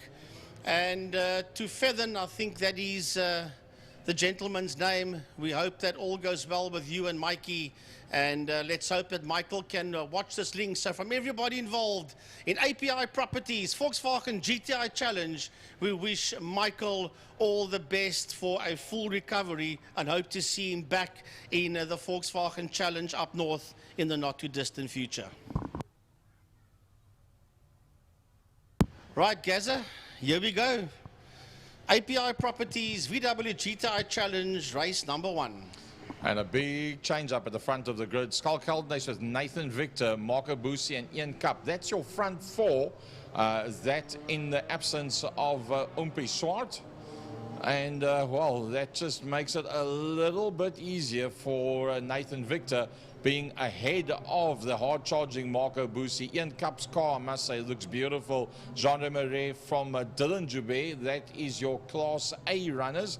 Now, normally there are 3 different starts for Class A, Class B, and then Class C. With the new format, what's going to happen is they're going to put all the Class A cars, and on the next row of the grid will be all the Class Bs, and on the next row of the grid, all the Class Cs. And then, Frankie, the difference this time around, not only is that gaps negated, they're coming off 1 starting light. Yeah, that is something unique. Normally, us down here for GTI Challenge and up north for the Volkswagen Cup, we start on 3 different lights. Today they're trying this. I know the challenge guys want to have the 3 different light sequence, which I hope we can have again for the next race meeting, but it's something that they want to try. Well, not the challenge guys, that the powers that be want to try. So let's see how this one pans out. There will be a gap between A and B and a gap between B and C, but as Gary said, they will launch off the line all at the same time. So the front end of the Class B battle is Van Eden from Johnny and Vaughan Roux. Carl Fay finds himself on the 2nd row as the lightning strikes for a 2nd time, and that just caused our TVs to go off. So it's a 2nd massive lightning strike that we've had here. And well, the weather is changing drastically in Cape Town. Let's just hope that we don't have another lightning strike. In fact, for those of you that saw the variations in the camera work this morning, that was due to a lightning strike earlier on in the week, and hence the problems that we have had in the early part of the morning. But I must say the IMUSAT guys have gone full out to get just about all of those problems sorted out as the API Property Group GTI Challenge Race 1 for the day. The front end of Class C will be Mark Fontini, from the second of the Van Edens, who are both of the Van Edens on the front rows of the grouping Class B and Class C. From Jabir Muna finds himself on the 4th position in Class C. He won't be happy with that from Ferrari. And then Leiden, I think Leiden had a gearbox change, if I've got it correct, very shortly in the last 24 hours. All right, something unique is about to happen. There's gaps between all of them, but they will all launch off the line at the same time. How this one's going to pan out, I don't know. You're around the track and you watching a production, going to learn with us here and with Clint as well exactly how this is going to pan out when everybody gets off the line at the same time. The Class A cars will be okay. It's what happens further down. Oh, there's already contact. Carl Walsher made contact with Mario Roux, and Walsher pulls out before this one even gets underway as they work their way down into turn number 1. Now let's have a look and see. The gloves will be off because the B cars are right on the case of the A cars and the C's on the back of the B's. So they're all storming down Gary into turn 2 into Castro Corner, being led there by Skulky Geldenhuis as the lightning flashes over Table Mountain. We've got a spinner in the exit of turn number 1, and I'm not sure who that was. It was too far in the distance for us to pick that one up. But Geldenhuis, for the first time, starting on the front row of the grid, looks like he's the man that's leading them out. It's Nathan Victor that's right in there with him. Boosie, Cup and Murray. Van Eden, that came off the lead of Class B, is still in the lead. Down the back lane they go. It is Skulky. It is Marco Boosie in second. Here comes Nathan Victor. Victor sitting there in that 3rd spot. Victor goes and parks off on the outside of Marco Boosie as they storm down into turn number 1. They are right on each other's heels as they make their way out of turn number 1. They are nose to tail, these three in Class A. Here they come down towards us. This is going to be all action out there. Cup was in that 3rd spot, is no longer in that 3rd spot. It's Dylan Jabir, followed by Jean-Andre Marais, and then Ian Cup. That's Class A, working their way through turn 1 with the Class B boys, Gaza, right on their heels. Up here comes Van Eden and John Henry Vaughan in there behind that. As you see on screen, that is Roux and Kalfay. And then it looks like, according to the screen, it is Wiltshire. That's the next man in there. But that Class A battle is massive. Front 3 are all on top of one another. Yeah, they're all at the back one. But I'm watching this fight going through into Interceptor now in Class B. And John Henry Vaughan in P2 is right on the case of Ryan van Eden. There we've got behind the two of them, we have got Roux Kalfay working their way through as well. The guys are putting their wheels on the dirt. They're giving it all they can. We'll have a look at Class C now, Gaza, but for now, let's go back to Class A down the back straight. Class A down the back main, and Geldenhuis is trying to make sure that he holds on, but Nathan Victor's right in there as well. Boosie goes to the left-hand side of the circuit. Boosie's going to do the high, wide, and handsome, but he's got Cup that's right in there behind him as well as they work their way through turn number 5 out of Pertamina Fastron. Geldenhuis holding on by the skin of his teeth. Here comes Nathan Victor. Nathan Victor brings with him Boosie. Boosie would have fancied his chances without having Umpi Swart in there, but he's getting a big challenge at this stage of the fight from Geldenhuis. We go to that Class B battle as it goes down towards turn number 1. Class B heading down in towards turn number 1, and it's Ryan van Eden that's been hassled heavily here by John Henry Vaughan. It is Van Eden. Well, Vaughan has gone through. Van Eden doesn't show on the leaderboard here, but he's definitely leading that class as they work their way into turn number 2. John Henry Vaughan is right in there. Then it's Mohammed Kalfay, and right on his case is Mario Roux as they work their way through the kink and they race down towards Interceptor. Not too far behind them is Nearbus. Yep, and it looks like Fontini is actually leading out that battle for a Class C, but they're starting to get spread out right around the circuit now. The Class A guys will be going down into the back main and I do believe that it is still Geldenhuis that is holding sway, but it's Boosie that's now going one-on-one with Nathan Victor, and he brings with him Joubert that started at the back of that pack. I just want to make sure, because I think it's Nathan Victor. It is Nathan Victor that is leading, coming out of Fostron corner. And Boosie is fighting out there now with Geldenhuis, and right on their case is Dylan Joubert as they work their way into turn number 1. As a matter of fact, Ian Cup is on the back bumper there of Jean-Andre Marais as they head into turn number 1. The Class B battle is now making its way, Gary, into one. Contact between third and fourth position. That was Joubert and Marais that touched one another. One of them going off circuit. So Nathan Victor now gets the gap on everybody else. That Class B battle, John Henry Vaughan still ahead there. Calfee shows in second position from Roux, Abbas and Jacobs. Well, I'll tell you what, it's a hell of a fight out there, but we make our way back into turn number 3, into Interceptor corner, where the leaders are now working their way towards turn number 4, Saddle Sweep, API, Properties, GTI Challenge, Class A, down the back main they go. And Nathan Victor of Summit Racing is getting his nose away from Boosie in second. It's Skulk that's in third, followed by Dylan Joubert. And Ian Cup is right on the case of Jean-Andre Marais as Class A races down towards Fostron. Then comes the Class B guys, and it is Van Eden with John Henry Vaughan. Calfee is the next man in behind that. They are pretty close to one another. Calfee can have a look up on that inside line. Right, here we go. Class C cars are busy working their way around, and it's Fontini that is ahead of Van Eden. They're heading into turn number 5, into Fostron Class C. Fontini, Van Eden, Ferrari, and Daniel Muna. They are the top cars in Class C as they work their way out of turn number 5. You see Faisal Jacobs is right there with him as well, but he is a Class B car. We have a look and see. There's Fontini across the line, and he is in the Goffin Cooper car. He sits out there in P1 in class. Gary, but Class A is racing down towards turn 3, towards Interceptor.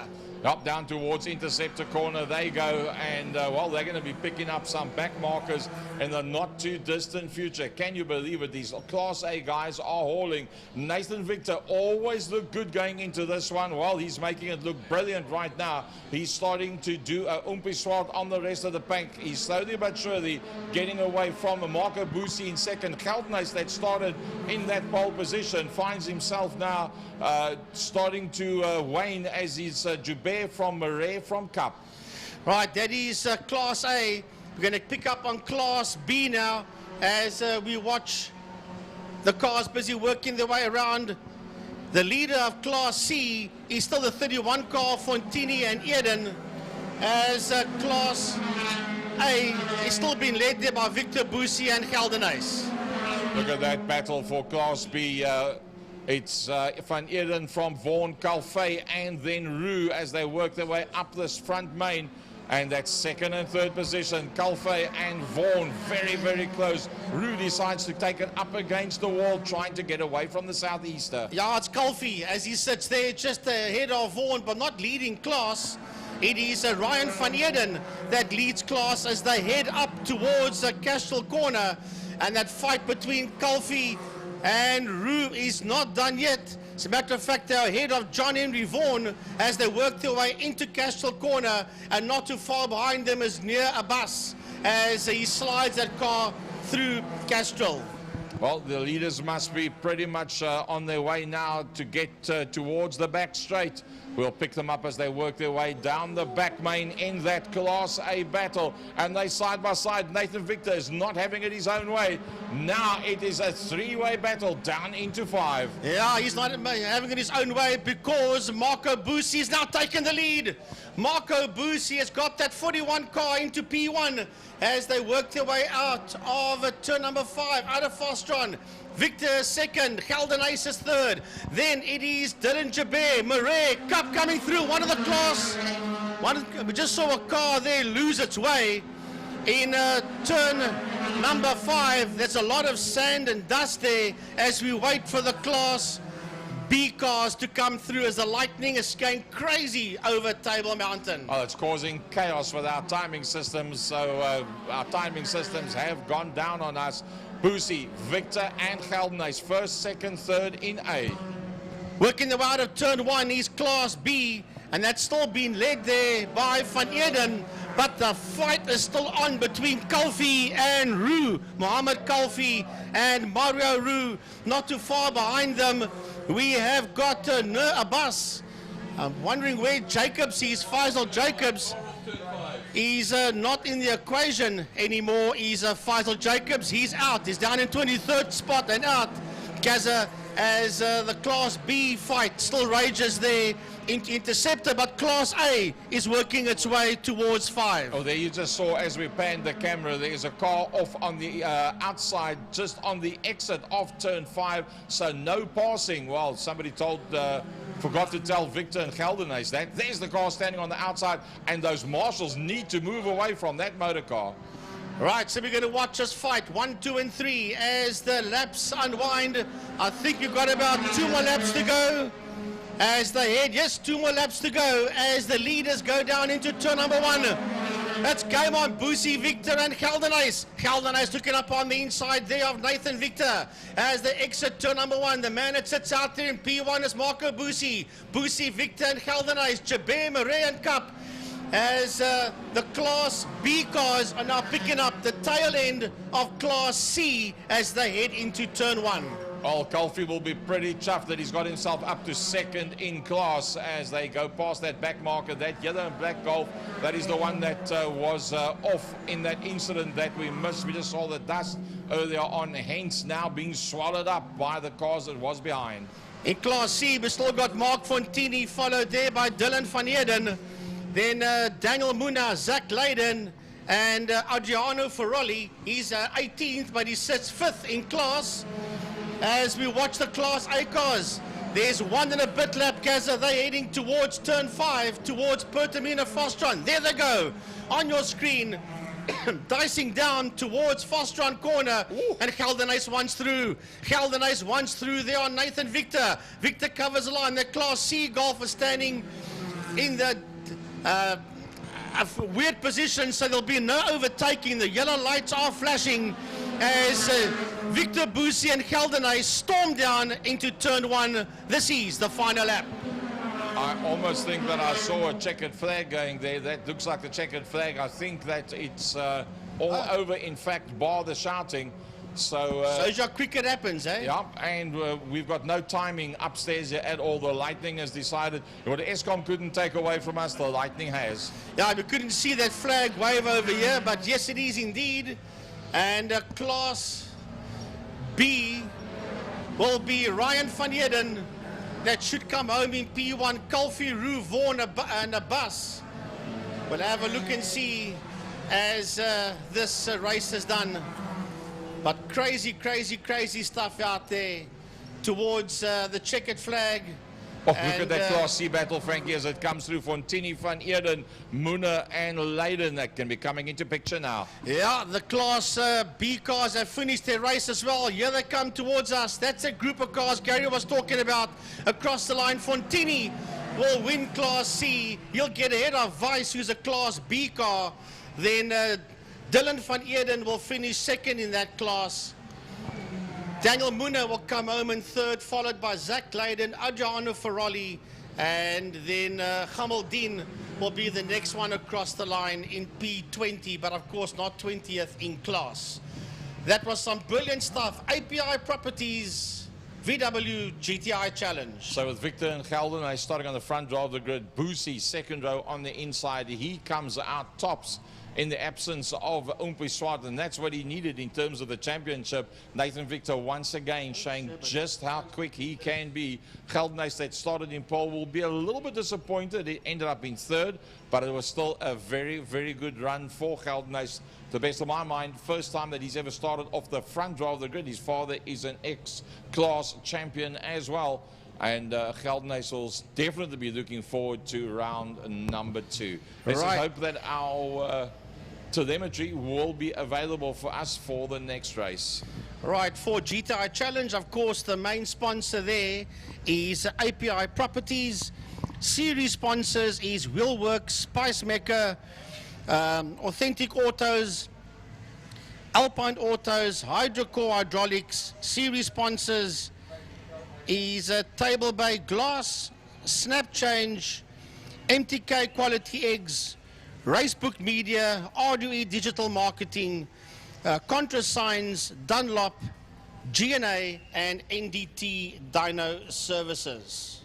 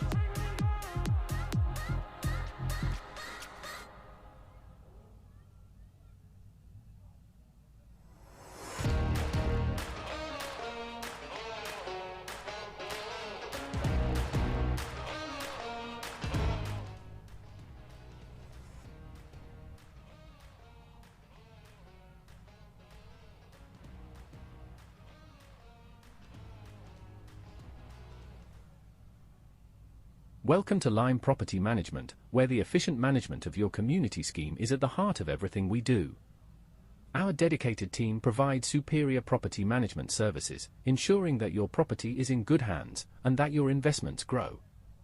With Lime Property Management, experience vibrant solutions, transparent communication, and a squeeze of innovation in every interaction. Call us today or visit lime.cape town and let's cultivate your community scheme's future together.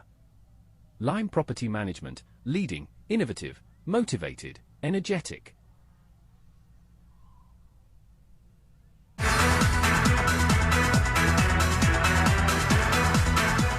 The Porsche Club in Cape Town has its home right here.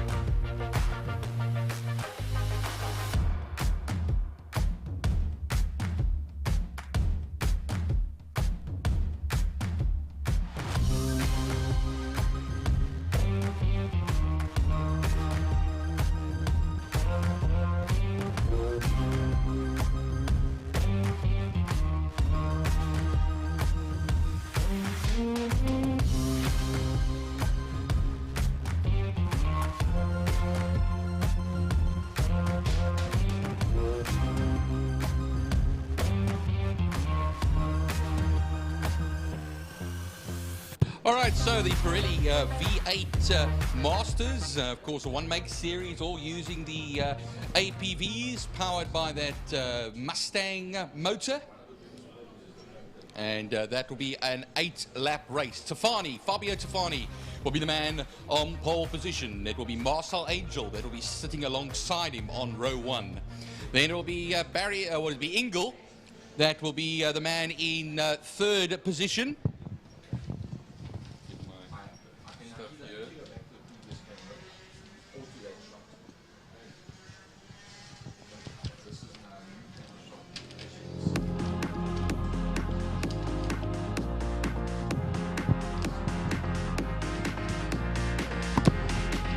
Yep, I'm back again with you.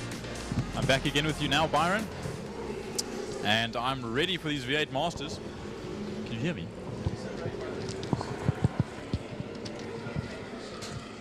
It's looking like this is the first race of the day. And we've got a whole, I believe it's 10 or 11 cars in the field today. It feels weird to say today because we're so used to having the races so early in the morning. And now they're so late in the afternoon. And this is only one of 2. But a good fair share of drivers in both gold and silver class today. I'm very excited to see Marcel Angel out again. I know he hasn't had the best of luck in the last little bit, but seeing him out there again, as well as Jason Ibbotson, you see I got it right. Excited to see what he can do as well. Sean Moore and Fabio Tafani, reigning champion, we know this. He's going to put a fight up to everyone that wants to stand in his way.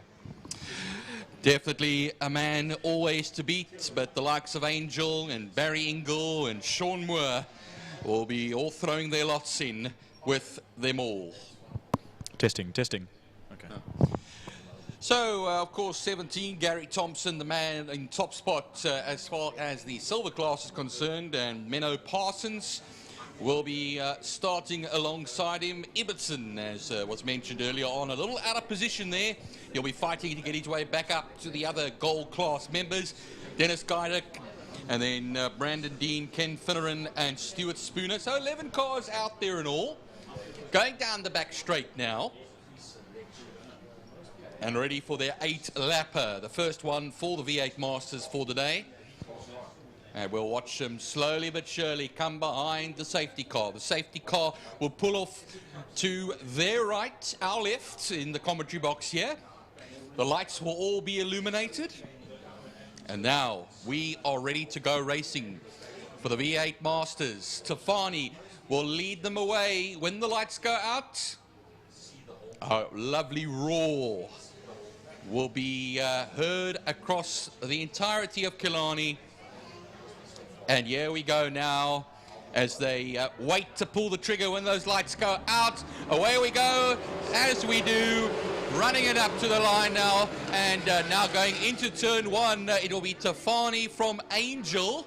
And then it will be Ingle from Moore. Good clean start from everybody over there as well. You'll see Ibbotson a little bit further back in a similar coloured car to the second place man, both using the Auto House Angel colours. But look here, going right through now into second turn now, Castrol corner, and then through the kink for the first time. Now watching them as they make their way through the kink and intercept a corner now. Fabio Tafani leading out from Marcel Angel. A good run for the both of them, but Marcel is going to want to get right up to the rear bumper of that number 1 car as they make their way through the double apex right-hander of Sarl Sweep and back down the back straight. Sorry, the 22 of Barry Ingle. He's also want to try and bring himself slightly higher up the grid, but he's in a very good position in the moment, and he brakes very late. But he's got that Sean Moore right behind him. And I see there's 2 battles that's going to heat up now between 3rd and 4th place and 1st and 2nd place, as we see crossing the line now. Tafani.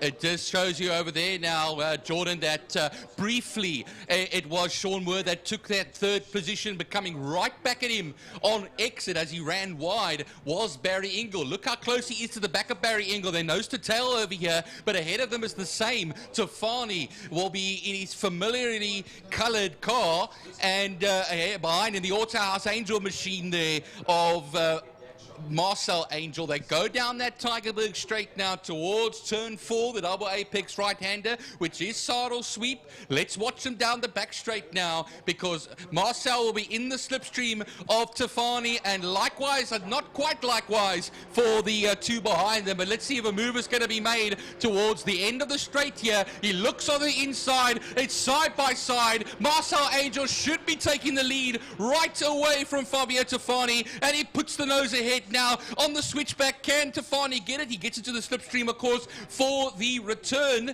and underneath the bridge they run, and Tafani, will he make a move, Jordan, into turn 1?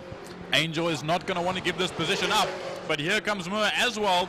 He's going to dive up the inside, and he's going to hold that position, but so will Thomas, and that's the Thomas car, I believe that's the number 17. Go into turn 1. There has been a off in turn 1. The dust has flown. No, that will be Menno Parsons, I believe.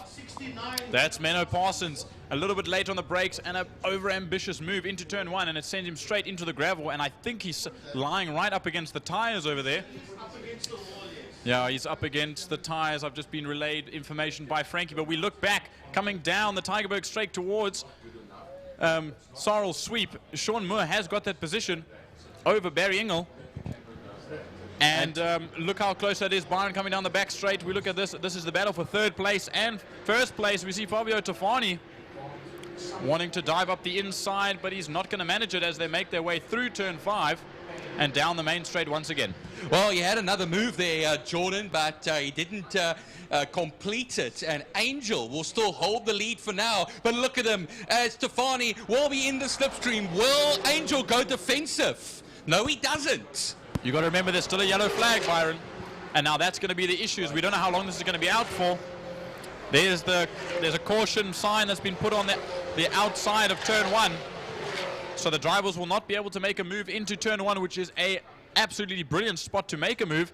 But we do see Tafani has taken the position back. That could be a problem there, Jordan, because he passed under yellows and he's already bursting the gap now between himself and Angel. But do we know if it was midway through the corner or as they exited turn 1? That I wasn't able to see. But we'll have to see after the race. I mean, again, this is race 1. We might see a penalty for race 2. But now we watch the leaders as they make their way through Sarl Sweep now. All right, down the back straight they then run. Look at the advantage that reigning championship winning car of Tafani has over the Autohouse Angel machine of Marcel Angel. Behind them still the battle for third rages on. Moore will find himself in that third place ahead of Barry Ingle. We're actually going to look a little bit further back what is happening over here. See that number 55 car of Stuart Spooner goes into turn 5 now and is really battling it out with the man ahead of him, of course, who will be Finneran. But now across the line we go. 4 laps have been this is now going to be lap 5 they are on. 4 laps have been completed, and that means 4 laps left to go, including the one we are currently on. Yeah, but I look now at the times, a 1:16.180 for Fabio Tafani, but that's not even the fastest lap of the race. A 1:15.418 was done by Marcel Angel a lap ago. So he definitely has the pace, but the gap is widening by a considerable margin as they make their way through turn 3 and down the Tigerberg straight towards turn 4. Sarl Sweep. Fabio Tafani will take that quite smooth because he knows he can see in his rear view mirror that Marcel Angel isn't as close as he thought he would be, and that can give a little bit more comfort to Fabio Tafani going down the back straight now. And as well as the Sean Moore-Barry Ingle battle, that gap has also widened. And we watch Gary Thompson coming down the back straight as well as Dennis Guyduck. They are also quite spread out. The whole field is spread out at the moment. I don't see any clear battles in sight, Byron. Well, we come to the end of this lap now. There'll be 3 more laps left to go as far as things are concerned, and everything is all gaps now in the gold class section. But if you look a little bit further down, the likes of Thompson, the likes of Guydick, 1.2 seconds between the two of them. Brandon Dean will be in 3rd place in the silver class. Ken Finneran has now lost out to Jason Ibbotson as they cross the line. Now, Ibbotson now will be hunting down Brandon Dean, 0.8 of a second between the two of them as they come out of turn 1, and they'll ride it now, drive it up, rocket it out to turn 2, Castrol Corner. Car off exit of turn 1 and doing a bit of lawn mowing there. That is Jason Ibbotson, I believe. He's pulled it to the inside behind the go-kart building. I think that car is out. I don't think it's in running order. I didn't see any smoke or anything happen, but he's definitely stuck on the side of the track there. But he was running 3rd last in that last position, but now he's dropped out of this race. But we look at a bit further forward and we watch Marcel Angel leave turn 5, and down the main straight comes Fabio Tofani to cross the line as he makes his way into turn 1 now. The gap now we see is 2.7 seconds between the leaders and 6.8 seconds between Marcel Angel and Sean Moore for that 3rd position. So the gaps are getting bigger, but we look a little bit further back now. Coming across the line, we also have Stuart Spooner and Ken Finneran finishing it out. But we look through to Castrol Corner.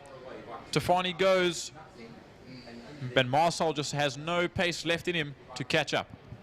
On the penultimate lap, we are, as Jordan pointed out, 2.7 seconds between Tofani and Angel as they cross the line. The gaps have all formed now. But look at everything. It is the Stuart Spooner and Ken Finneran battle. A little bit further down the field, the 55 and the 44 in the silver class. That is the closest on the circuit at this time. But we have our leader going down to turn 5 now. And Tofani will just make his way through. Body parts are on the circuit, so yellow flags are waving in that section, and marshals will have to go and maybe kick some of those out of the way. It's a bit tricky to do such a thing, and now down to the line we come to start the last lap, Jordan. I don't see any vehicles with any damaged body panels at the moment, so there must have just been something that was skewn out into the track. But we watch as they do their last lap now. The rest of the field leading off. The leader goes into Castrol Corner now. We see Fabio Tofani on his own. The gap, and now a cool 3.5 seconds, Byron, as he makes his way into Interceptor Corner now. Marcel Angel had a brilliant first few laps, but it's all gone away. It just shows you as well that he was in with a fight, and now 3.3 seconds between himself and Fabio Tofani leading as they come through the double apex right-hander at Saddle Sweep now. Back straight it is for Fabio Tofani, the man in blue and orange, and doing what he does best. Into turn 5 for the last time in this first race for them today. Now, Tofani will come down the straight after going through the kink and past the old bus stop chicane for the bikes and take victory for himself for the first of the 2 races today. Marcel Angel will follow suit over 3 seconds back. As a matter of fact, I'll take a look, it's 4.4 seconds, and then Moore, Ingle will both follow. Thompson will take the spoils in class silver, ahead of Dennis Guydick, and then Brandon Dean will solidify 3rd position. Stuart Spooner, Ken Finneran come through to round off the classified finishes in 8th and 9th positions, whilst Ibbotson out of the race and Parsons himself also exiting this V8 Masters race. You know, I didn't think that was too bad of a race, that one. The field was spread out a little bit, so the action wasn't aplenty. But I'm hoping that, okay, I don't know how the rules and regulations for this class works. I don't know if they add a little bit of weight afterwards. I don't think so. But they might put in a little bit more fuel, change some tire pressures, and be back for race 2. But I very much enjoyed that. But up next, Byron, it's the Mo Fires Clubmans, and I looked in the catalog, and it looked like 30 cars made the list. But I can't tell you how many are on circuit, or how many are going to come out on circuit now as they sit in Parc Ferme. Yeah, a lot of them got to sleep late this morning and only ambled their way into the pits and just got themselves all ready. Another thing I heard from John De Silva earlier when he did the lunch program, as there's a V8 Master, I believe that's the 17 out in the middle of the circuit. But I spoke to John De Silva earlier, and he said to me, they didn't do qualifying yesterday. There was some issue that they had, whether it was lack of participants or something, and they didn't do qualifying this morning. So they had to take the results from last round, which could mix up the bag altogether.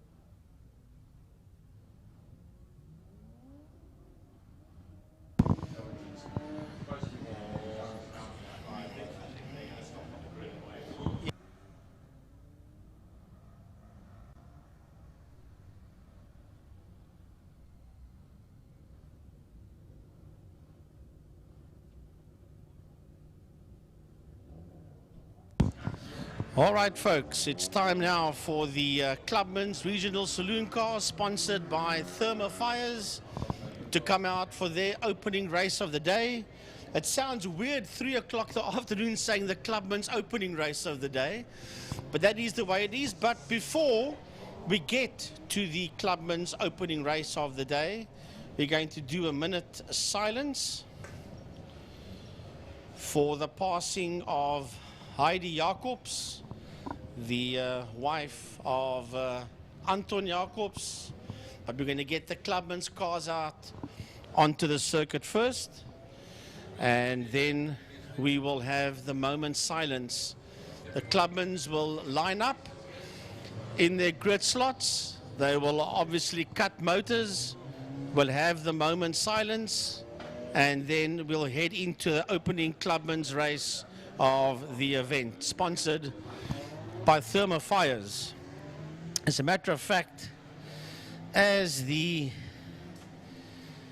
Clubman's rolls out onto the track, Clubman sponsors, of course, is Thermofires. He's the main one. Executive Motorsport, DTM, Renault and Nissan, Auto Pro, GSW, VW, Audi VW Auto Clinic, Auto Pro Mechanical Services. They are the sponsors of Clubman's, of which the chief, the lead sponsor, is Thermofires.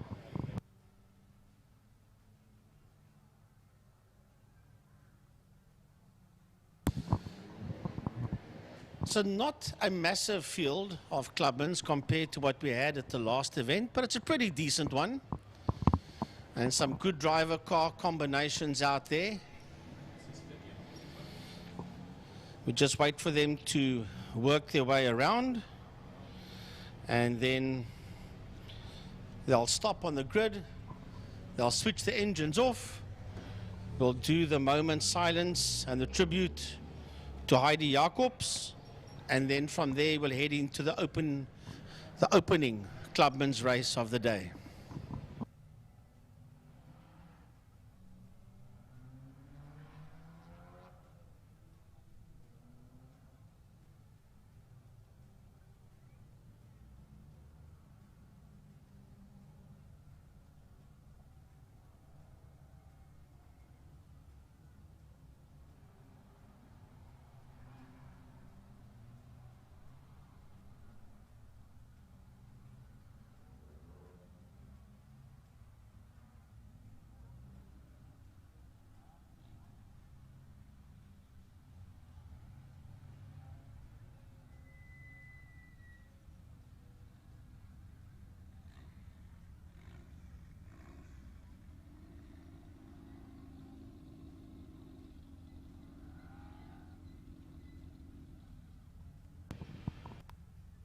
Right, so the Clubman's cars are slowly but surely making their way to the line. The moment all the cars are in the correct grid slots, we'll do the tribute and the moment silence for Heidi Jacobs.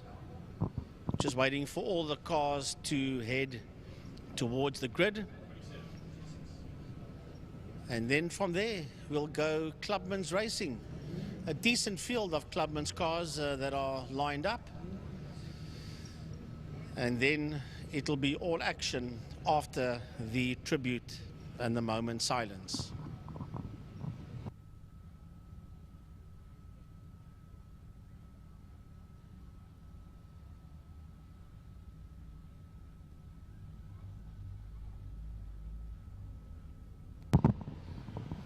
Just wait for the cars to get into positions. There are 2 more cars coming down, and then we will do the moment silence. They just need to cut the engines, and then we'll do the moment silence.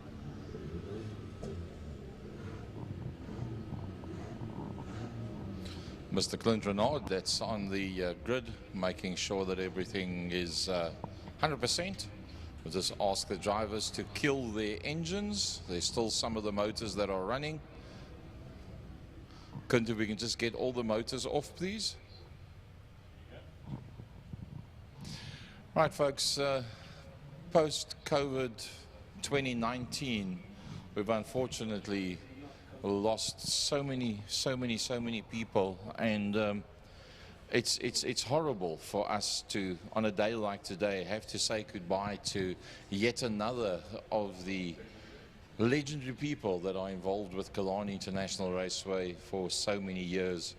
And while COVID made us accustomed to it, it still hurts every single time that we have to do what we do in a situation like this. Heidi Jacobs. Today we pay tribute to a special member of the Killarney family, Heidi Jacobs, who has left us for a more important venue, taken by cancer at the young age of only 58. Her big smile was a familiar sight on the stands on race days. She was always there to support her husband Anton and his fellow Clubman racers. Heidi was generous to a fault, always ready to help and always ready to join in the fun. She will be sorely missed by one and all at Killarney International Raceway.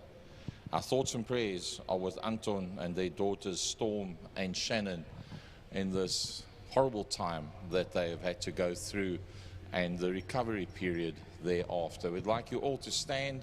Please remove your headgear and let us do 1 minute of silence for one of our favorites, one of our own, one of our best people that has been taken away from us, Heidi Jacobs. Please stand, folks.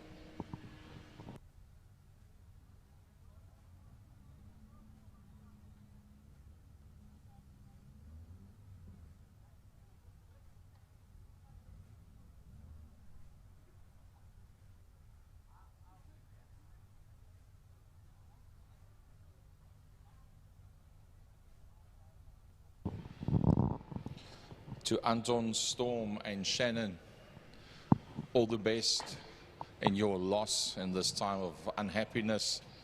Our thoughts and prayers go with you and you have all of our support.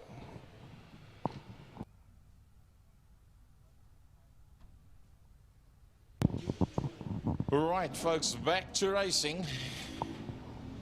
Let's get them all started up. Clubman's race number 1 for the day. A nice size field that we've got out there, plenty 70 cars. I'm not sure exactly how many there are. We don't have telemetry upstairs by us. What a lovely view that is. Just look at that from turn number 1, looking back with this beautiful size entry. Neandertoy standing on the front row of a grid in pole position. That car's been dynoed, tuned, set up, sorted out and piloted by one of the best. He'll be leaving in 2 days' time to go to the Samola Hill Climb with Darby Jabir. Alongside that, the Origin oil and Autopro car of Steven Heidenreich. Diff replacement, incorrect ratio in that car. It's a higher ratio, so he's going to battle with that one. It's not going to be an easy call for them to take the Gochen Cooper Autopro and the Origin sponsored car and keep it at the front end of the grid. So as they move their way off the line, coming up into the commentary box to join us, Clint Renard. Clint, the latest information, the inside line of what is happening in Clubman's racing at the moment, sponsored by Thermofires. Yeah, well, we just like to thank Thermofires for their contribution towards Clubman's for this year. They are a very healthy partnership with us, so we'd like to thank them for that. We got Neon, who's going to make a sandwich on the back straight, obviously, because that car's so overpowered. He's going to have a big problem there with Steven, even though Steven's gearbox, Steven's diff is not ideal. Yeah, it's the wrong ratio that's in there, and they've had to amend the carriers as well, so they're hoping it's going to be able to handle the power. There's a lot of power going through there, so there'll be a test, yes. I don't know if Gary Manwaring made it out there. He was having a problem with his gearbox, so hopefully he gets to go there. John De Silva's another one that, as the cars are going out, he pulled into pre-race paddock, so I don't know what he was doing. He's also battling. Paul Munich's out. He decided to take his car to the dyno just now, and then the motor's gone. So I think he won in the dyno though. Yeah, so dyno won, Paul Munich none. Once again, 3 race meetings in a row, Paul Munich has gone back to his workshop to sort something out, and he doesn't feature. Never come back again. So nice size field that's out there, a bit of a topsy-turvy in general in the run-up towards the season? Looks like you've ironed out 90% of the problems. Looking good for the balance of 2024? Yes, we had only 20 entries on the first race meeting. We're up to 32. Our goal next race meeting is to make 40. So that is the committee, along with all the members, all the competitors, we're striving to get to 40 on the grid for the next race meeting. Fantastic. And as we said, Thermofire is the sponsor of the class, and hopefully for next season as well. They look fully committed all of the time, so it's a pleasure having them by our side. There we go. So the info and the inside line from Clint Renard, Frankie, and it's the voice west from his motorsport, Mike's side. Here we go. Round number one. Thermofire Clubman down towards turn number one. Will everybody get through nice and smoothly? It looks quite fine down turn number one. It's Neandertoy that leads it out. Having a look on that outside line. Oh, somebody blocked up a right-hand front pretty badly. It was the Seer that was going to try and have a look up, but he doesn't make it through. It's going to be Heidenreich in second. Into Castro Corner they go. It is Neandertoy that sits out there in P1 with Stephen Heidenreich in second. Michael Seer, Barcy Berger. Then it's Jaco Lambert that's coming through as well. Shane Smith and JP Shea. That's a group of cars that's making its way through. Interceptor Corner, that group I just mentioned now, that's a group of cars coming through. Interceptor Corner, working their way up the hill towards a double right-hander. That is Saddle Sweep. We just see these cars filter through turn 3 Interceptor Corner. There's 30-odd cars out there. Down the back main, they race towards turn 5. Racing down towards Fostron Corner. And it's all about Neandertoy, that's in P1. Followed there by Stephen Heidenreich in second. That's Barcy Berger that's going through. That is Smith that's attacking Lambert. Followed there by JP Shea. That's the cars you see on your screen there as the leaders are heading now into turn number 1. Neandertoy that leads out, as we expected, massive amounts of power from Heidenreich. Barcy Berger in that third position. The leading Class B car being Lambert. And him and Smith on the outside line. Then it's JP Shea. The next one in there is Hendricks. And then looks like Bruce in the 143, second overall in class. And the lost Class A car is Lesier, that's down into 10th. Yeah, they all filter their way through. Have a look at this lot of cars going down into turn number 2. Algan Gasper is also one of those cars. That's Gary Smith that's leading that field through turn number 2 now, but with the leader should be heading into turn 4 into Saddle Sweep. They'll pick them up as they make their way out of Saddle. Down the back main they go. That is Neandertoy all on his own with Stephen Heidenreich in that second spot. Remember that gear ratio isn't right on that Heidenreich outfit, so he'll be trying as hard as he can just to hang in there as they make their way into Fostron Corner. I see Martin Bench has pulled out of this race in that BMW, but we watch now as the rest of the field makes their way into Pertamina Fostron. There we see Gary Smith and Dexter Bruce. There's Mr. Goos as well as Eugen Gaspel making their way out of Pertamina Fostron at the moment and down the main straight. We look to turn 1 as Smith and Lambert go nose to tail, and JP Shea right behind. Now into Castro Corner, we see the third place of Barcy Berger and that number 52 Golf, followed by Smith, then Lambert, then JP Shea, Hendricks. Gary Smith coming in now into turn 2. We move to turn 3, Interceptor Corner. Frankie. That's Barcy Berger that you see just going through there now as they work their way up the hill. Barcy Berger busy coming through as they work their way now into turn number 4. The leader is heading down into turn number 5. We'll pick him up now as the rest of the cars filter through down into turn number 5. We just saw that numbers could just filter through as we pick them up into turn number 5 into Fostron Corner. On your screen there, that is second place man. That's Stephen Heidenreich. He sits behind race leader Neandertoy. The Toy P1, Heidenreich, is in that second position. The two of them cross the start-finish line, working their way down into turn number 1. Leaders are going into turn number 1 now. That's first and second, Barcy Burger. You see him come into shot there. He's there in that third spot. Lambert and Shea will be the next ones through. Smith has lost a couple of positions as they go through. JP Shea coming through as Yusuf Hendricks is the next man coming through. Yes, this gaggle of cars being led there by Gary Smith. Dexter Bruce is in that fight. It's a whole lot of them that's working their way now towards turn 2 Castrol Corner. It's a huge gaggle as Michael Lesieur tries to go around the outside of Gary Smith. But Graham van Rooyen is right there in the middle as well, as I see Shane Smith's car's pulled off on the side of the road there on fire. I see marshals out there, but that whole gaggle makes their way through to Interceptor Corner now. But it's led out by Gary Smith, and he'll hold it out from Graham van Rooyen and Michael Lesieur. That Class A car is going to try and get through those cars after having a terrible first few laps. We've still got 5.5 laps to go. Ducking and diving between this group as they make their way down onto the back straight. Eugen Gaspel in that Silver Dream Racer trying to get his way through as well, Frankie. Yeah, that is Smith, that's Van Rooyen, Dexter Bruce, Michael Lesieur, and Eugen Gasper. That's that group of cars you're seeing in your screen there. That's diving down into turn 5, into Fostron Corner. Oh, look at Dexter Bruce. He's right on the case there of Graham van Rooyen. Behind him is Eugen Gasper. As we watch into turn number 1, camera's busy playing her games with us here. That is Shea that's coming through. Behind him is Yusuf Hendricks. Michael Lesieur is right in that fight as well. And that's Dex. That's Dex locking up there just ahead of Gasper. Will Eugen get around him on the outside? Eugen Gasper steps out of shape, steps out of line as they make their way up the Jabez Straight towards turn 2 Castrol.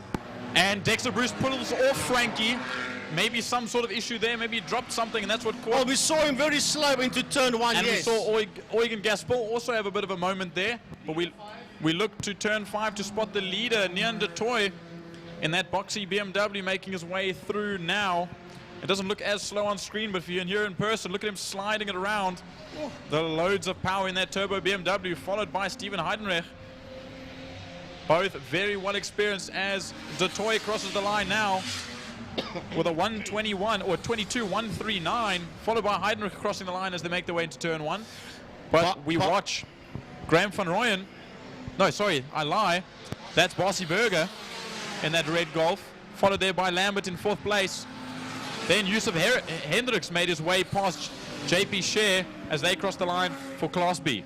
Yeah, heading now into turn number 1. There is Lambert coming through. There is Hendricks, Yusuf Hendricks, and right behind him is JP Shea. The two BMWs working their way out of turn number 1. But oh, here's a car that's flying down. That's Gous. He came flat box past a lot of people. My, oh my. That is Stephen Gous that you see there, and he's now got Eugen Gasper there on his inside. I think that frightened the living daylights there out of Stephen Gous. Yeah, that was a bit of a terrifying one, I'm sure. Quite a hefty moment, but it seems like all the moments are happening in turn 1 as we watch. Eugen Gaspel goes a little bit wide in that BMW, but so does Stephen Gous. You want to have a slightly further inside line there to get the best traction out of that corner. But now we look at Interceptor Corner as they make their way through. That is Van Rooyen, followed by Gary Smith. Eugen Gaspel goes very wide. But now we also watch down the main straight. The leader goes once again. There he comes, Nian de Toy. Brilliant, 3.5 seconds almost between him and Steven Heidenreich. Barcy Burger a little bit further behind, only crossing the line right now. Here comes Lambert though, not that far behind him. 3.5 seconds adrift of Burger is Lambert. Hendricks now crossing the line as well, followed by JP Shea. He's a good distance off. Nathan Victor is busy working his way up. He sits in P7. That's him coming onto a shot now at home. Nathan Victor, that is the car that Zach Grunewald raced at the last event. Nathan Victor tested that car in the week as he comes through now. Here comes Graham van Rooyen into turn number 1. He has got Smith in there behind him, and Gasper and Gous are going one-on-one as they make their way out of turn number 1. And when the leader crosses the line, as a matter of fact, the leader's making his way into turn 5, into Fostron corner. When he crosses the line, Geordie, he'll have one more lap to go. We just wait to see him pile through those other cars. There he is, coming up on Zahir, I believe. Yellow flags. Oh, there's someone off there in turn 3. Is that Gaspol? I believe that's Gaspol, Frankie. It is. Oh, no, I don't think it is. It's not. It is, because yes, he was fighting Stephen Goos. It is a silver dream machine. It is Algan Gasper. You're quite right, yes. He was having a moment in turn 1 and in turn 2 fighting Stephen Goos, and I saw a little bit of damage on his car, and that's, I know Michelle Alberts is not going to be very happy with that. Near the toy locks up. There's oil on the track. There's oil, yes. A lot of cars are sliding around in Castrol Corner. That could be from Gasper's car. Just guessing, but it's possible. Yeah, and I didn't watch, and I wasn't able to see Gaspol going into that wall, but apparently there was contact, unless he was just very wildly on the dirt. I want to see him come past the back straight now to see if there's any damage. But the leader, well, he's making his way down the back straight. We'll pick him up now. Gary will catch him for you on the camera. Here comes Gaspol. Even though he was off, he still managed to hold on to the lead. There he goes, down the back straight. And that is Neander Toy. He's still got that lead, even though he was slightly out of shape, with Stephen Goos still in second. Neon just flashes past. Then you got a back marker. That's your race leader for the folks at home that's watching, making his way out for the final time towards the checkered flag. That car still sliding all over the place. That's the flag lap. The checkered flag is out. And Neander Toy comes home in P1. Second across the line will be the Origin Oils outfit of Steven Heidenreich. Now that was a bit of a wild turn 2 there. They're going to have to check that out as we see Mia Bench crossing the line in her Golf. There's still people sliding in turn 2, but Jaco Lambert coming across the line to take 3rd place overall. First in Class B. We wait for JP Share now coming across the line to take 2nd place in Class B. Then a little bit further back, we wait a considerable gap for Graham van Rooyen to take that 3rd place. Couple of back markers crossing the line. Here comes van Rooyen towards us. That is Graham van Rooyen. Then Gary Smith. And right on his heels is Stephen Goos with no Algan Gasper, because he was involved in that situation out there on track. Now, I think they're going to have to sort that turn 2 out, because I saw cars, but we watched to the line. Gemma Lean and John De Silva. John De Silva. And Gemma Lean will take it at the line. Brilliant stuff from her. She was on her own the whole race. But what a way to end that. But we watch Eugen Gaspol coming to the line, crawling. A little bit of damage on the rear end of that car. Then we see Charles Opperman, the Class D car, coming across the line. A very slow Goos crossing the line. De Toy. Phillips for Mark. Lesieur very far behind. Yeah, here comes Michael Lesieur. He's going to limp across the line, Michael Lesieur. He's normally right at the business end of the field. He's Mike. He's a Class A competitor, but clearly trouble out there for Michael Lesieur, and finishing in P16 overall. I think that's everyone, Frankie. Yeah, that's it. That's the end of the opening race. 8 laps. With De Toy and Heidenreich coming 1st and 2nd in Class A. Is replay. Just a lock-up by Dexter, nothing serious, but you see his rallycross experience come into play, being able to catch the car, but there goes Eugen on the paint a little bit. Getting it sideways, drifting that Beamer out of turn number 1. And there already you see Goos was there with him in the replay. But now we watch, ooh, yeah, he just caught on something, he didn't touch the wall. Yeah, this was the issue that Byron picked up on between 2 and 3 through the kink. And that is Gasper. Yo, that was a frightening moment there for Algan. Here comes this. Unnatural from Neon De Toy, yes. But they already picked up that there was something on track, because he wasn't the only guy that had trouble there. Oh, there's Mia Bench. That's Michael Flynn. Here, Steven Heidenreich almost had a very, very scary moment there. Zahir almost goes off track a little bit, going wide. So there must be some sort of thing. I didn't see them throw a change of surface or anything there. But chaos, Frankie. Absolute chaos. Just chaos out there. Here comes the leader. And he must have had his heart in his throat there, Neander Toy. So that's just a replay of what we saw. But that concludes Thermofire's Clubman's race number 1. And well done to Jordy. Thank you for First joining time halfway. He's on the microphone for Clubman's. And He's never done it before. It was sink or swim, buddy, and you swam. Oh, I floated for a good while, but I think I found my legs. But yeah, a good first race to commentate on with so much chaos. But I've seen Shane Smith out, Martin Bench out. Razzie Harris is out. We've lost maybe 5 or 6 cars. Razzie in car 4 was on the grid. He didn't get to the checkered flag, you're quite right. So, yeah, drama. And Steven Heidenrich with a different diff inside there. They really, Raisha, I should say, he really battled to get one that they could get fitted, and they got one, and the best that he could have done today was second. There was no ways that he was going to be able to challenge Neon de Toy.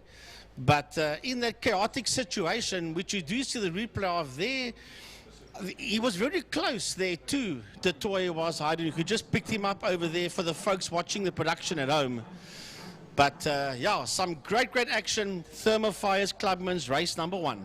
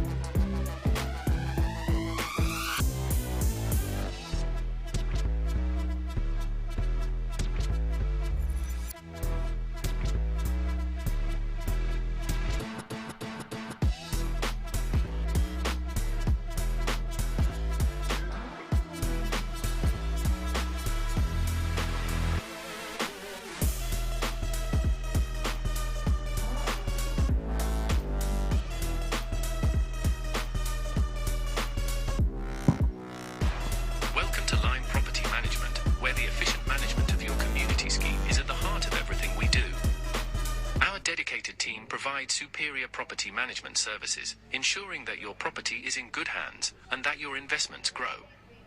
With Lime Property Management, experience vibrant solutions, transparent communication, and a squeeze of innovation in every interaction.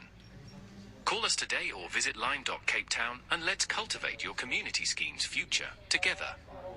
Lime Property Management, leading, innovative, motivated, energetic. Right, that's a clip for Lime Property Management, who is now the main sponsor for this year, for the rest of the season, and let's hope that they will continue next year. But let's first get through 2024. We want to say big thanks to them.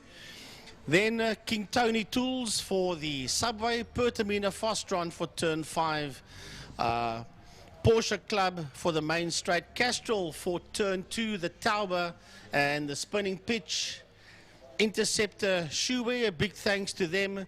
Castrol for the bridge as well, together with City of Cape Town. And then all of this in conjunction with Western Province Motor Club and its official media partner, Smile 90.4 FM, or also known as Smile FM, who plays more 80s music than anybody else in Cape Town. So a big thanks to all our sponsors, as well as class sponsors.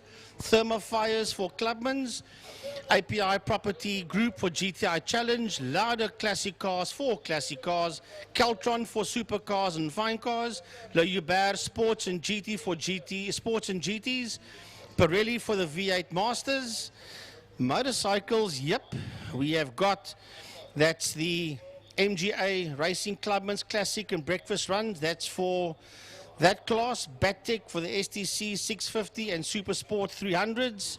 And then the Superbikes, they've also got a sponsor on board. I just need to page back in my program here.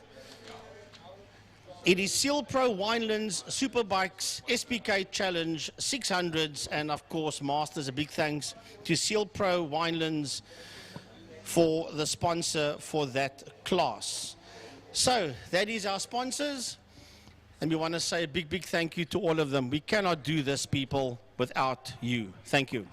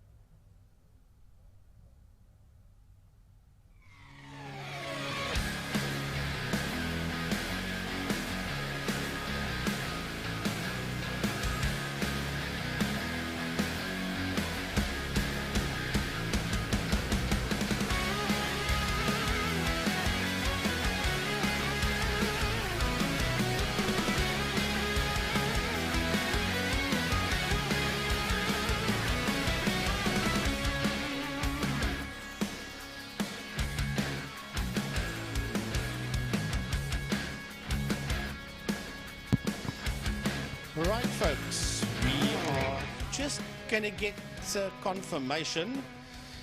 But this was supposed to be the Superbike race now, but because of all the drizzle that was put down on the circuit to sort out the oil, as a matter of fact, the marshals are still working on the track.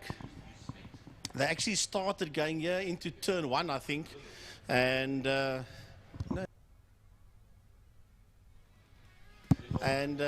still busy sorting out the track conditions, getting that all sorted out. So by the looks of things, they are going to swap the Superbikes and the GTI Challenge around. You don't want to put bikes out on the track and you still got all that substance out on the circuit.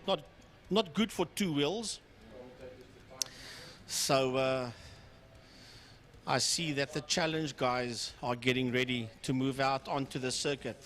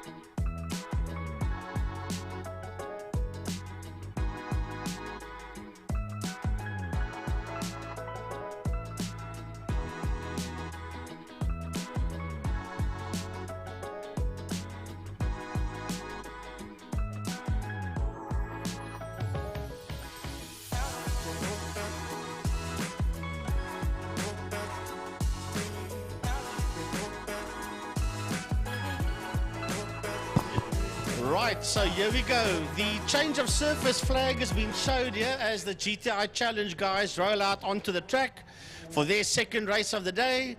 Change of surface flag being shown so every driver can see that the circuit surface has changed. But they will pick it up the moment they see that line of drizzle that's been spread across the track to absorb all the substance, oil that came out of the race car in that Clubman's race. So it's almost time for API Property Management GTI Challenge race number 2.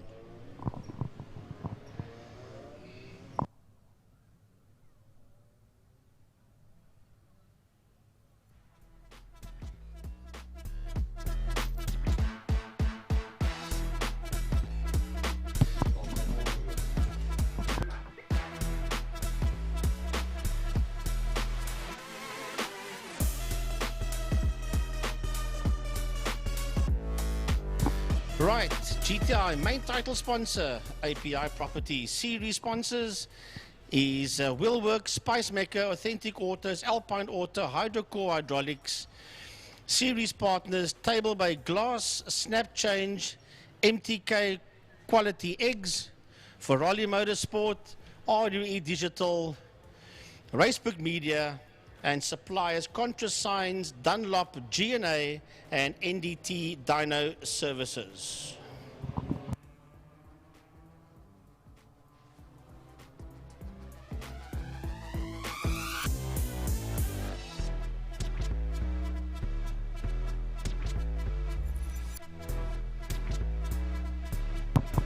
Right, Gaza, as they make their way down that back straight towards turn 5.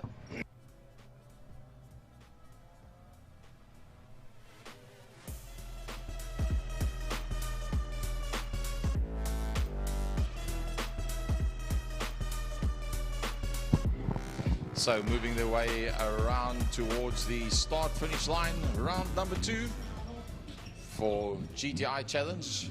That's sponsored by API Property Group. A big thanks to them. Looks like property management guys are seriously getting involved with Killarney. Lion Property Management being involved as the main sponsor as well. That in place of Wingfield Motors, 10 years back-to-back. That was the Wingfield Power Series. So GTI Challenge, these guys are doing a lot of homework. So Gary, Nathan Victor just made his way out in the pits. They were going to make him a pit lane start. He was waving his arms out the window and you got the go-ahead to go. He's making his way now into a Castrol corner. That's a nice way to say it. He was flapping his flippers violently inside the car, actually. But well said. He was asking if he could be released so he could actually go race. So otherwise he'd have a hell of a mountain to climb coming from the back end of Class C. So he has been released, so the grid marshals are going to have to, should I say the grid officials, will just have to give him a chance to work his way to his grid slot in Class A. Frankie, you notice the difference on the grid. They are now split with a bigger gap between the different classes. They were literally back-to-back as we see the man on his way down the back main. Nathan Victor comes flying around the last corner. Let's hope that all the comms is in place and they will be quite aware that there's still one car that's going to be coming up towards the grid. So on the invert, that means that Nathan Victor starts at the back of Class A. Victor and Boosie alongside one another at the back of Class A. Geldenhuys and Jabir alongside one another. Remember, Geldenhuys started on the front row of the grid in heat number 1, and then Cup and Marie at the front. I'll tell you what, Cup is not going to be an easy man to beat for the likes of Geldenhuys, Boosie and Victor. Thompson and Abbas on the front of Class B. John Henry Vaughan from Mario Roux. Kalfi is on the 3rd row alongside Van Eden.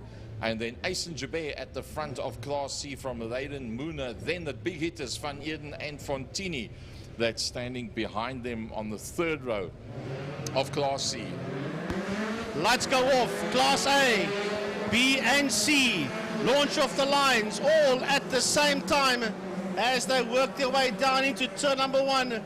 And it is a heck of a sight to see these drivers go to war as they work their way out of turn number 1. Now let's have a look and see the Class A cars. Boosie and Victor's going to have a mountain to climb if they want to try and get up to P1 and 2. It's a G&A car that sits out there in P1.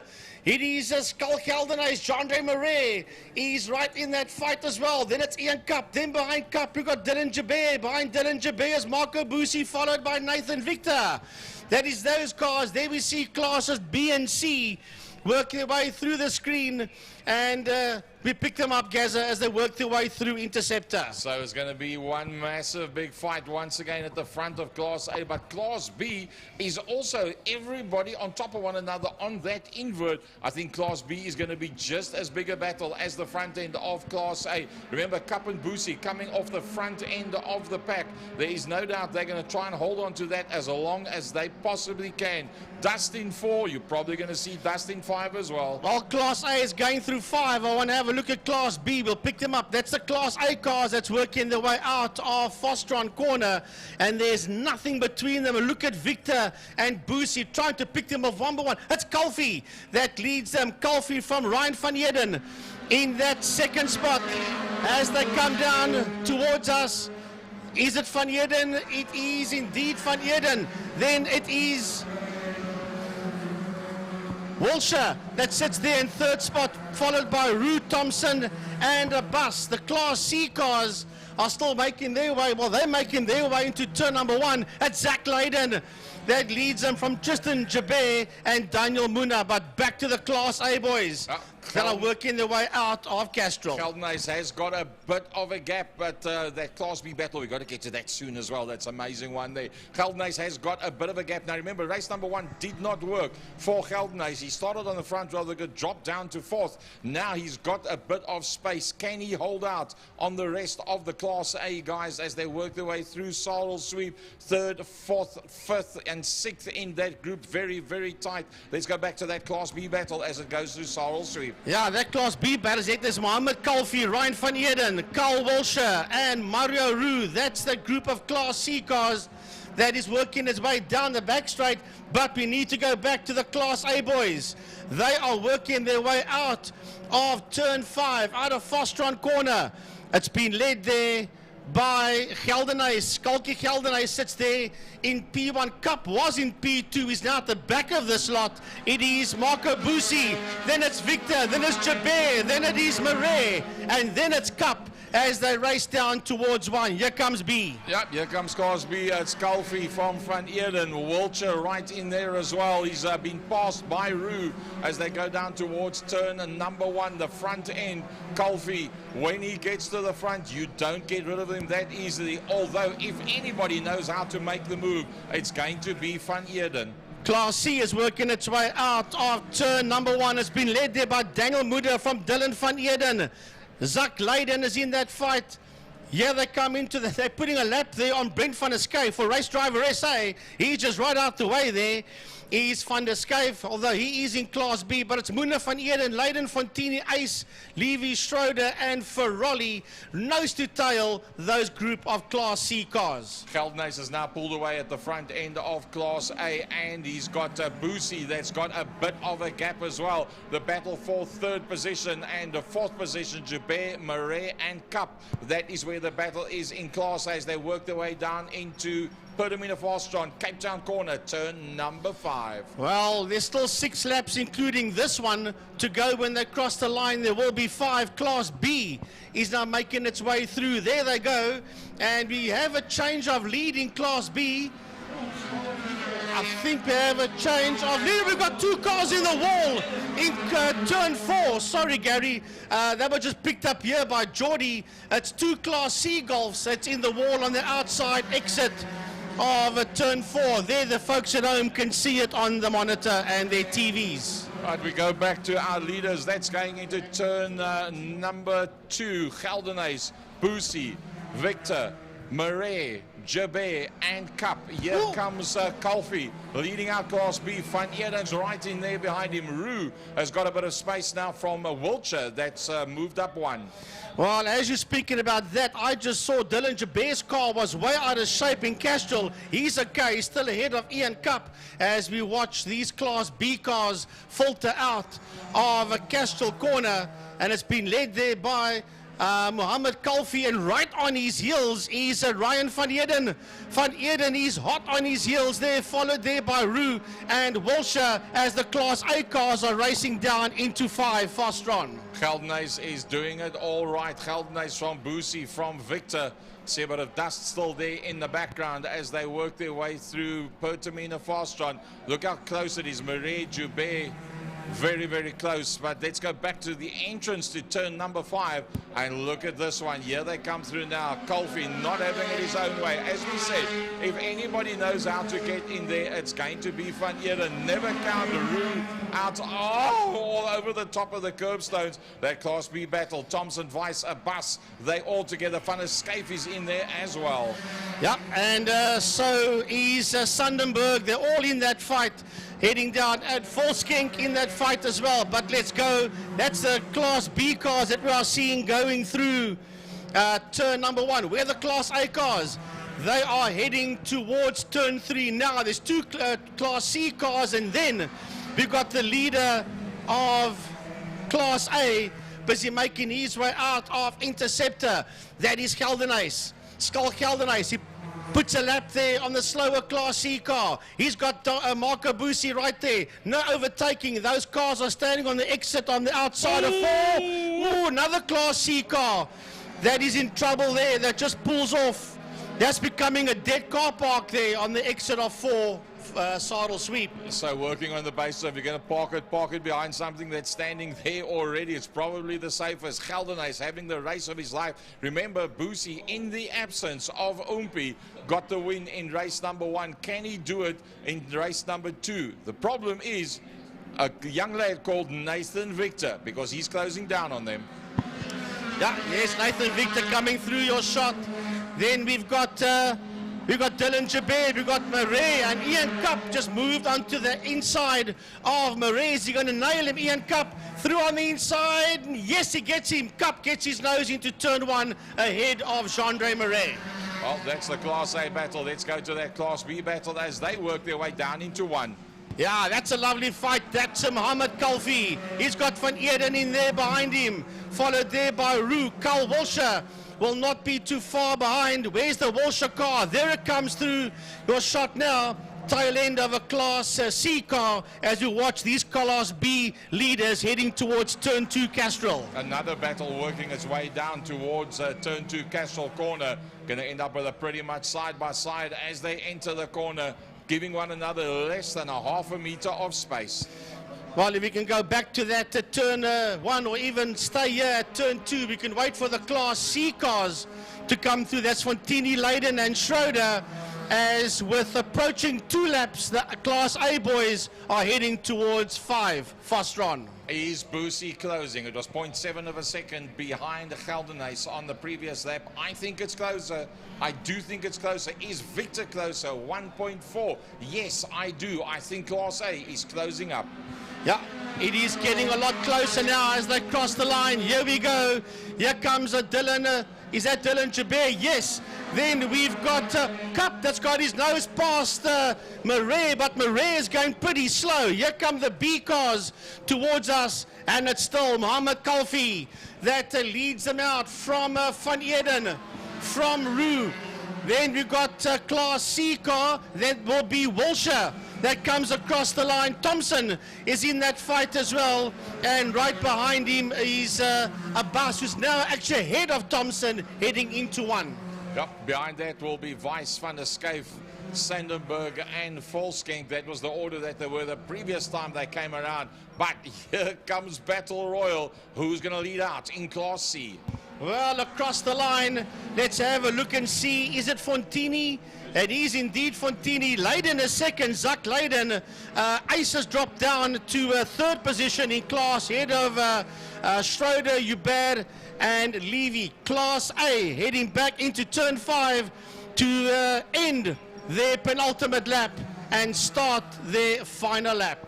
Well, it was 0.795. It stayed exactly the same. That means that Geldenhuis Jr. has equaled out the efforts of Marco Boosie on the second last lap. Can he do it for just one more lap?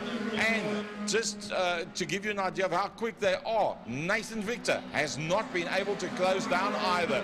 1st, 2nd and 3rd in Class A. The next battle behind that for 4th, 5th and 6th, that's the one we're looking at now. That is Jabir, Cup and Murray. Having said that, let's go back to the entrance of turn number 1. Here comes Class B. Battle Royal, led out by Kalfi. I remember Murray has pulled off the circuit. That's why he's dropping down. So it's Kalfi, Van Eden, Roo and Walsher. And as close as you can say that, or as quick as you can say it, that's how close they are, working their way out of 1, heading now towards turn 2, and that is Castrol Corner. We're actually missing out on that Class C battle. We need to pick up on Fontini. Let's see if we can get him. Here comes Fontini now. He's about to come over the line. Right, so as Fontini makes his way out of turn number 1, the leaders are heading into turn number 5 for the final time into Fostron Corner. This is indeed the flag lap. And has Skull Geldenhuis done more than enough? There's a car that's pulled off there. That is Ace, I think, that's pulled off. But the checkered flag is out. The checkered flag is out, and well done to Marco Boosie for coming home in P1. Boosie, Geldenhuis will only finish in 3rd behind Victor. Then it is Jabir, followed by Ian Cup, and no Jean-Andre Murray. Yep, he's dropped right down. So we wait for the next cars to come through. That'll be the Class B battle that's coming towards us now. And that will be Mohammed Kalfi. That will come home in P1. Kalfi will finish that one. Van Roo will come second. Now Van Eden limps across the line. He finishes third. Then it is Walsher and Abbas. Nose to tail. Thompson and Van der Skyf. Followed there by Sandenberg. And right on his heels is a Volkskenk. Yep, that's as close as it gets. Actually, Volkskenk, sorry, Gaza, ended behind Weiss. And then here comes your Class C battle as they come towards the line. Yeah, as they all take the checkered flag in Class C. And Class C was won by the Goffin Cooper outfit of Mark Fontini from Zach Leyden. What a progress from Western Province karting to main circuit, young Zach. Ross Schroeder finishes his race just ahead there of Tristan Hubert, followed there by Reza Levy across the line. Then it is Finneran, Ferrolli and Van Eden way down in class. We would have thought he would be there with Fontini, followed by Davids. So Class winner Boosie from Victor Geldenhuys, Class B Kalfi from Ruan van Eden, and then Class C Fontini again up front. Leyden doing a brilliant job as the newcomer there, and Schroeder that picks up 18th overall and a third in class. Well, some great racing. Gaza, here's a couple of replays. This is where the problem started in Class C, and that car was just all out of shape. And well, that's the reason why Van Eden, whoa, bang, right into the wall. That is very hard. Folks, this is for the people watching the production at home, for you people on the track wondering what are we doing. But it was chaos as you see the marshals run. And that was the other car that pulled off a nice little set. That looks like a dead car park there on the outside of 4. But oh, that car is in bad condition. Thank goodness the driver is out and walking. He is fine.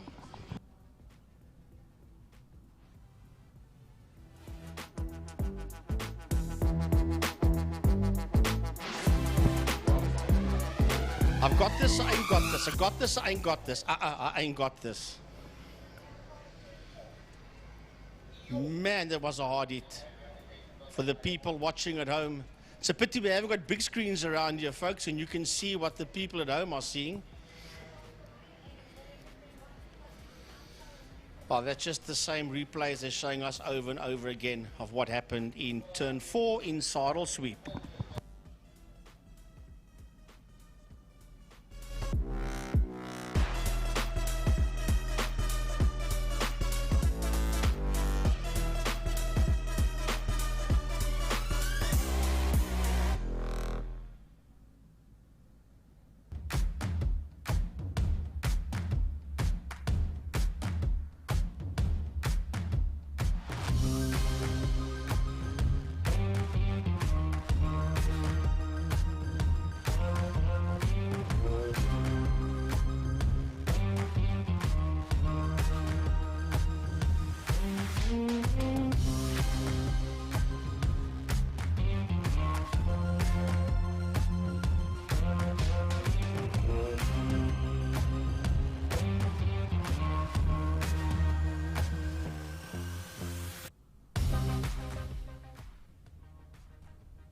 Welcome to Lime Property Management, where the efficient management of your community scheme is at the heart of everything we do.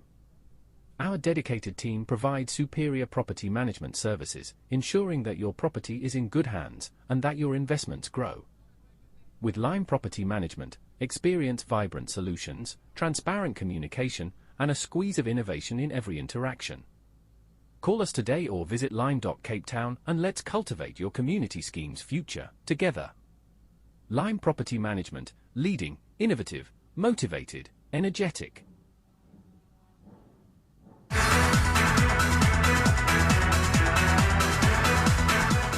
The Porsche Club in Cape Town has its home right here at Killarney. In fact, it's the only Porsche club in the world to have a clubhouse at an international racetrack.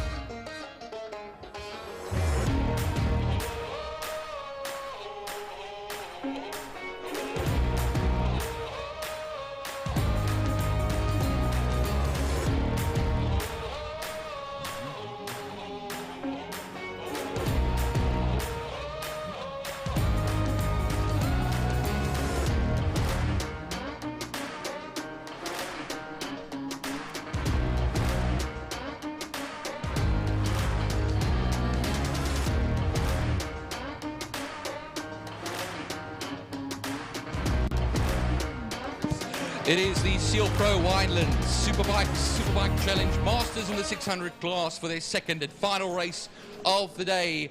The 6th bike race we've had in this late April Power Series event. And what an event it has been. But Slade van Niekerk will be the man who starts once again on pole position. And well, Slade will be alongside him, Tristan Pienaar on the BMW. And then Kewan Snyman on his Fireblade, the Missile Motorcycles machine. Jason Lineker, going to be Ronald Slammert and David Endicott, the two Masters section runners as well. And, well, like I said as well, they will be joining him over there. David Endicott on the ZX-10RR, the Ravenel Motorwise Motorcycles machine. And then the Red Baron himself, all the way from Namibia, but a proud Cape Townian and a proud South African as he is. I'm super excited for this, Byron. I missed out the first one because I had some prize-giving duties for the other bike classes. And I missed out on a horrendous accident for Gerard Frey, unfortunately. Last I checked, he was okay. I don't have full details. I'm sure he was taken to a medical center. And I'm assuming one fairly nearby. And I'm sure we'll hear tonight at prize giving on his condition, but I hope all the best for him and his team. Because that was a flippin' scary moment. I can't lie to you. I've never seen a bike go end over end like that before and so quickly. But that was race 1. We have to move on to race 2 now, and 2 practice laps, or 2 warm-up laps, I should say, do these gentlemen get, just to heat up the tires a little bit more, get the brakes bedded in, get the riders bedded in, and then we'll be underway for the last bike race of the day. Of course, sponsored by Seal Pro Winelands, and 9 racing laps lie ahead, as I say as well, a complement of 9 superbikes. So we have then the 600s, 3 of them, and the Hunter on the number 37, Mike Hunter, on the ZX6R. That will be on pole position. Then Lubabalo Ntisana, 3rd on the Honda CBR 600, the LB Auto machine. And Kiana Strode on his Kawasaki Ninja, that's 2nd as far as he is concerned, and will be on the next row from Hunter. Hunter will be sharing that, well, the first row. Sorry, he's on the right row. But Van Niekerk, of course, Project 60 SA is the man who starts on pole position. And that, of course, is the ZX-10. Byron, I hate to jump in the middle of nowhere, but if you look down pit lane, we've got a wild animal close to the circuit. Hey, the dinosaur. Now, that's what I'm talking about. Just if there's a pool nearby, don't fall into it. I believe, from, if I am correct, that is Mr. Dylan Anderson. After winning, or after taking first place for the day in Clubman's, he said if he can get better than a 1:18.9, or if he can break into the 18s on this new bike of his, he'll run around with a dinosaur suit, and he's stuck to his promise. And I wonder if it's going to distract any of these riders now. I hope you put plenty of antiperspirant on, because you get quite hot under that in that costume. But ready to go, it is the Wayward and Project 60 SA Slade van Niekerk machine. The 50 of Tristan Pienaar, alongside him the BMW, and then the Fireblade in the top there, of course, as I say, Kewan Snyman, also another Fireblade up at the top, the RST Missile Motorcycles machine. Jason Lineker will be ready to go. And we are just still waiting. A very... no, I see no Brad Bodsworth, and I see no Quinton Weening, which is a little bit strange. It's a bit of a truncated field, Jordan, so less riders than we had earlier on, if my eyes don't deceive me. Well, we've got one bike out of the mix for sure, and that's Gerard Frey on the 21. And then there's the 85 of Quinton Weening and the 41 of Brad Bodsworth that we don't see out at the moment, which is a bit unusual. But we're going to have to get away with it. The whistle blows, the other bikes didn't make it out in time, and we will have to move on. It's going to be ready to go, Jordan, as the that's the 1 minute 30-second board. Watch for the 5-second John Green. Get your backside out of the way because we're going to go racing here. And it's a bit of a funny start. Could that be a jump start for Slade van Niekerk? I don't know. We'll have to find out. Slade gets to turn 1 first, though. But right behind him is Ronald Slammett on that 69. He dives straight through the middle of Tristan Pienaar and Kewan Snyman. Excellent start from him. But look at him. Look at him go. There goes Ronald on the inside of Slade van Niekerk almost. And here comes Kewan Snyman as well. They're going to be side by side or elbow to elbow, knee to knee very, very soon. Check at Kewan Snyman right on the tail end of Ronald Slammett. This bunch of 4 is going to really pick themselves up now, and they're going to gather together even closer than we're seeing them at this current moment as they make their way down the back straight. This is going to be a game of slipstream galore, Byron. Yeah, they come through the double apex right-hander, supersaddle sweep over there onto the back straight as they then run now. Kewan Snyman up into second position as they charge up now to Pertamina Faster on turn 5. They'll go their way through there now and come towards the end of the lap. The first of 9 racing laps in this Seal Pro Wineland Superbike class run. Down towards the line they come underneath the city of Cape Town Castrol and Lime Property Management Bridge. Here we go. Let's take a look at the gap. A 1/10 of a second between Van Niekerk and Snyman at this present moment in time. No, it's very, very close there at the front. But it looks to be the battle between Kewan Snyman and Slade van Niekerk as we saw in the last race. And then it's going to be Ronald Slammett and Tristan Pienaar. Tristan Pienaar very late on the brakes there. He's going to have to hold it around the outside of Ronald Slammett. It's not going to be enough, I don't think, unless the run is very, very perfect. He gets the grip. He will go side by side into the kink, but he has to pull out. If we look as they make their way through interceptor corner, it'll be Slade van Niekerk followed by Kewan Snyman, Ronald Slammett, Tristan Pienaar. Jason Lineker is going to try and go on the inside into turn 4 of David Enticott, and Gerard Visser rounds up that group. Virtually a class of their own, the top 4 there, and well, we have the 5th place will be Tristan Pienaar, David Enticott right behind him. Movements trying to be made over here as well. I think it's not Enticott, it's Lineker and Gerard Visser that are in that little group behind them at the moment, jostling for position. But here we are now going to the completion of that second lap. Side by side, it's going to be Kewan Snyman that takes the lead of this race and the fastest lap of a 1:13.110, but he relents the lead and back to Slade van Niekerk through turn 1 there, Jordan. Oh, watch these two. They're going to go neck to neck. They are at each other's throats.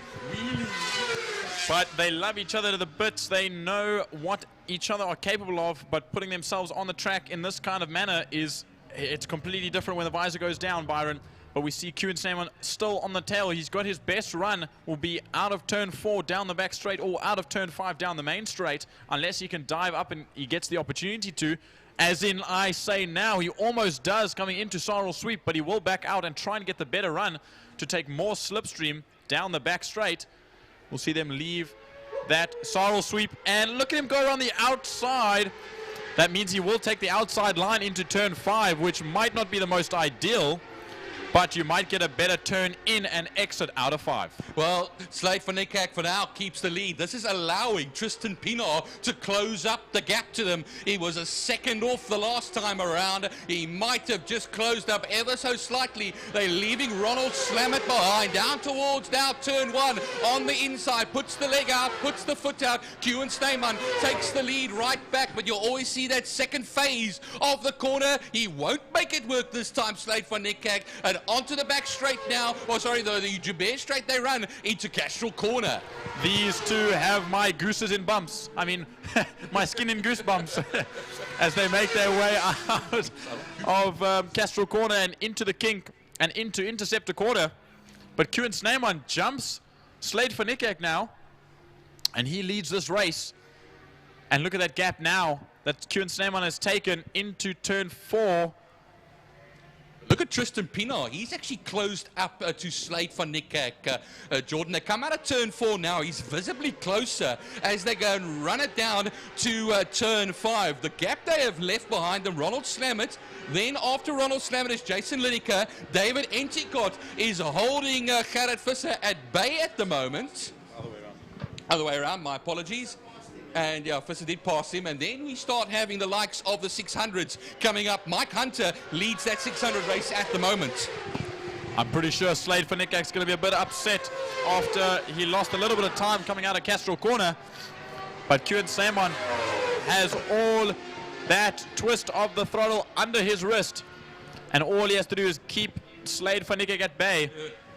Another fastest lap there, Jordan, from Kieran Seymour, a 1:12.268 compared to the 1:12.7. So half a second faster on the last lap alone. But watching out how Tristan Pienaar, a 1:12.7 compared to, 1:12.4 compared to the 1:12.7. 3/10 out of Slade van Niekerk as they make their way now towards the turn 4 section.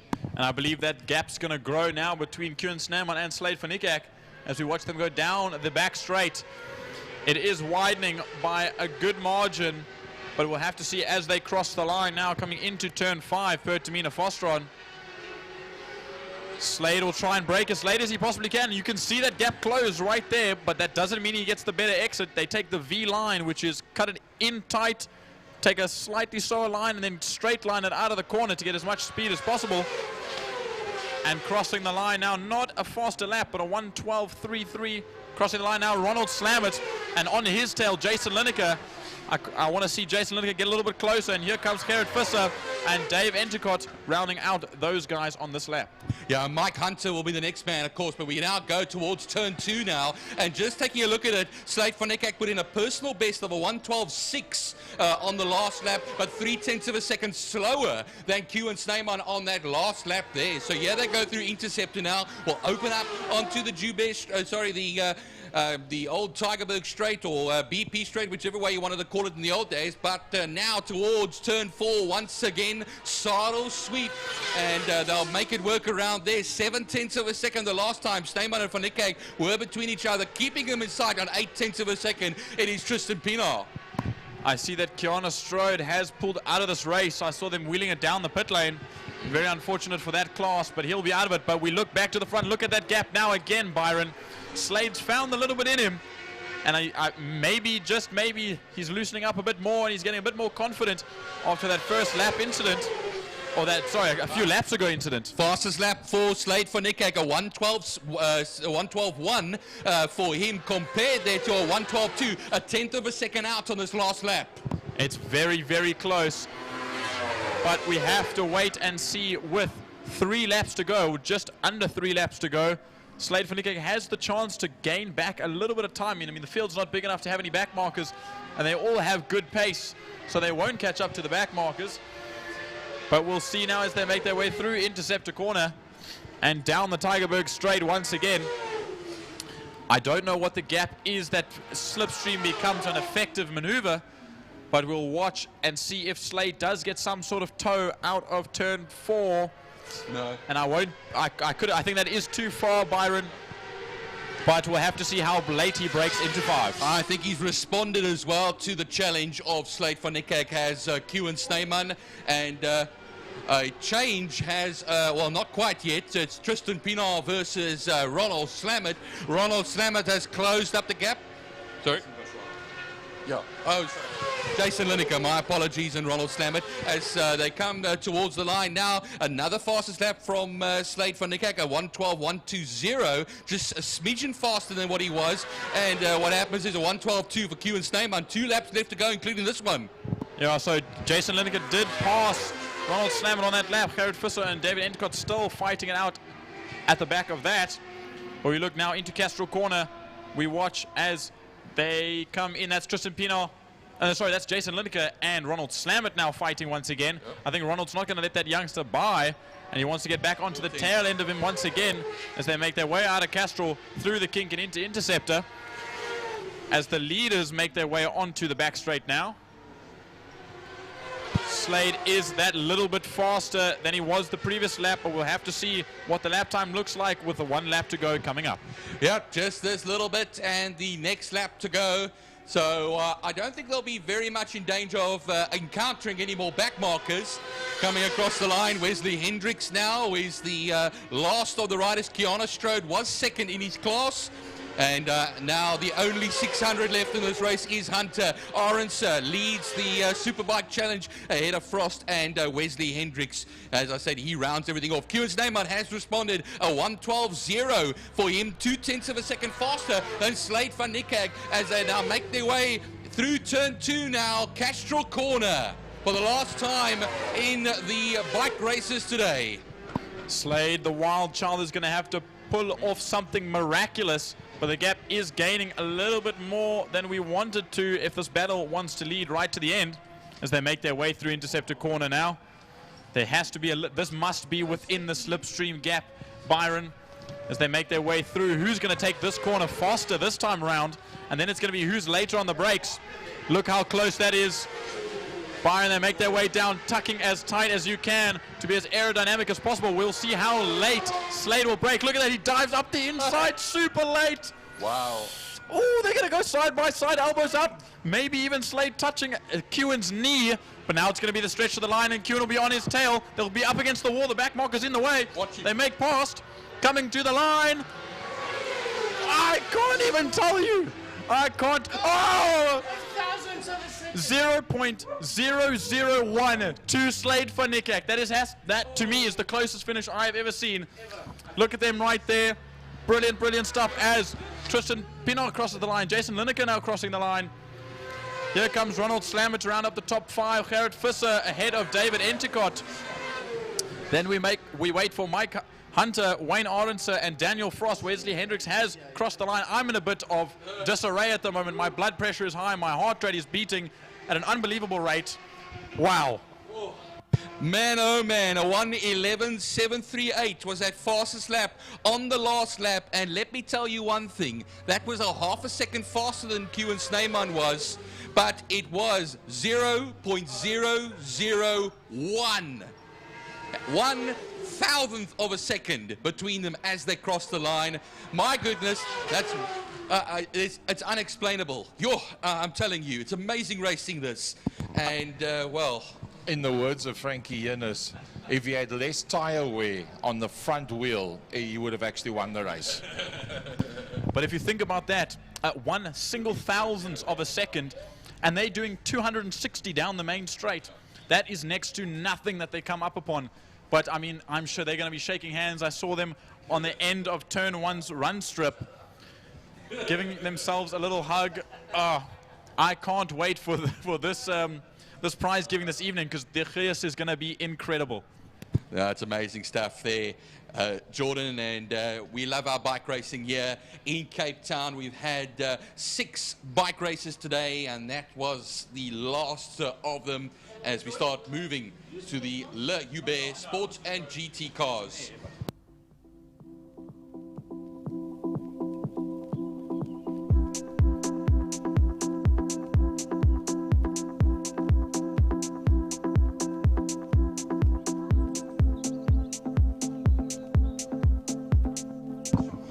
Wow, what can you say? 1/1000th of a second, 0.001. I don't think in the history of this racetrack there's ever been a finish, be it 4 wheels or 2 wheels, with 1/1000th of a second. Sure. We might just possibly have made history today when it comes to that. No, that's definitely not a stat that I've seen at the back of our program, but hopefully it will be if Dave Abrams can fit something in there. That is incredible, Frank, and it's probably not something we'll see in a while because of how closely compared these 2 riders are. Yeah, and I mean, they are so competitive, these 2 guys out there. I did the first race when you were doing the other prize giving, and yeah, they are super, super quick, but Kewen couldn't get to him in race 1. He kept on closing up, going into Fostron, and then Slade would just disappear down the road with Tristan Pinard just there. And of course, everything in this race was just the other way around. Yeah, well, third was still the same, but first and second was the other way around. How was that dive bomb into turn 5 on the last corner? I don't know how far away Slade was, but he was definitely a good distance. Yeah, I'm pretty sure he thought himself, rather take both of us out and let me take race 1's win. I don't even think he realized that Slade was going to come from that far back. But That's what these boys are made of. They are made out of steel, these young motorcycle racers. So now we go back to four wheels. We go to sports and GT car racing, sponsored by Libre Wine Estates. As they roll out onto the track for their second and final race of the day. 4 more races to go, including this one. And we are approaching 4:30, so we have to be done by 6. So we should be okay when it comes to time. We were running on time at one stage of the game, but I think we might have lost a little bit of time due to a couple of red flags here and there.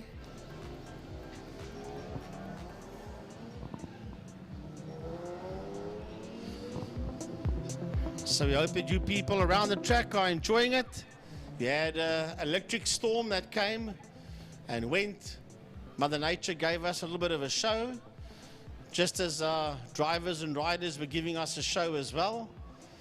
That's all sorted itself out, and the wind has picked up a bit since this morning, but still a great day here at Killarney International Raceway in Cape Town under good old Table Mountain.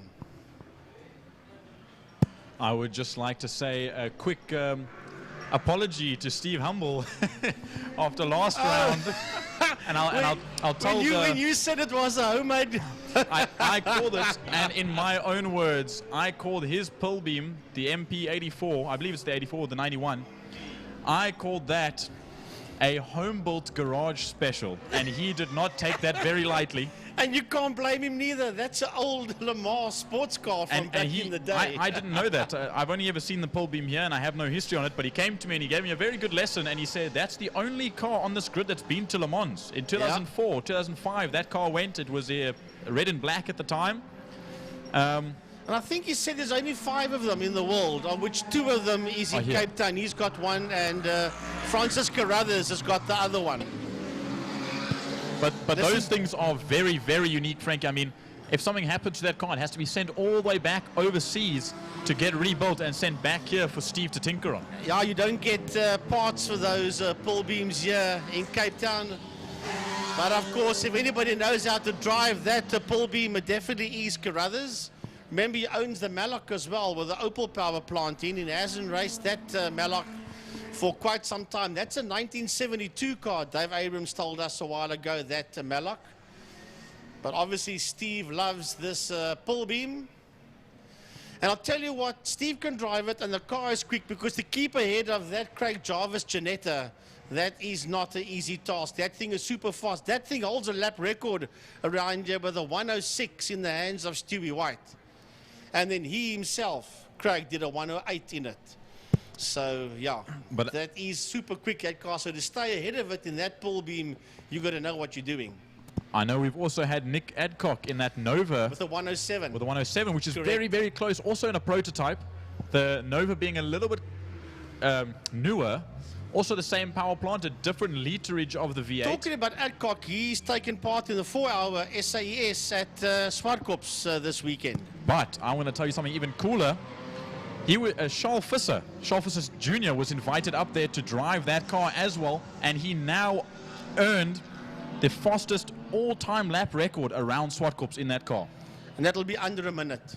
That I can promise you. 56 seconds, there Frankie. There we go. Charles Visser can drive anything, I'm telling you that. Yeah, he reminds us of Zak Groenewald from Cape Town. You put that man in anything, even a wheelbarrow, he'll drive that thing. That's how good he is. Right, here we go with 10 racing laps of Sports and GT as we watch them roll towards us. Jarvis on the outside, Humble on the inside. 10 laps, 5 lights on, 5 lights off, and away they go as they head into turn number 1.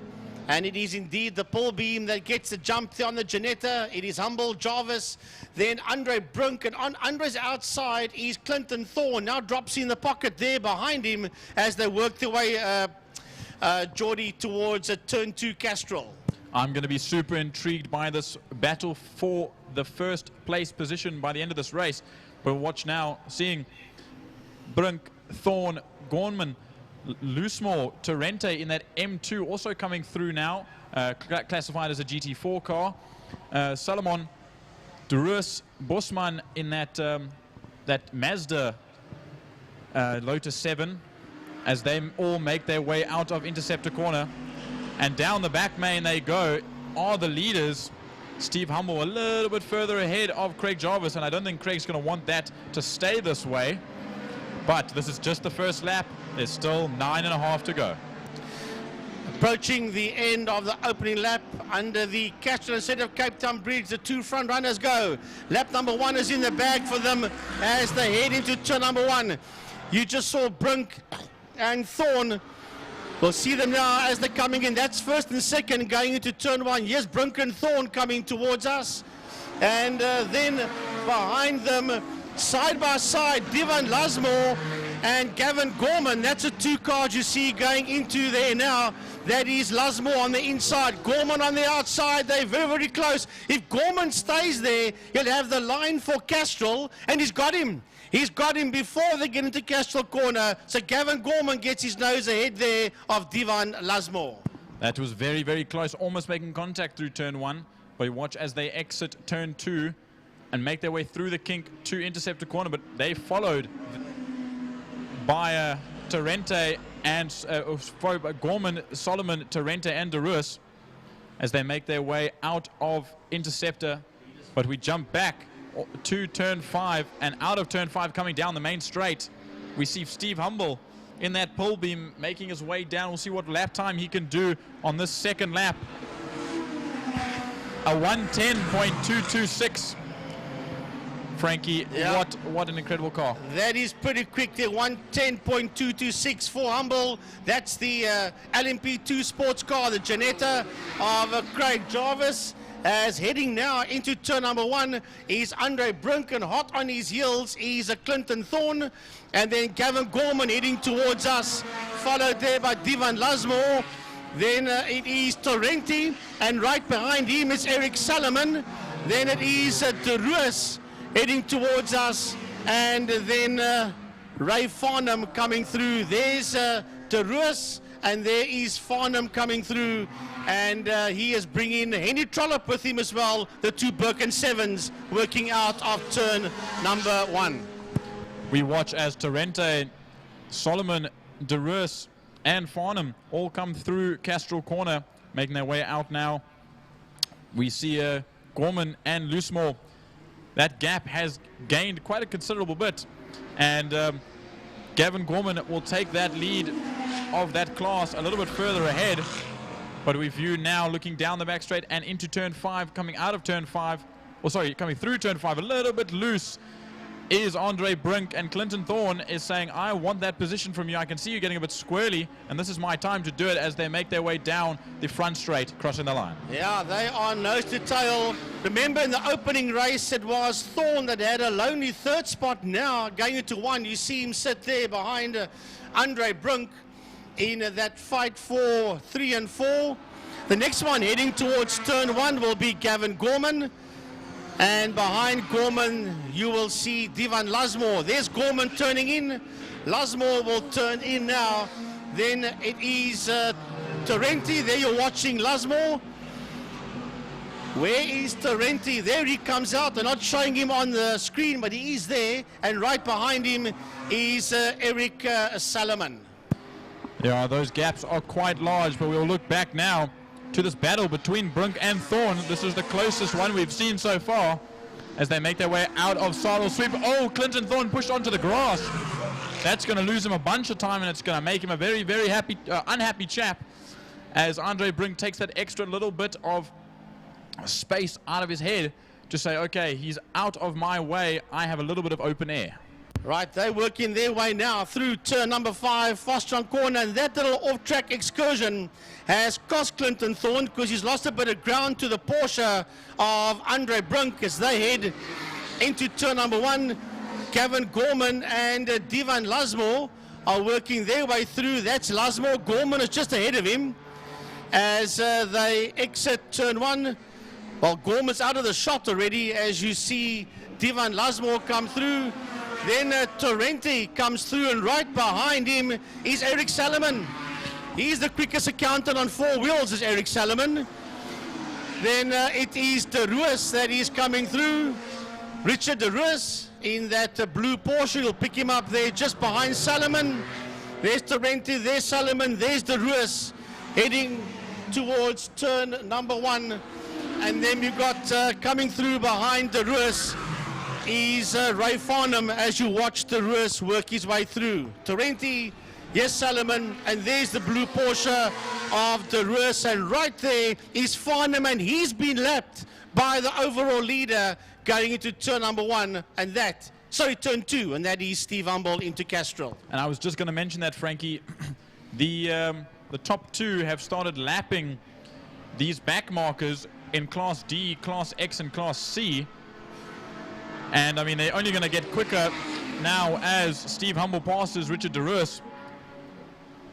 Now we'll watch as Craig Jarvis is a little bit further behind. 3.5 seconds is the gap, making their way through 4.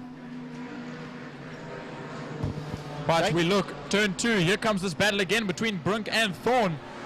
And Clinton Thorne has found something out of that Lotus with that big spoiler and that big front splitter. He's right on the tail end of that Porsche. He's sniffing on the motor. Steve Humble crosses the line once again. Steve Humble comes now into turn 1. We've got 4 laps to go as of this lap. Craig Jarvis will see 4.5 seconds almost, Frankie. I can hear that Janetta Thunder through turn 1. That is Craig Jarvis. Then we'll have that fight between Brink and Thorne. It's heading towards turn 5. That is that fight towards Fostron corner between the Porsche and the Lotus 7 of Andre Brink, as you picked him up on screen there. And here comes Clinton Thorne.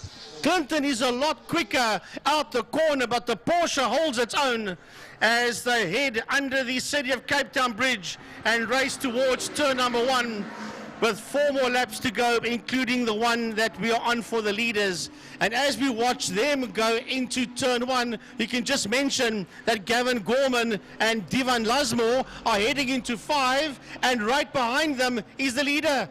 The leader is right on their case. Here comes Gorman, Lasmore, and here comes your overall leader across the start-finish line to start another lap, and that is Steve Humble.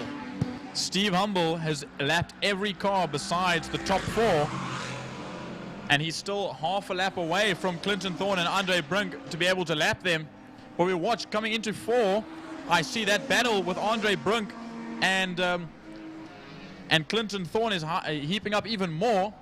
And Clinton Thorne's gone wide once again, Frankie. And I believe that is the Bosman car. That Mazda, a selection problem on those gears is making those revs go up. There we can see as they get past Bosman now. Clinton Thorne has to have something in him. Now they're going to come with 3 laps to go after this lap. Frankie, this is getting very close for comfort. Well, keeping in mind that Clinton Thorne went off the track at one stage of the game, and he has fought right back now to catch up onto the back end of that Porsche. Those 2 cars that's making their way through turn number 1. The Porsche of Andre Brink, the Lotus 7 of Clinton Thorne. And we're going to pick up the leader. We'll find him now, because here he comes under this Castrol City of Cape Town Bridge, heading into turn number 1 with 2 more laps to go. Overall leader, Steve Humble, with Craig Jarvis making his way into 1 now. Steve Humble doing very consistent laps, so 1:10.7 this time around, compared to the 1:09.803 that he did a few laps ago. We've got 2 more to go as of this lap, and Steve Humble is just putting in the times very, very consistently, and it's just not what Craig Jarvis can handle, unfortunately. But we do know that that V8 in that Janetta is very powerful, but the car weighs a metric ton, maybe even more. As we watch now, Steve Humble goes through turn 4, sorrel sweep, and down back onto the onto the back straight. And this time round will be the second last lap. Craig Jarvis now getting onto the back straight. We'll look into 5, Frankie. Yeah, into 5. sorry, into one. That fight still rages on. We'll get him now as we watch the leader come through. But coming out of turn one, if we can get our camera shot there, that is that fight between Andre Brunk and as they exit one, and Clinton Thorne picking up. This is the final lap. Yes, they just dive up on the inside of one of the slower cars. And that is the fight for P3 and 4 between those two, working their way to Interceptor. And I believe we are going to be lucky enough that they will have to do another lap, because Steve Humble will not be able to catch them by the end of this lap, which means they can complete 1.5 more laps to go.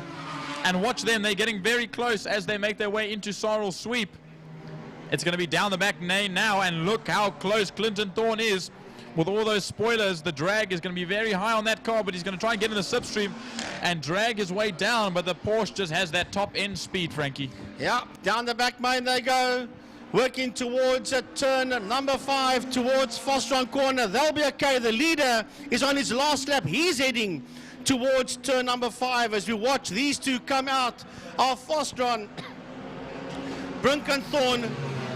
We'll just stick with this camera shot. We'll see him come through now. Big dust over there. There's a car that's gone off. There's a car that's gone off there. It's the leader. Steve Humble. It's the leader. He's gone.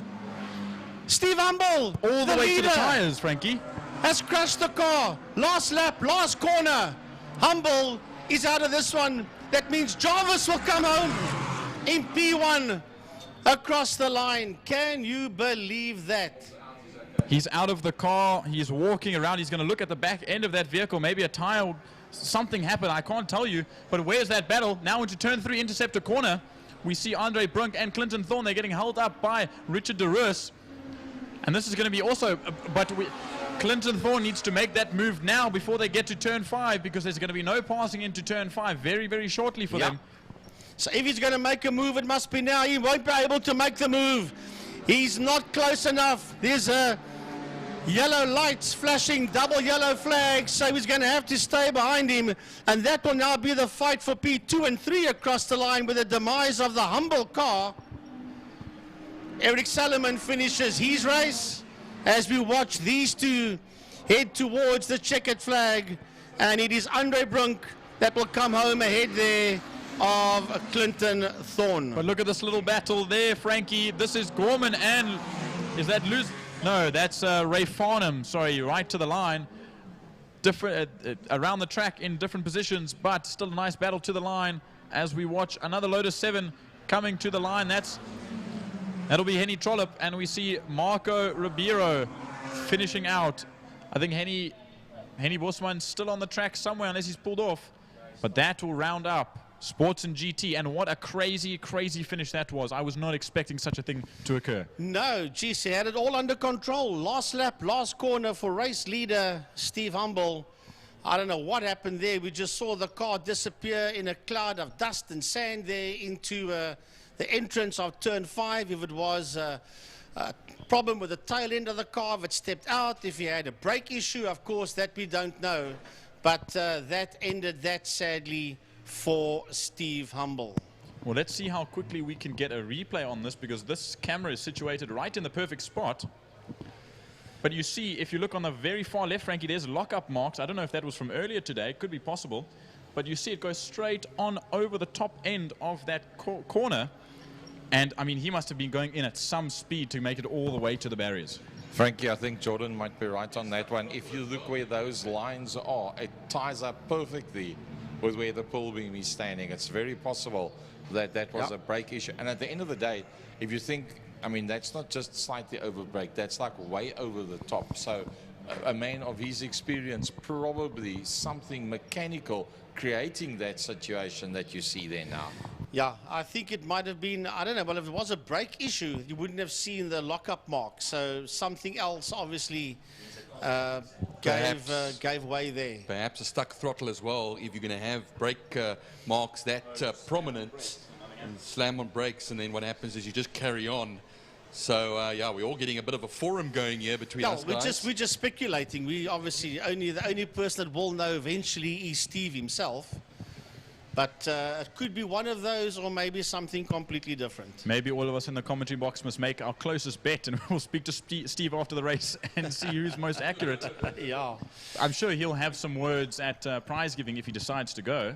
Well, the most important thing is that Steve climbed out the car and Steve is fine. Jordan just wants to win more money today. That's I think he's got that today in the bag with a few bets that he's been making around here. The gambler. I've had some pretty good luck. What can I say? Yeah. But now, like maybe I cursed it this time around, because I said when something happens to one of these pull beams, it has to get sent away all the way across the other side of the earth. So now it has to be sent away. So you better run away, because Steve Humble will find me. Chase you.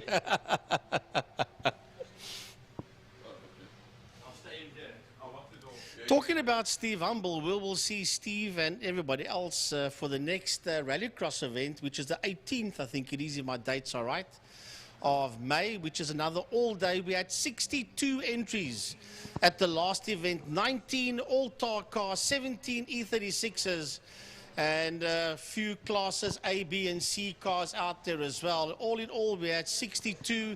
I think about 57 of them arrived, but we had 62 that entered. And 18th of May is the next one. We need you people to come down. We had such an awesome race event. Jordan can back me up on this one. And the stands were empty. The stands were empty. But we need people.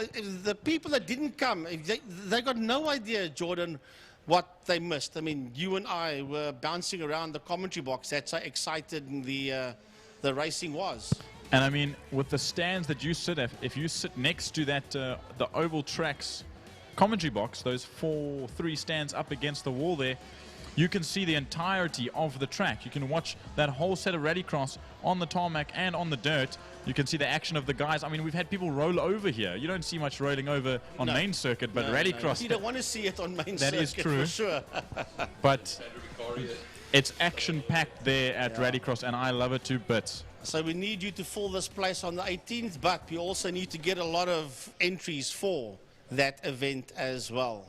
But someone said to me not that long ago, I think it was Junaid Hamid with all the traction driving experience, and he sponsors the Autar section, the streetcar section. And he said to me, they even want some of the Clubman's guys, the GTI Challenge guys, bring your race car, because it's still on the track. It might be half the track, but it's a fun little event. You can have some groups together. You can make a huge event out of it, and there can be a load of people on these stands. They just don't realize how good it is yet. Yeah, but he first, like you said, he wanted to do function on the street cars, because a lot of guys can from there say, I want to do classics or Clubman's or GTI Challenge or whatever class you want to take part in, fine cars, supercars, you name it. So yeah, he first wants to get that sorted out, but they do definitely welcome the race cars. They would love to have the race cars there as well. I think this is also the perfect opportunity, Frankie, to take a look at our calendar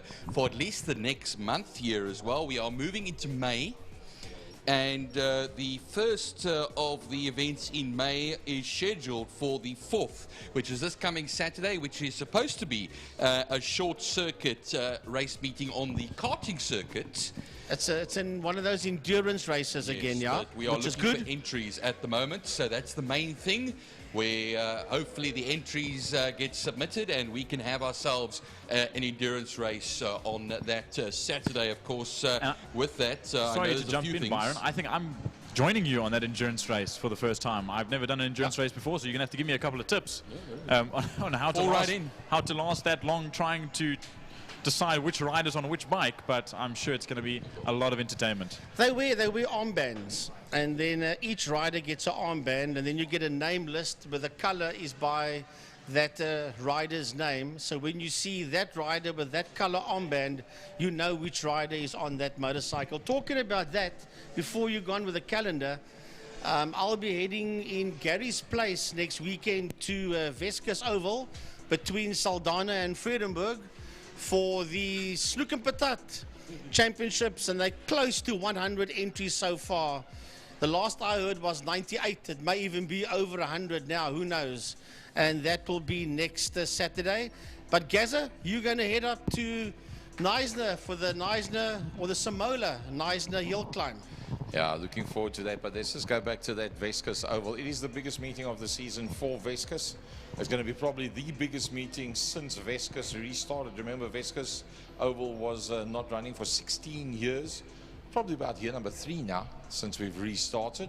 And it is the biggest event according to the entry list. And entries, Frankie can vouch for this. He's been doing the homework on it from throughout South Africa. And I'm talking about big names in oval track racing throughout South Africa. And the late models are going to be there as well. The likes of Zak Groenewald will be out with a late model. The likes of Kosi Veyers will be out there with a late model. I think the V8 Sprints are going to be out there as well. So that is going to be one massive meeting, and that'll be next week. Supposed to start at 5 o'clock. I personally think that timing is going to be moved forward. So keep an eye on the Second Gear page. Keep an eye on the Second Gear talk show at 8 o'clock on Tuesday night. We'll give you the latest info. If there's going to be a change, it will be made before 8 o'clock on Tuesday night. But I wouldn't be surprised if the times move slightly forward. So set yourself up for that. And then obviously Samola Hill Climb, it'll be the Friday will be with the older cars, the classic car Friday going up the hill. Greg Maloney will be Mike's side with Sasha Martiningo doing the TV coverage, and I'll be down at the showgrounds. And then during the course of Saturday and Sunday, King of the Hill, 84 entries, the best of the best of the best of the most expensive racing cars and top race drivers in South Africa will be going one-on-one up the hill. And a lot of the major suppliers of motor vehicles in South Africa are on board as sponsorship on that event as well.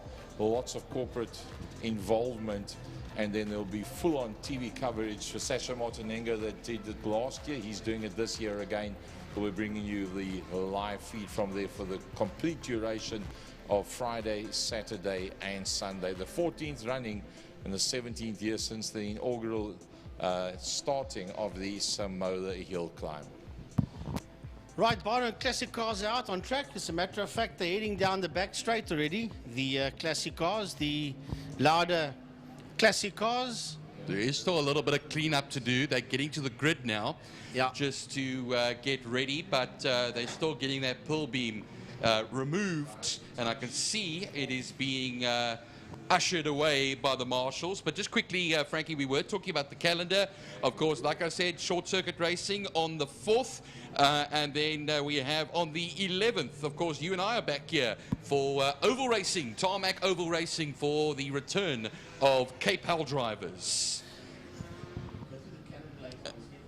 Yeah, just talking about Cape Hell drivers, but it feels like a long time. It has been a long time since we've had one over here. So yes, hope the weather holds for that one. But the classic cars are working their way through turn 5 fast run. You still see the flatbed out there on track. They went to go and pick up the Steve Humble pull beam, and the marshals just cleared the circuit off there as the classic cars roll under the City of Cape Town bridge. And it's Ford versus Ford. Yeah, Hitchcock versus Donadio on the front row of the grid. Yeah, Michael Hitchcock in the Mustang there, courtesy of Cape Forklift Services, who won race 1. Donadio, who was initially going to be racing his Chevy Forenza Can-Am today, but unfortunately damage from yesterday's qualifying meant he dons the Ford Escort Mark 1, the Donadio plant hire one, and is the only two in the Class A section. Byron, do you think he'll ever get rid of Old Faithful? I don't think so. He must never get rid of Old Faithful. Old Faithful is a member of the family. Yeah. Lotta will get into position as well. Dave Aladeth in the Intellibus BMW. Byron, I think the Ford Escort said to him, huh? You want to go Chevy, but you're always going to come back to me. It's such an age-old rivalry as well, Frankie. The General Motors versus Ford goes back not only in the United States, but Australia as well. It's all over the world, and well, we love to have fun in all of them, so it's all Ford for the first four? Actually, yeah, 1, 2, 3, 4, and 6 is a Ford, and there's one Nissan there. That's a Saybat Nissan Skyline of Chandre Puertas. That's in that car. Then we've got another Ford. That's Jared Evans in that blue and white one. And then we've got, is that Byron Badine? Yep. In the Datsun Triple S. Then the reigning champion in the Anglia, that is Wynand Nel. And then on his outside, Dave Aladef. And then we've got that super quick mini of Dion Valentine. I just remembered now as well, Frankie, and I can't remember if my memory serves me correct, because Bruce Avan Taplin is not in the race today. No, he didn't do the first race. I don't think he's here today. He didn't do this today. He's a conspicuous absentee today because he's always mighty in that Toyota Corolla Sprinter. But, well, we still have a good field. Dave Rowley in the Flat 4 Racing Beetle. And then we have Brian Evans in there as well. I see a BMW with the door open as well, the number 11. That's Robert Rowe, the 325 IS. He was making hand gestures out of the cockpit, but and that might just be a few last-minute communications. James Mateer, all the way from Stellenbosch in the Honda CRX. He drives it from Stellenbosch to Killarney, races it, drives it back home again. No trailers for him. Malcolm Pfeiffer back in the race as well. He exited race 1 in the Alfa Romeo. And that will, of course, be the GTAM Alfa Romeo. And then Derek Truscott Alfa alongside him, the Berliner. And then starting it all the way at the back there, that will be Kerry Blows in the 240Z Datsun.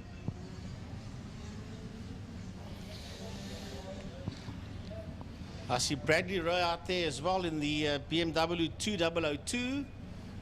And then just behind him with the door open, as you mentioned earlier on, that's Robert Rowe in the Martini color scheme. And as I said in race 1, that is the chairman.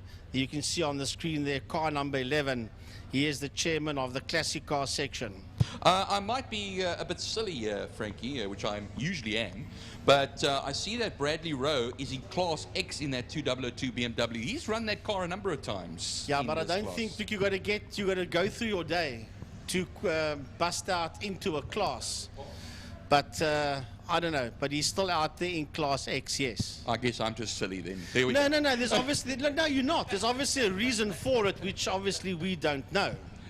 But I love being silly. It's great. But anyway, we're going to be waiting now for our racing to commence. It is an 8-lap race that will commence. There's, of course, Dion Conradi in the Conquest as well. I don't see the Oosthuizen Conquest. Remember, he was going very slowly towards the back end of race 1, down the back straight, so that familiar-looking ex-Fine Cars Conquest not in this race. Yeah, but Yaku is, no, Dion Conradi is there. Yeah, he is, but I'm Oosthuizen.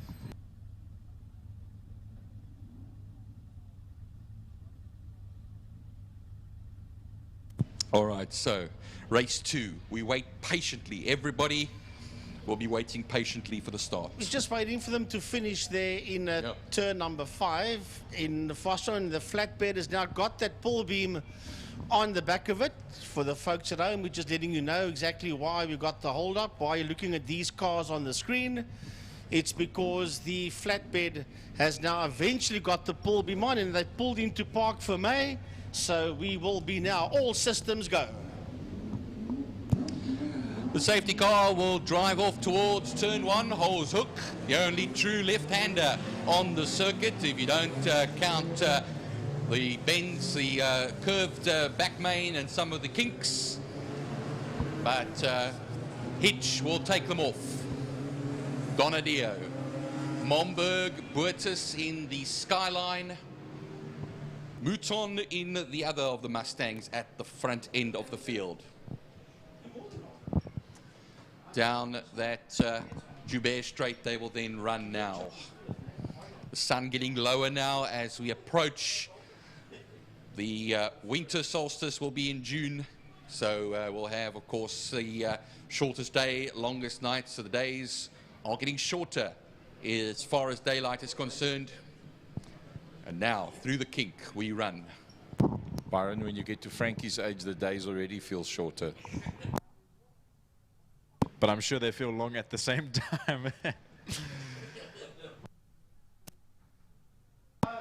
But I'll be jumping on the mic now with you, Byron. My voice is getting a bit strained here, but you know what? It's good fun. But there, look, everyone. It's too late, Frankie. I've taken it there. There's Steve Humble's pole beam. Look at the left-hand side of that pole beam there, guys. He's never going to give it away. Frankie, you can see them bringing the pole beam over here. The left side is completely buckled in on that pole beam. We'll see them bring it into the workshop over there at Harp Motorsport.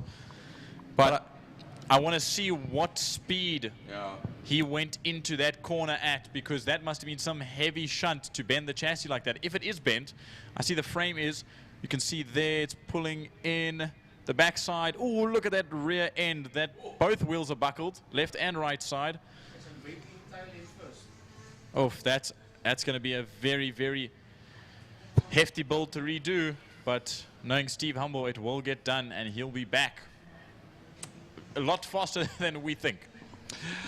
We move now out of turn 5. Pertamina faster on the safety car. Makes its way into pit lane. And we are ready to go racing now, as regulating the pace is Michael Hitchcock in the Mustang. The front row, all Fords. The second row, all Fords. A mixed third row, Nissan and Ford. Lots of great makes in here. Yeah, we're going to go racing now when these lights go off, and away we go for the start of the louder classic cars, as Michael Hitchcock will get that whole shot into turn 1. On his outside will be Donadio. Trevor Momberg in third. Mouton in the 4th position. The challenge, though, is going to be for 5th position now, which will be Boertus that will get that. Wayne Lotter loses out there. Byron Bradin is right there with him as well. And Jared Evans locking up into turn 2 Castrol Corner. This gaggle at the front is going to pull together now. I see Trevor Momberg is going to lose the front two a little bit, obviously being a little bit off the pace and being the leader of Class B. But he'll stick with him as long as he can. And there goes Franco Donadio on Michael Hitchcock. It's not going to be enough, though. We'll see them go behind the building. Well, they'll go behind the clubhouse now, but we can see them on our screens watching the cameras. Down the back main, it's going to be Slipstream City, but listen to that V8 power down. That 67 Mustang making his way to the back straight. No displacement for no replacement for displacement, and Frankie said now in the background. But remember that Escort will be on the brakes much later, much lighter than that heavy V8 Mustang ahead of him, and that is what the difference is. He's pushing that car very hard, is Franco Donadio. Yeah, they come on the straight now, but the advantage is clear, as has been pointed out, and the gap will be 1.5 seconds between the two at the front. Trevor Momberg comes through. Then it will be Ferdy Mouton that will make his way through as well. Boertus, Lotte, Berdien, Evans, Aladef up, and Wynand now will lead his class at the moment. There's a CRX as well of James Mathieu from Stellenbosch. Meanwhile, into turn 2 already here. We'll see the Hitchcock machine, and looking on behind them as well, going very onto the wider section over there, wider entry to the corner from Boertus in the Skyline. Yeah, we see this field gather themselves up, and I wouldn't be surprised if the leaders make their way around and start lapping some of the back markers by the end of this race, which will bring that 2.5 gap between Donadio and Hitchcock closer together. I mean, of course, unless they can make passes, we see almost going side by side and a little bit wide there with those Escorts. Listening to that thundering V8 go down the back straight towards 5. It's still looking close to 2 seconds now for Hitchcock ahead of Donadio. Momberg another few seconds behind, but he's sitting on his lonesome at the moment as he waits, for Ferdy Mouton to catch up behind him. Let's watch him now. Yeah, Jordan, 1.5 seconds the last time around between Hitchcock and Donadio. Let's let them rocket to the line here now. And, well, it was 1.5. It's a 1:23.228 for Michael Hitchcock. It is now 2 seconds. There goes Momberg. Also a little bit of a gap behind, as well as Mouton, Boats, Lotte, Berdien. Here comes Evans and Aladef making their way under the bridge and across the line. as well as Neil Valentine, Rowe Conradi, Dave Rowley. Brian Evans has moved up another position. Ooh. And so has Kerry Blows. But what do you see there? Oh, that was almost exactly like last round. There was an incident just like that with that BMW taking out another vehicle. Massive lockup there as well into turn one. Jordan, a lockup again, like on the first lap from Jared Evans. He's been pushing very hard. He's been running over those curbstones quite nicely, but he's keeping ahead of Brian Bedin's Datsun at the moment. There's a BMW there coming too, and as well I'm hearing on the radio by Frankie, there's a car in 5 somewhere. I can't see it at the moment. Oh, 195. 195. Pfeiffer. That's Pfeiffer. The Alfa Romeo. And that is the yellow and white Alfa Romeo.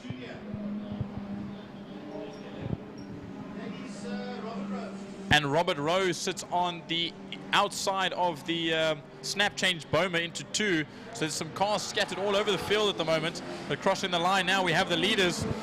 Hitchcock, that will be 2 seconds, just over 2 seconds ahead of Donadio. There goes Mombo crossing the line. Here comes Fadi Mouton, as well as Boats. Lotte also trying to make up a little bit of pace and staying ahead of Jared Evans. Byron Bedin crossing the line now from David Ladef. Waynot Nell, Dion Valentine in that mini. They keep their way down to turn 1, Byron. Yeah, Kerry Blows holding it ahead there of Dave Rowley's Beetle. And now, as I say, 5 laps left to go, including the one we are currently on at this time. The leaders coming out of turn 3. Rowley is driving off of the circuit now, and a change of surface flag was held out. That's the 11 car. That will be, that's Rowe. He rejoins the circuit after pulling off onto the grass. I'm not, maybe the car just shut out and he shut off and he managed to get it back together. But now we watch the leaders come through 5, and Donadio looks closer than he has been before. Oh, look at him sliding, tail happy in that Escort. That's one thing he hasn't got rid of. He knows how to pedal the Escort like it's in the back of his mind 24/7. Well, it was 2.1 the last time out, Jordan. We're going to see now the gap between them will have dropped by half a second. Half a second he's eaten out of Hitchcock on the last lap there. So that just shows you now how quick things are going. A 1:23.2 still for Michael Hitchcock. A 1:23.5 for second place man at the moment. Yeah, the change of surface flag is out, but we'll carry on watching as Evans, Bedin, Aladef, and Nell all cross the line. There's Lotte now coming through turn 1, followed by Jared Evans and Byron Bedin. They are very close, and we see that Anglia being followed there by the 11, but the 11's actually a lap down, sorry, so there's no fight there. But if you look a bit further front into turn 3, Fadi Mouton was fighting there with that Skyline, that old Henny, Henny van der Linde, that old, that ex-Henny van der Linde car, and he's back up right next to him again. They're going to go bumper to bumper, but it's going to be down the back straight where it's all going to matter.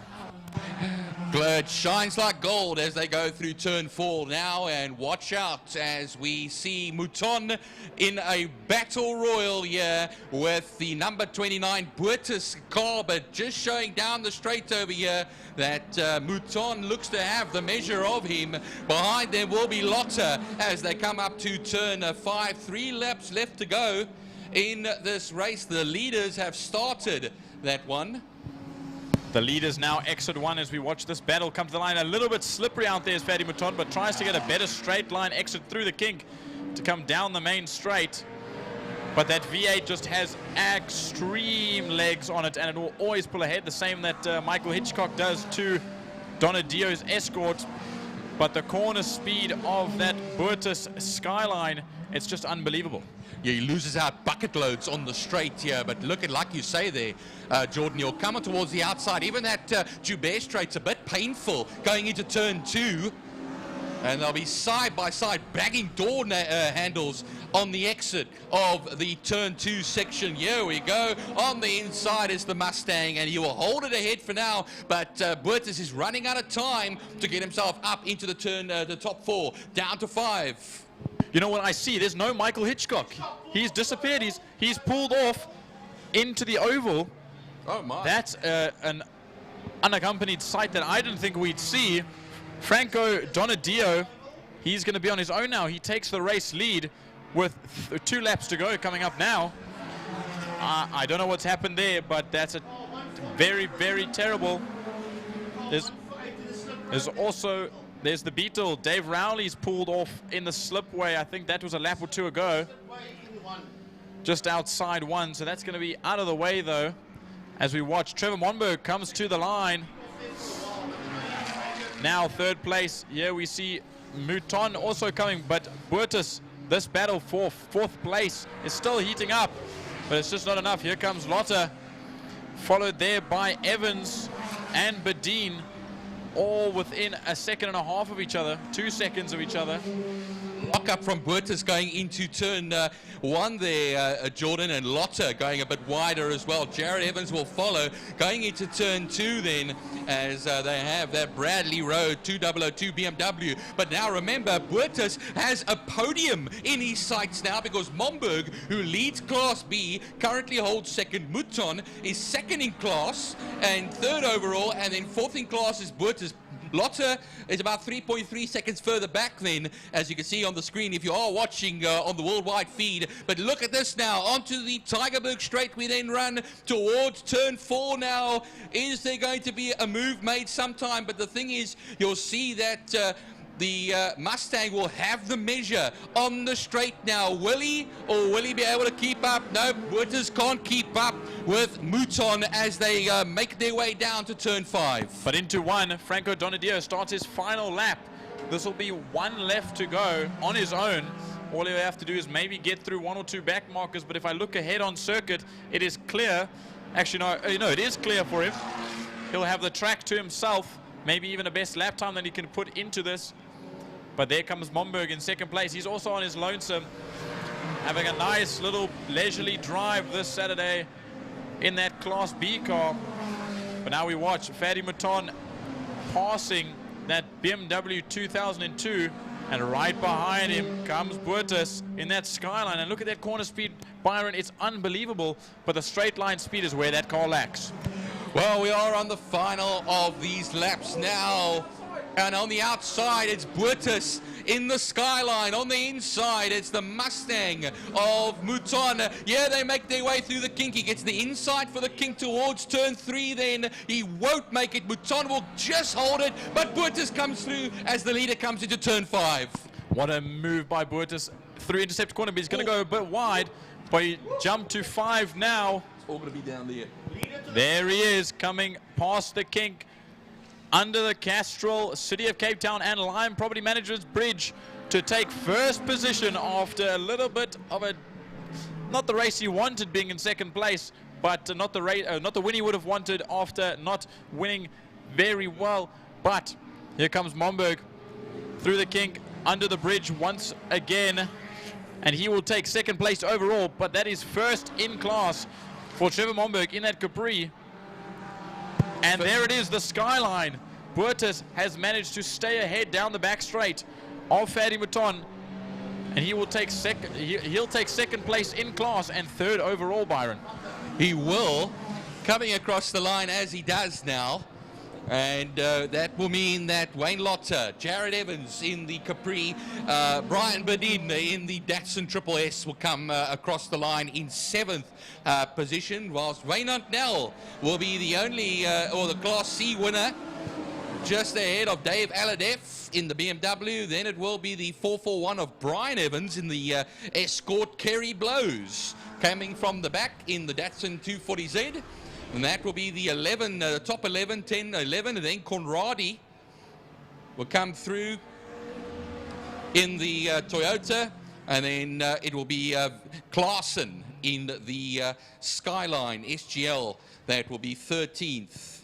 Then it is going to be Hammond de Kock in his machine, his Escort. That will make it across the line. But from what I see, Byron, everyone's made it across the line. I'm not sure how many people we see. There's quite a few names that haven't finished. Malcolm Pfeiffer, Michael Hitchcock was the last.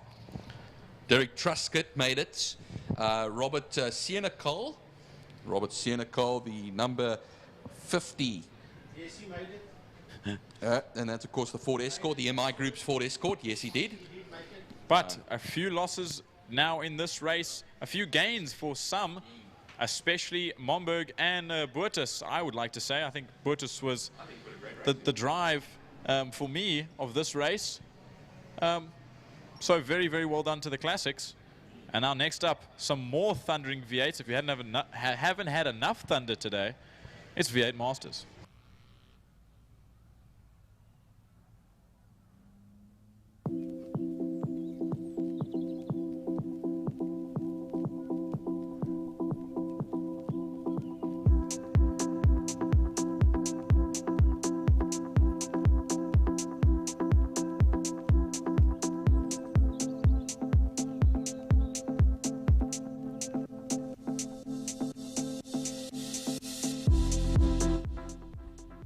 Welcome to Lime Property Management, where the efficient management of your community scheme is at the heart of everything we do.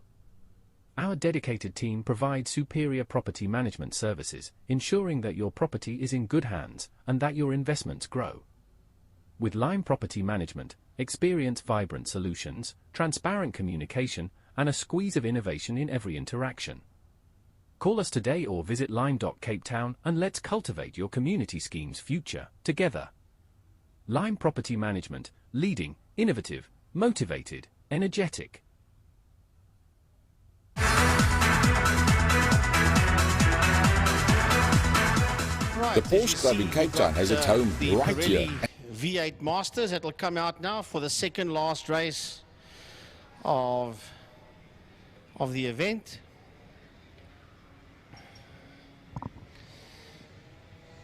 And we want to say big thanks to our new sponsor that is on board, namely these people. Welcome to Lime Property Management, where the efficient management of your community scheme is at the heart of everything we do. Our dedicated team provides superior property management services, ensuring that your property is in good hands and that your investments grow. With Lime Property Management, experience vibrant solutions, transparent communication, and a squeeze of innovation in every interaction. Call us today or visit lime.cape town and let's cultivate your community scheme's future together. Lime Property Management, leading, innovative, motivated, energetic. Right, that is our main sponsor for the season. That is Lime Property Management. We say a big thanks to all our other sponsors as well. We'll get to them, including this class, Pirelli, sponsoring the V8 Masters. So we give Geordie a rest. He did the classic cars, and I'll hop on here with the big old V8s, as I like to call them, the APV Ford Mustangs, the Pirelli V8 Master Series. And Fabio Tafani and Marcel Angel were the two to catch. Of course, Jason Ibbotson didn't get to the flag. That's the sister Autohaus Angel car. Didn't finish that race. Let's have a look, see if that car is out there for race 2 as they are beginning to make their way up the Tygerberg Straight. You see the sunset here, sunsetting over Bloberg Strand as the road of gold, as I can call it here. Oh, it looks like that, eh? The golden highway. The golden highway. There we go. That sounds like a terrible way to get there. As they he's off.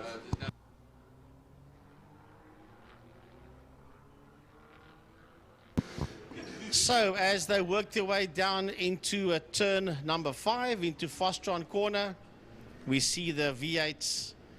Not too many of them. 11 started race 1, of which 10 finished. We lost Menno Parsons. He went off in turn 1 up against the tyre wall and the tyre barrier.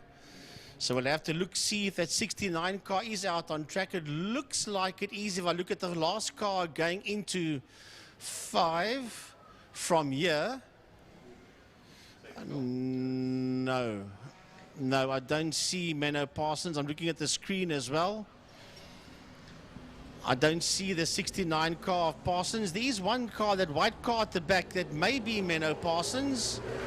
They are rolling through once again. It is indeed It is indeed Menno Parsons that he's out there. So they've got that car back up and sorted out again. Menno Parsons, let's hope that he can finish that. That's a man that flies helicopters and fixed-wing aircraft as well. He takes part in a lot of national air shows with his P51 Mustang. Very brave exploits, I'll tell you that much, and distinguished man he is. But there they make their way now right around Castrol Corner, turn 2, and driving around through turn 3 will be our safety car that has been used today, and I believe that will be Phil Herold behind the wheel of that motor car. I do call him Dr. Phil. Doc. He likes that name. Doc See how he Phil. smiles? Yeah, he loves it. Like a little child when you say that to him. Previously known as the Dolphin. Always known as the Dolphin. Yes, no, never previously. That name, you're right, will never go away. That's Doc Nick van der Meulen gave him that name. Was he now professor? I'm not sure anymore. He might be Prof. Like Nick van der emeritus, Meulen, yeah. like very high commander. For those people that don't know who we're talking about, he was one of our top commentators back in the day, and I think it was around about June, July 2013 that he moved over to Switzerland, him and the family, and he does come to Cape Town every now and then when he gets the chance, and if it's a main circuit event, then he joins us in the box for the day.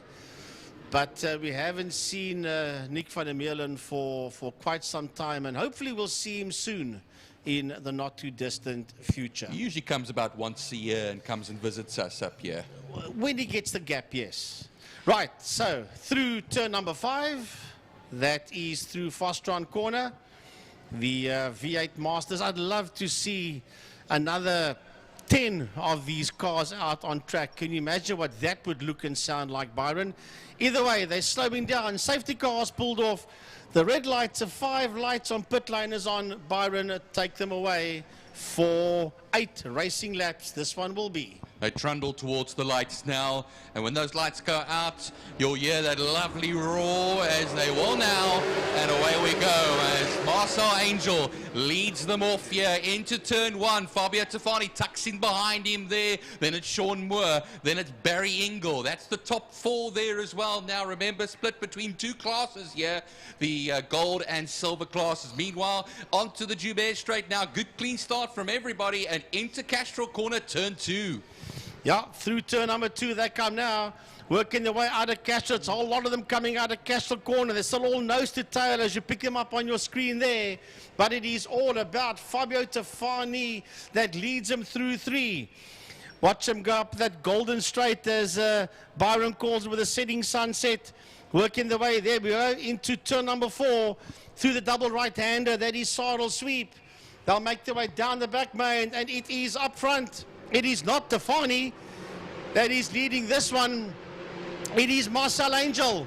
Down the back main they go. Marcel Angel, Tafani, Moore is there in that 3rd spot as you see the 3 of them make their way on your screen out of Fostron. Look at the gap that they've formed between themselves and Barry Ingle and Co. right behind there. A class of their own, definitely. Coming across the line, they do now. Marcel Angel from Fabio Tafani, from Sean Moore. Will Sean make a move? He goes off the racing line. He breaks later, but will not be able to make any sort of a move at that particular point. Right, lap number 1 in the bag. Oh, big, was that Dennis Haiduk? Ibbotson. Ibbotson. Just saw a dust cloud that's gone off. And it is... Ibbotson. No, it's not Haiduk. Definitely Haiduk is one of them, and it is Jason Ibbotson. I just saw the Haiduk car. The other car was in that cloud of dust. And that's unfortunate there. That drops our sum total of cars running to 9 at the present moment. And they find themselves now going onto the Golden Straight. And they will be making their way, of course, Tigerberg Straight as we know it. Then through turn 4 as we go. And then onto the back main. It is still Marcel Angel from Fabio Tafani. Yeah, as you watch those cars filter through turn number 4, those V8s, but we pick up the leaders as they head into turn 5 into Fostron Corner, and it's nose to tail. That's nose to tail, Marcel Angel and Fabio Tofani, P1 and 2. Those are the leaders, making their way towards what the marshals call turn 5A. And under the set of Cape Town Bridge, Sean Moore is there in that third spot, followed by Barry Ingle. Then the cars coming through now. Thompson, it's Dennis, it is Thompson that's coming through. Then it's Parsons, then it's Brandon Dean, Spooner, Finneman. They're all coming through into turn number 1, followed there by Dennis Gaidak. Into Castrol Corner now, nose to tail between the front two. The third place man, Sean Moore, has dropped off the back of them. He'll be on his own fairly shortly, as will, of course, Barry Ingle. But behind Barry Ingle, it will be Gary Thompson and Menno Parsons battling it out for the silver class honours here. And a second gap between themselves and Brandon Dean. Right, as we watch that fight for the lead, heading up the Tygerberg Straight into double right-hander, sidle sweep. Marcel Angel, Fabio Tofani, not too far behind them. Coming into a picture there is Sean Moore in P3. Down the back main they go. Then it is Ingle that is coming through, followed by Thompson. But we pick the leaders up now as they work their way through Fostron Corner. And, oh, he's right on his heels there. He's Fabio Tofani on the case there of Marcel Angel, and getting closer and closer is third place man Sean Moore, Byron, as we see them come down the home straight. In the slipstream, will he move out? No, he won't. Slightly defensive there from Marcel Angel. They can't pass through turn 1. Yellow flags are out at the present moment. Then what happens is we have Barry Ingle move his way in. Remember, Barry Ingle's in 4th at the moment. Sean Moore ahead of him. But now it's all fair game as they're going to turn 2. The leaders coming out of that section now. And we'll head towards that turn 3. Barry Ingle, though, makes his way in and passes on behind him there, Frankie. Gary Thompson, I think, getting his way through. That's actually Stuart Spooner, I think, coming up. Yeah, so we'll have a look now as they make their way up that Tygerberg Straight. This is the battle for first, second, and the third place man. That's just there in the background. That is Angel, Tofani, and Moore. As we see the three of them race down the back straight towards a turn 5, and Tofani is just not close enough to try and make a move there on leader Angel in turn 5 Fostron. When they cross the line, it will be the 4th last lap of the race. And now, yeah, they go. A bit of dust being kicked up there by Marcel Angel. They are on nose to tail. 0.2 of a second. It was the last time out between the two of them. It is now going to be much closer, surely. No, 2.3 seconds. No, excuse me, I see that is not coming on the thing. Yeah, so we'll have a look at them when they come through now. Here comes Barry Ingle, and behind Barry Ingle, we've got that fight there, Thompson and Menno Parsons. There is Menno Parsons right on his heels as they make their way out of turn number 1. So can we see overtake move here going into 2? Parsons, well, he's trying, he's sitting on the outside. That's Ingle going through the shot there. He's not going to make it, doesn't have the line unless he can force him wide and dive on his inside. He's going to have to hang in there behind Thompson. Yeah, they'll be making their way to turn 3 now. There's Barry Ingle all on his lonesome. And then right behind there, or not right behind, but there they are. So as Frankie was pointing out, a lovely battle for the Class Silver section. Meanwhile, the leaders make their way down the back main towards turn 5, Pertamina Fastron. And for a brief moment, there was a disappearance of Fabio Tofani from the screen, but he's back once again, and he was very close to the back of Marcel Angel. And as we have a look there, Gary up on the inside, he's trying to make the move. Menno Parsons will try and pick it up as they make their way through. Here comes Ingle. Parsons should be the next man through. Yes, it is. Parsons has made the move stick there on Thompson, with Brandon Dean in there just behind them. Just looking at that same shot over there as well. Brandon Dean, Stuart Spooner in that section as well. Ken Finneran will be following suit as they make their way past the stricken machines there of Dennis Gaidak and Jason Iverson. The third to last lap of the race. 1:16.444. Marcel Angel is the quickest man. As we have a look back at that shot, that was Ingle going through, Parsons making his way through. Then it's Thompson, and right behind them is the number 7 of Dean. As we look at the front runners working their way through the double right-hander, that is Sadel van der Merwe a sweep. Heading down the back straight. As a matter of fact, Moore that goes out of shot now is losing a lot of ground to P1 and 2 as they head down into Fostron corner. And still, as we see them on screen at home there, it is Tafani that's not going to give up the fight as they are coming around to start their penultimate lap. Yeah, it was just under 2/10 between Angel and Tafani the last time out. Well, we look now, it's half a second between the two of them, so he's going to have to claw back just a little bit more over there. A 1:16.5 for Angel, a 1:16.8 for Tafani. Right, there he comes to our shot now as we wait for the next man to come through. That's Ingle. There we see Ingle coming towards us. Behind Ingle, we've got Parsons and we've got Thompson, and then Dean, and then Spooner and Finneman. They are right. They're side by side. Has Finneman got him? I think, yes, he's got him. Finneman has made the move stick there on Spooner. But have they retracted those yellow flags, Frankie? That's the whole question over here. I think by now they would have, because the guys know that those cars are out there and they're not going to move, and they know that they are still there. Most certainly then. And then, of course, we have our leaders coming down the back straight for the penultimate time in today's race. It's very close. He's looking on the inside for Pertamina Fastron, turn 5. It's Tafani and going wide. Because he's run wide. Marcel Angel, sorry Byron, ran wide there and he's thrown that lead away. He's now in second, but with one more lap to go, I don't think, as you see at home, he's going to catch race leader Tafani with still Moore in third. However, as we wait for fourth place man to come into picture, don't throw Angel away on the last lap. Here comes Barry Ingle. Right behind him and getting closer is Menno Parsons. Then it's Gary Thompson coming through, Brendan Dean, and then we got Finneman that is coming through there on Spooner. Last lap. Let's have the leaders are working their way into Interceptor with a half a lap left.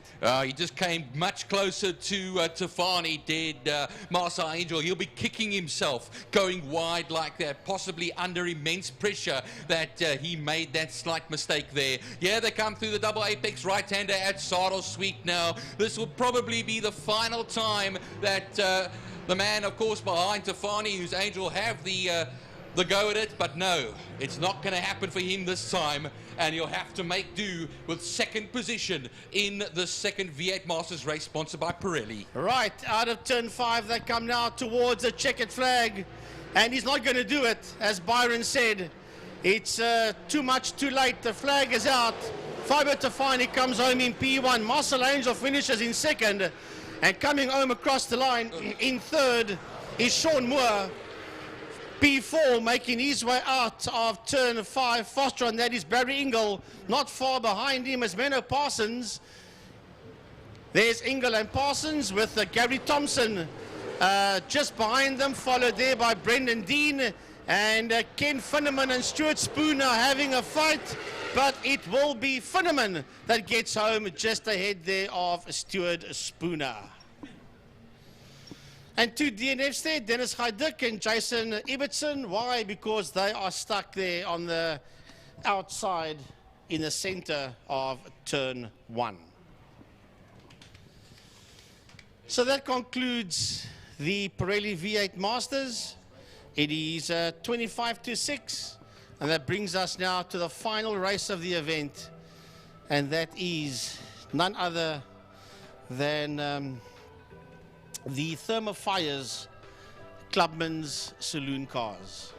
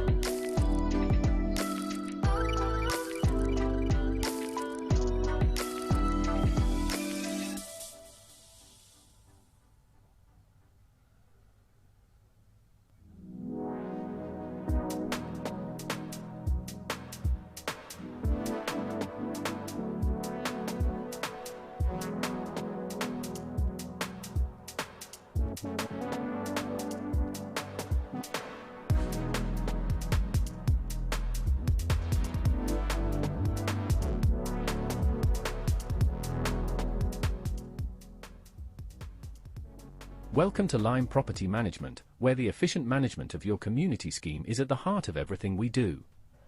Our dedicated team provides superior property management services, ensuring that your property is in good hands and that your investments grow. With Lime Property Management, experience vibrant solutions, transparent communication, and a squeeze of innovation in every interaction. Call us today or visit lime.cape town and let's cultivate your community scheme's future together. Lime Property Management, leading, innovative, motivated, energetic. Well, it's been a long day since 8:45 this morning, and we work our way, which was supposed to start at 5:20. We did lose a little bit of ground due to one or two red flags here and there and cleaning up of the circuit. But it is now Thermofires, Clubman and Saloons, the final race of the day, the final race of what I believe was a fantastic event. 20 races starting at 8:45. And it's been the first time that we've ever done something like this at Killarney International Raceway. And obviously now, after today, they will get together, the powers that be, and they will determine if they're going to continue like this or not. I think they will. They might just have to do some modifications here or there, but that's just my guess, my opinion. Obviously, the main powers will decide what we're going to do for the next event, which is in May. Byron, we've got the program book here, Geordie. I know there is one in May. I think it's towards the end of May. We'll just verify for the folks at home and the people around the track as well. And now you can't find it.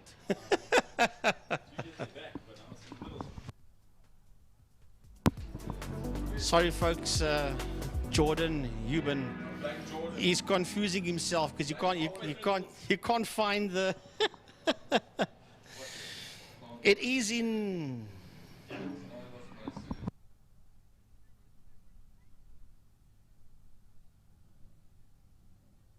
It's the 25th of May, and guess what? It includes Ford and Friends. So that is, no, unofficially, unofficially it includes Ford and Friends.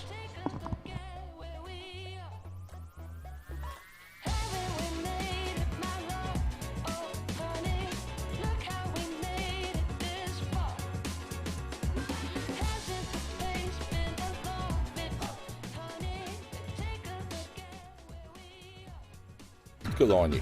In fact, it's the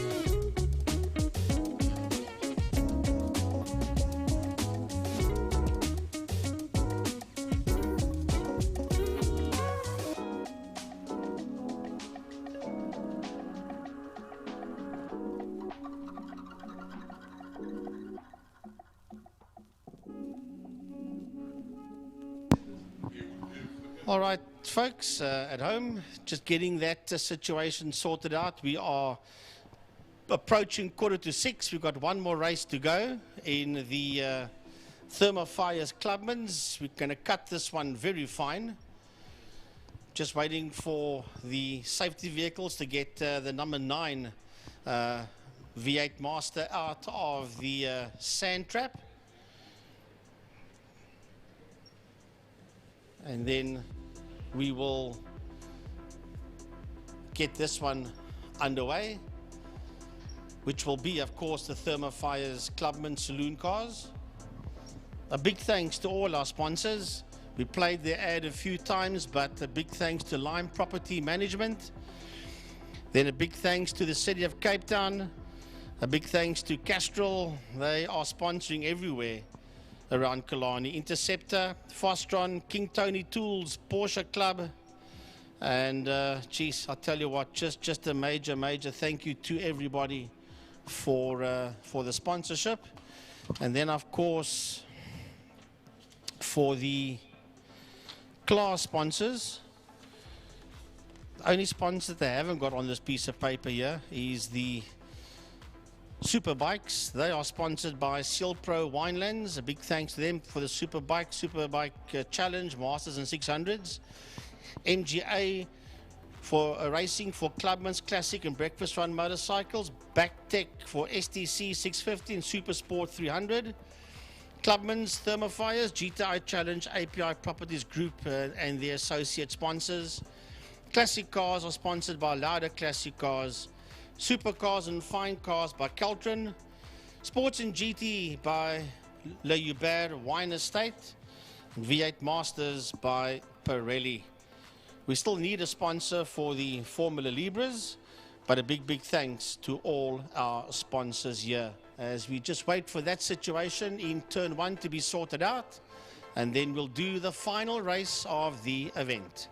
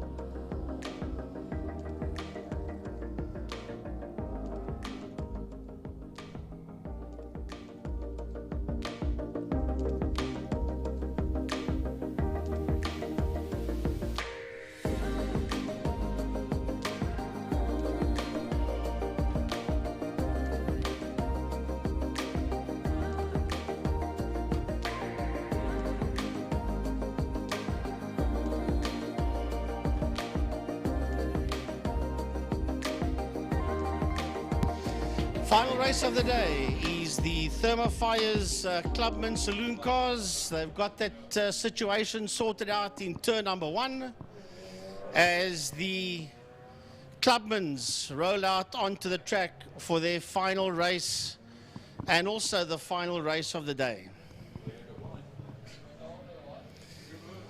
Let's have a look and see. Michael is here, should be out there. He's in Class A. He had a horror show. There you see the car. Now that is a BMW that's coming towards us with a bit of smoke coming out the back. That looks like the Dexter Bruce car. No, it's not. That is Josef Hendricks. That is sliding that car from side to side, or weaving that car from side to side.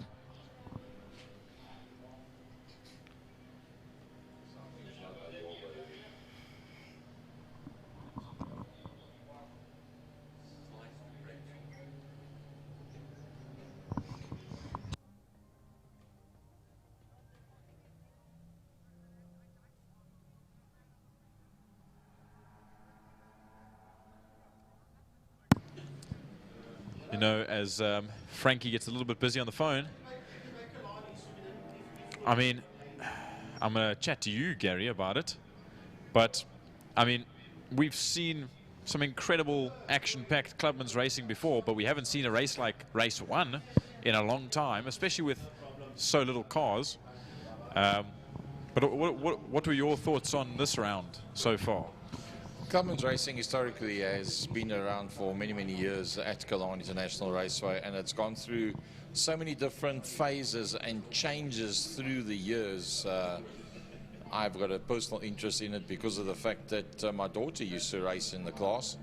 And yeah, at this stage of the fight, with all the rule changes that have been made, there's been lots of ups and downs, but the basis remains the same of Clubman's, and that is you can drive what you want, whatever mixture you want, doesn't really matter. It goes according to the lap times that you do, and that is how you get split up between the different classes.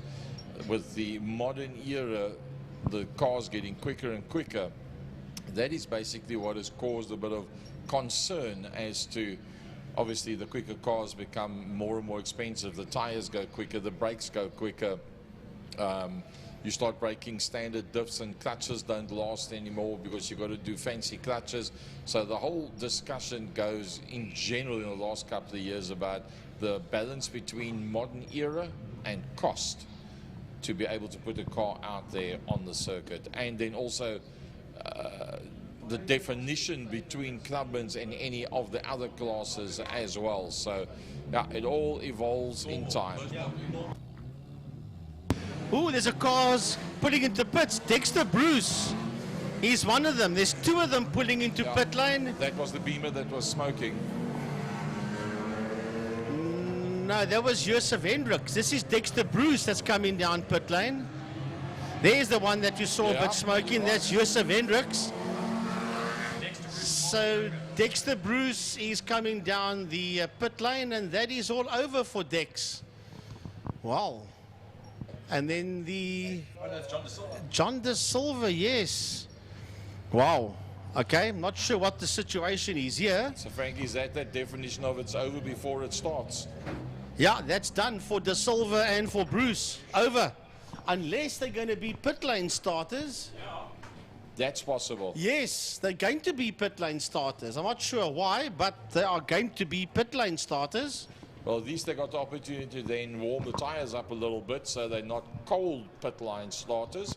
So I suppose that if that be the case, then it's well laid out, well thought out. Let them go out, get a bit of temperature in, make sure it's all ayoba, and you can go from there.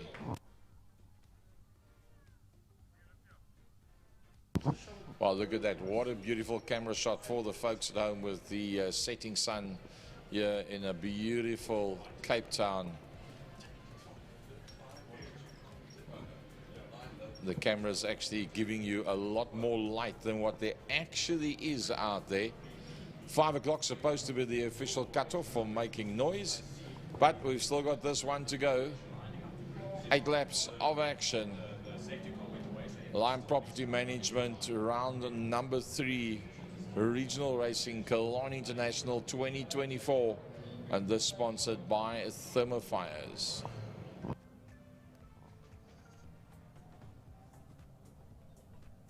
Right, so as they work their way through turn number 5, as they work through turn number 5, Fostron corner, all neatly bunched out of Fostron. There I see Eva de Toy in the Ford Falcon, which picked up Lee Fielding, and that blue BMW is the last car before we see the two recovery vehicles, or the chase vehicles as they refer to them. Right, coming down to the line, Lesieur and Heidenreich is in pole position. Gaza, take them away. Wait for those lights to change. It shows 8 laps. You can see it on the board on the right-hand side. Everybody gets away quite fine. Down towards turn number 1. Will it be the Mark 1 of Lesieur? No, it's going to be Heidenreich. Then it's going to be probably Neanderthal would be the next man that goes through there. We pick up those mid-pack cars down towards turn number 2. Lesieur in that Golf, he's just got to see as the Skyline and the BMW just put the power down up the Joubert straight and below straight past him. Yeah, that's Steven Heidenreich and Neanderthal. And is that the 4 car of Razik Harris? Yes, it is. Razik Harris in that number 4 white Golf. There you see him come through now. He is busy flying through the field, is Razik Harris, as they make their way towards us. We'll pick them up as the sun goes down there over Bloberg, using the track and a touch more as they make their way through. Racing now down the back straight. Let us Steven Heidenreich from Neanderthal down the back bay. Michael Lesieur, Josef Hendriksen up on his inside. Is the Razik Harris Golf there, side by side. Harris gets the move done there on him as he works his way through turn number 5, Fostron. Oh, but high in the apex of the corner, but gets it all back together right in there behind Lesieur. The rest of the guys coming through. So those Class A cars on their way down towards turn number 1. Heidenreich, the Toy and Lesieur. Then it is Razik Harris. That's the white Mark 1 Golf. Hendricks directly in behind. Oh, lock up by Lesieur. Coming in on that inside line is Cher, and Cher locks up that right-hand front as well, just ahead of Van Rooyen. The next man to come through there was, in fact, Gous, who leads his Class D. So a car squirming there on your TV in turn 1. That was Gary Manwaring that just got that car slightly out of shape as we watch this group of cars go through. There is coming through now. That is Gasper. That's in there just ahead of him as Stephen Gous. Then we've got this fight between Smith, that's Gary Smith and Gary Manwaring, as we watch the leaders make their way through Saddle Sweep. And as a matter of fact, as they make their way down the back straight, Neanderthal is getting a lot closer now to the leader, Steven Heidenreich, as they work their way down to 5 Fostron. Massive amounts of power underfoot there for Neanderthal, closing up on the back end of Heidenreich. Remember, Heidenreich stripped a diff. They put a 3.9 in there. They needed a 3.7. And, well, it's going to be incorrectly geared for this one. Either way, doing the best that he can with what he's got is Steven Heidenreich. But it's all about the toy that's putting the pressure on up front in Class A. Lesieur gets passed by Harris. Harris, the leading Class B car, locks up that left-hand front. Can he rotate that car quick enough? Well, Lesieur holds on now in front of Harris. He's recovered that position, that ahead of Hendricks that was smoking earlier on. Then it is Lambert is the next one through behind that. Yeah, then we've got JP Shea and Graham van Rooyen, but the battle just gone out of your screen there.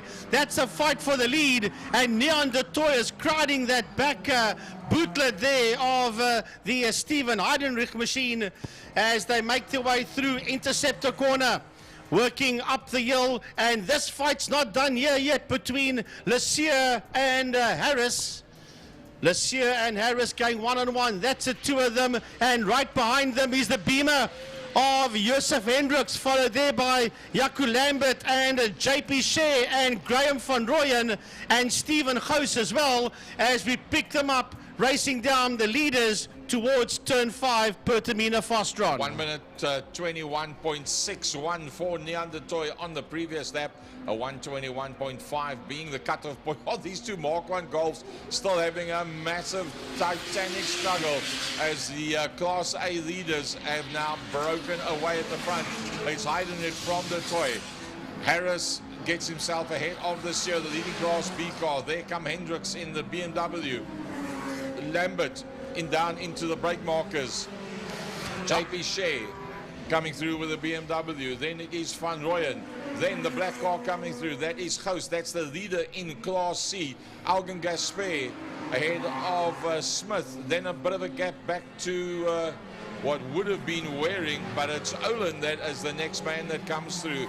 Something's happened to Waring. Going through your shot there, you see Dexter Bruce and Jenna O'Lane. And then we've got Charles Opperman, but let's go back to the front runners that are now working their way through turn number 4, Saddle Sweep. Neander Toy was only 7/10 of a second behind Heidenrich. That gap has got massively big between the two of them as they work their way down to turn 5. We saw smoke come out the back end there of the Josef Hendricks cars. We watched the two leaders make their way out of Pertamina Fosron. That is P1 and P2. Then Rosik Harris now ahead there of Michael Assure for 3 and 4. Then P5 coming into view now. That is Josef Hendricks. Then Jaco Lambert. Behind Jaco Lambert, we got Shea. That's JP Shea. Graham van Rooyen coming through. Stephen Hoos. Augen Gasper. Then you got Gary Smith. He's the next one that you see coming out of Fostron there. And right behind him is Dexter Bruce and lady racer Jenna O'Lane. Yep, then comes the first of the Class D cars. That's the 89 of Charles Opperman. Phillips directly in there behind him. The second of the De Toys is the next one that comes through behind that. Leaders on their way out of turn number 2. And I think they're on their way to 4 already. Heidenrich now starting to make a gap from the Toy, but I think the Toy's having a bit of fun out there. I think he's battling to stop himself from hanging that tail end out and smoking those rear tires. It's hanging out heavily, and this fight is still going on. You just saw it behind them. That's the one between Rosik Harris and Michael Assure. There goes the Toy. This fight coming towards us now, and Harris is slowing down, I think. Yeah, he's slowing down a little bit as they make their way into turn number 5, into Fostron, because he was right on the case there of Lassier as he is slowing. Yeah, he's losing a lot of ground there to Michael Lassier. I saw a bit of smoke come out the front left-hand side of that car. But on the other hand, Jaco Lambert, that just went out of your screen there, well, there he's right on the case of Josef Hendricks. So these two are side by side. As a matter of fact, he's got his nose ahead now of Hendricks. Going into 1 is Jaco Lambert. Is Hendricks also going slightly slower? I almost think he's a little bit slower, is Hendricks at the moment, because somehow Lambert seems to be hauling away from him. And I think he's just slowed it down just a little. That be the case, then he must keep an eye out for that man, JP Shea, that is now closing down. And that for first, second, and third in Class B. Yeah, Graham van Rooyen is not too far. There goes van Rooyen in that red Golf. And then we've got Augen Gasper that is right there on the case of Stephen Hoos as they make their way through Interceptor Shoeware corner. There is Hoos and there is Augen Gasper coming through as well. Frankie, of Class C. That's the Class C battle that you're talking about. Right, let's have a look now as they're busy work their way around. The front runner is heading into turn 1. The front runner is heading into turn 1. Here comes Neander Toy. There is Heidenrich. 5.4 seconds between Heidenrich and the Toy for P1. 4.1 between the Toy and Lassier for third place. Jaco Lambert, that's leading Class B, is there in that 4th position. He's going to put a lap on one of the slower cars as he picks him up going into turn number 1. Does Jaco Lambert, and JP Shea and Josef Hendricks is having their own fight. But remember that Shea did get his nose ahead there of Hendricks, followed here by Graham van Rooyen and Stephen Hoos. Augen Gasper, Gary Smith also coming into your shot there as you go back to Shea and Hendricks and Opperman. That's heading, sorry, van Rooyen, that's heading into 2. Remember that Hendricks was 0.075 that he was behind on the previous lap. He got passed by JP Shea, and there is still another 4 seconds between them, so that is how much he's dropped off the place. Rasich is a lot slower than what he was earlier on. Right, that is the man that Gary is talking about, and that is Rosik Harris. that's got problems, but oh, look at that car stepping out. As a matter of fact, because that car is sliding around, Michael Lassier has caught him, and this is the beginning of the final lap. This is the last lap, and he is right on his case. There's 0.6 of a second between Tatoy and Lassier as they pick up a back marker, the two of them. That white Golf just holds its line and lets the BMW and the Golf through. Remember, that is for second and third in the race, and second and third in class as well. This year, all over the back end of Neanderthal. I almost think that the Supercar is prepared in the Neanderthal garage, but I speak under correction. We might have overtaking maneuver here. Yes, we do. We do. Michael Lassier has got his nose ahead of a Neanderthal. Remember, this is the final lap. We've got to pick up the race leader. There he goes, down the back straight, Gaza. We can just pick him up, heading down into turn number 5. That is Steven Heidenreich, way down the road. He was 9.1 seconds ahead of the toy when they started this lap. Now he's all on his ace as he works his way out of turn 5, Fostron corner, through turn 5A, and brings it home in P1 to the checkered flag. Steven Heidenreich, there's second and third. Well, just the third, because second's ahead of him, and that's that man you see there. That's Michael Lassier. He will come home in second. Neanderthal will do enough to finish in that third spot. That's a back marker coming through. There comes a toy, and he slows down. Neanderthal on the last lap in turn 5A slows down. He'll lose that spot to Lambert, and he might even lose it to JP Shea. He's going to lose out to both of them. Oh, he's rolling to the line. He will finish. He will finish. Is he going to finish ahead of Hendricks? Yes, he does. And Van Rooyen is on the case of Hendricks. Then it is Stephen Goos and Algan Gasper across the line. Gary Smith comes to the checkered flag. Whew. Then we've got a slower car. Then Dexter Bruce is the next man that is on the lead lap in P11. Where is lady racer Jenna O'Lane? She should finish in 12th. Yes, she comes towards the flag now. Is Gemma.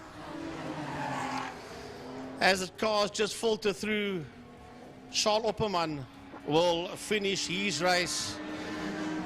And the rest of the guys just come through as well. Phillips, John De Silva, Eva de Toy in the block of flats finishes. The other lady racer, Mia Bench, also making her way to the flag. Wow, that was some great action in the Thermofires Clubman Saloons. Well, folks, and that wraps it up for the day, as well as you see that beautiful Cape Town sunset, and just lucky to have that specific camera shot this time of the day. Thank you very much for joining us on the IMUSAT feed. Apologies for the inconsistencies in the earlier part of the day with the camera shots, but it's all stuff that's been upgraded, updated, and once we've got it all sorted out, it's going to be of the best feeds that you're going to get in motorsport main circuit in South Africa.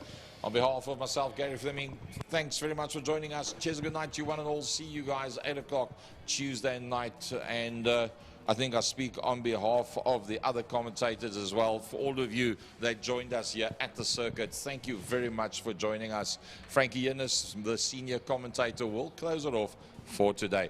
And yeah, he is older than me, if you were doubting. Well, not quite, but never mind. Yeah, we're just going to say goodbye quickly before the IMUSAT crew do their end off. Jordan and Byron can say their quick goodbyes to the marshals out there, the officials out there, the photographers out there, to all the sponsors. Thank you very much. Remember, for those that want to watch motorcycle racing, it's MotoGP from Spain, 2 o'clock tomorrow afternoon. I'm out of here. Good night. God bless. Goodbye, everybody. See you soon.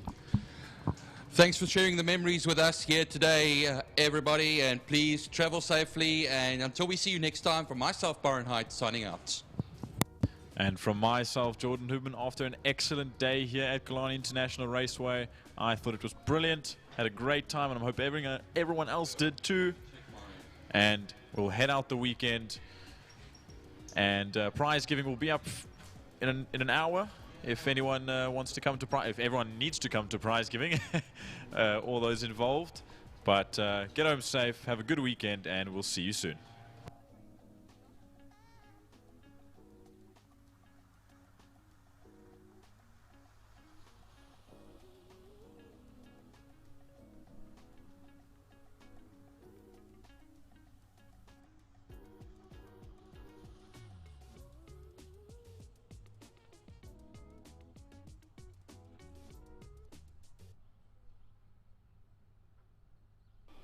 Guys, sadly, it has come to that time of the day where we have to wrap up. But gosh, I hope you have had as much fun as we have had today. It has been extremely exciting. We have had crashes. We have had someone come off of their bike, and hopefully they are okay. But it has been an absolute blast today. So thank you for watching. Check us out on the next time. Do not miss out. And if you have nothing else to do, which I'm sure you have nothing else that's better than this, get down to Killarney.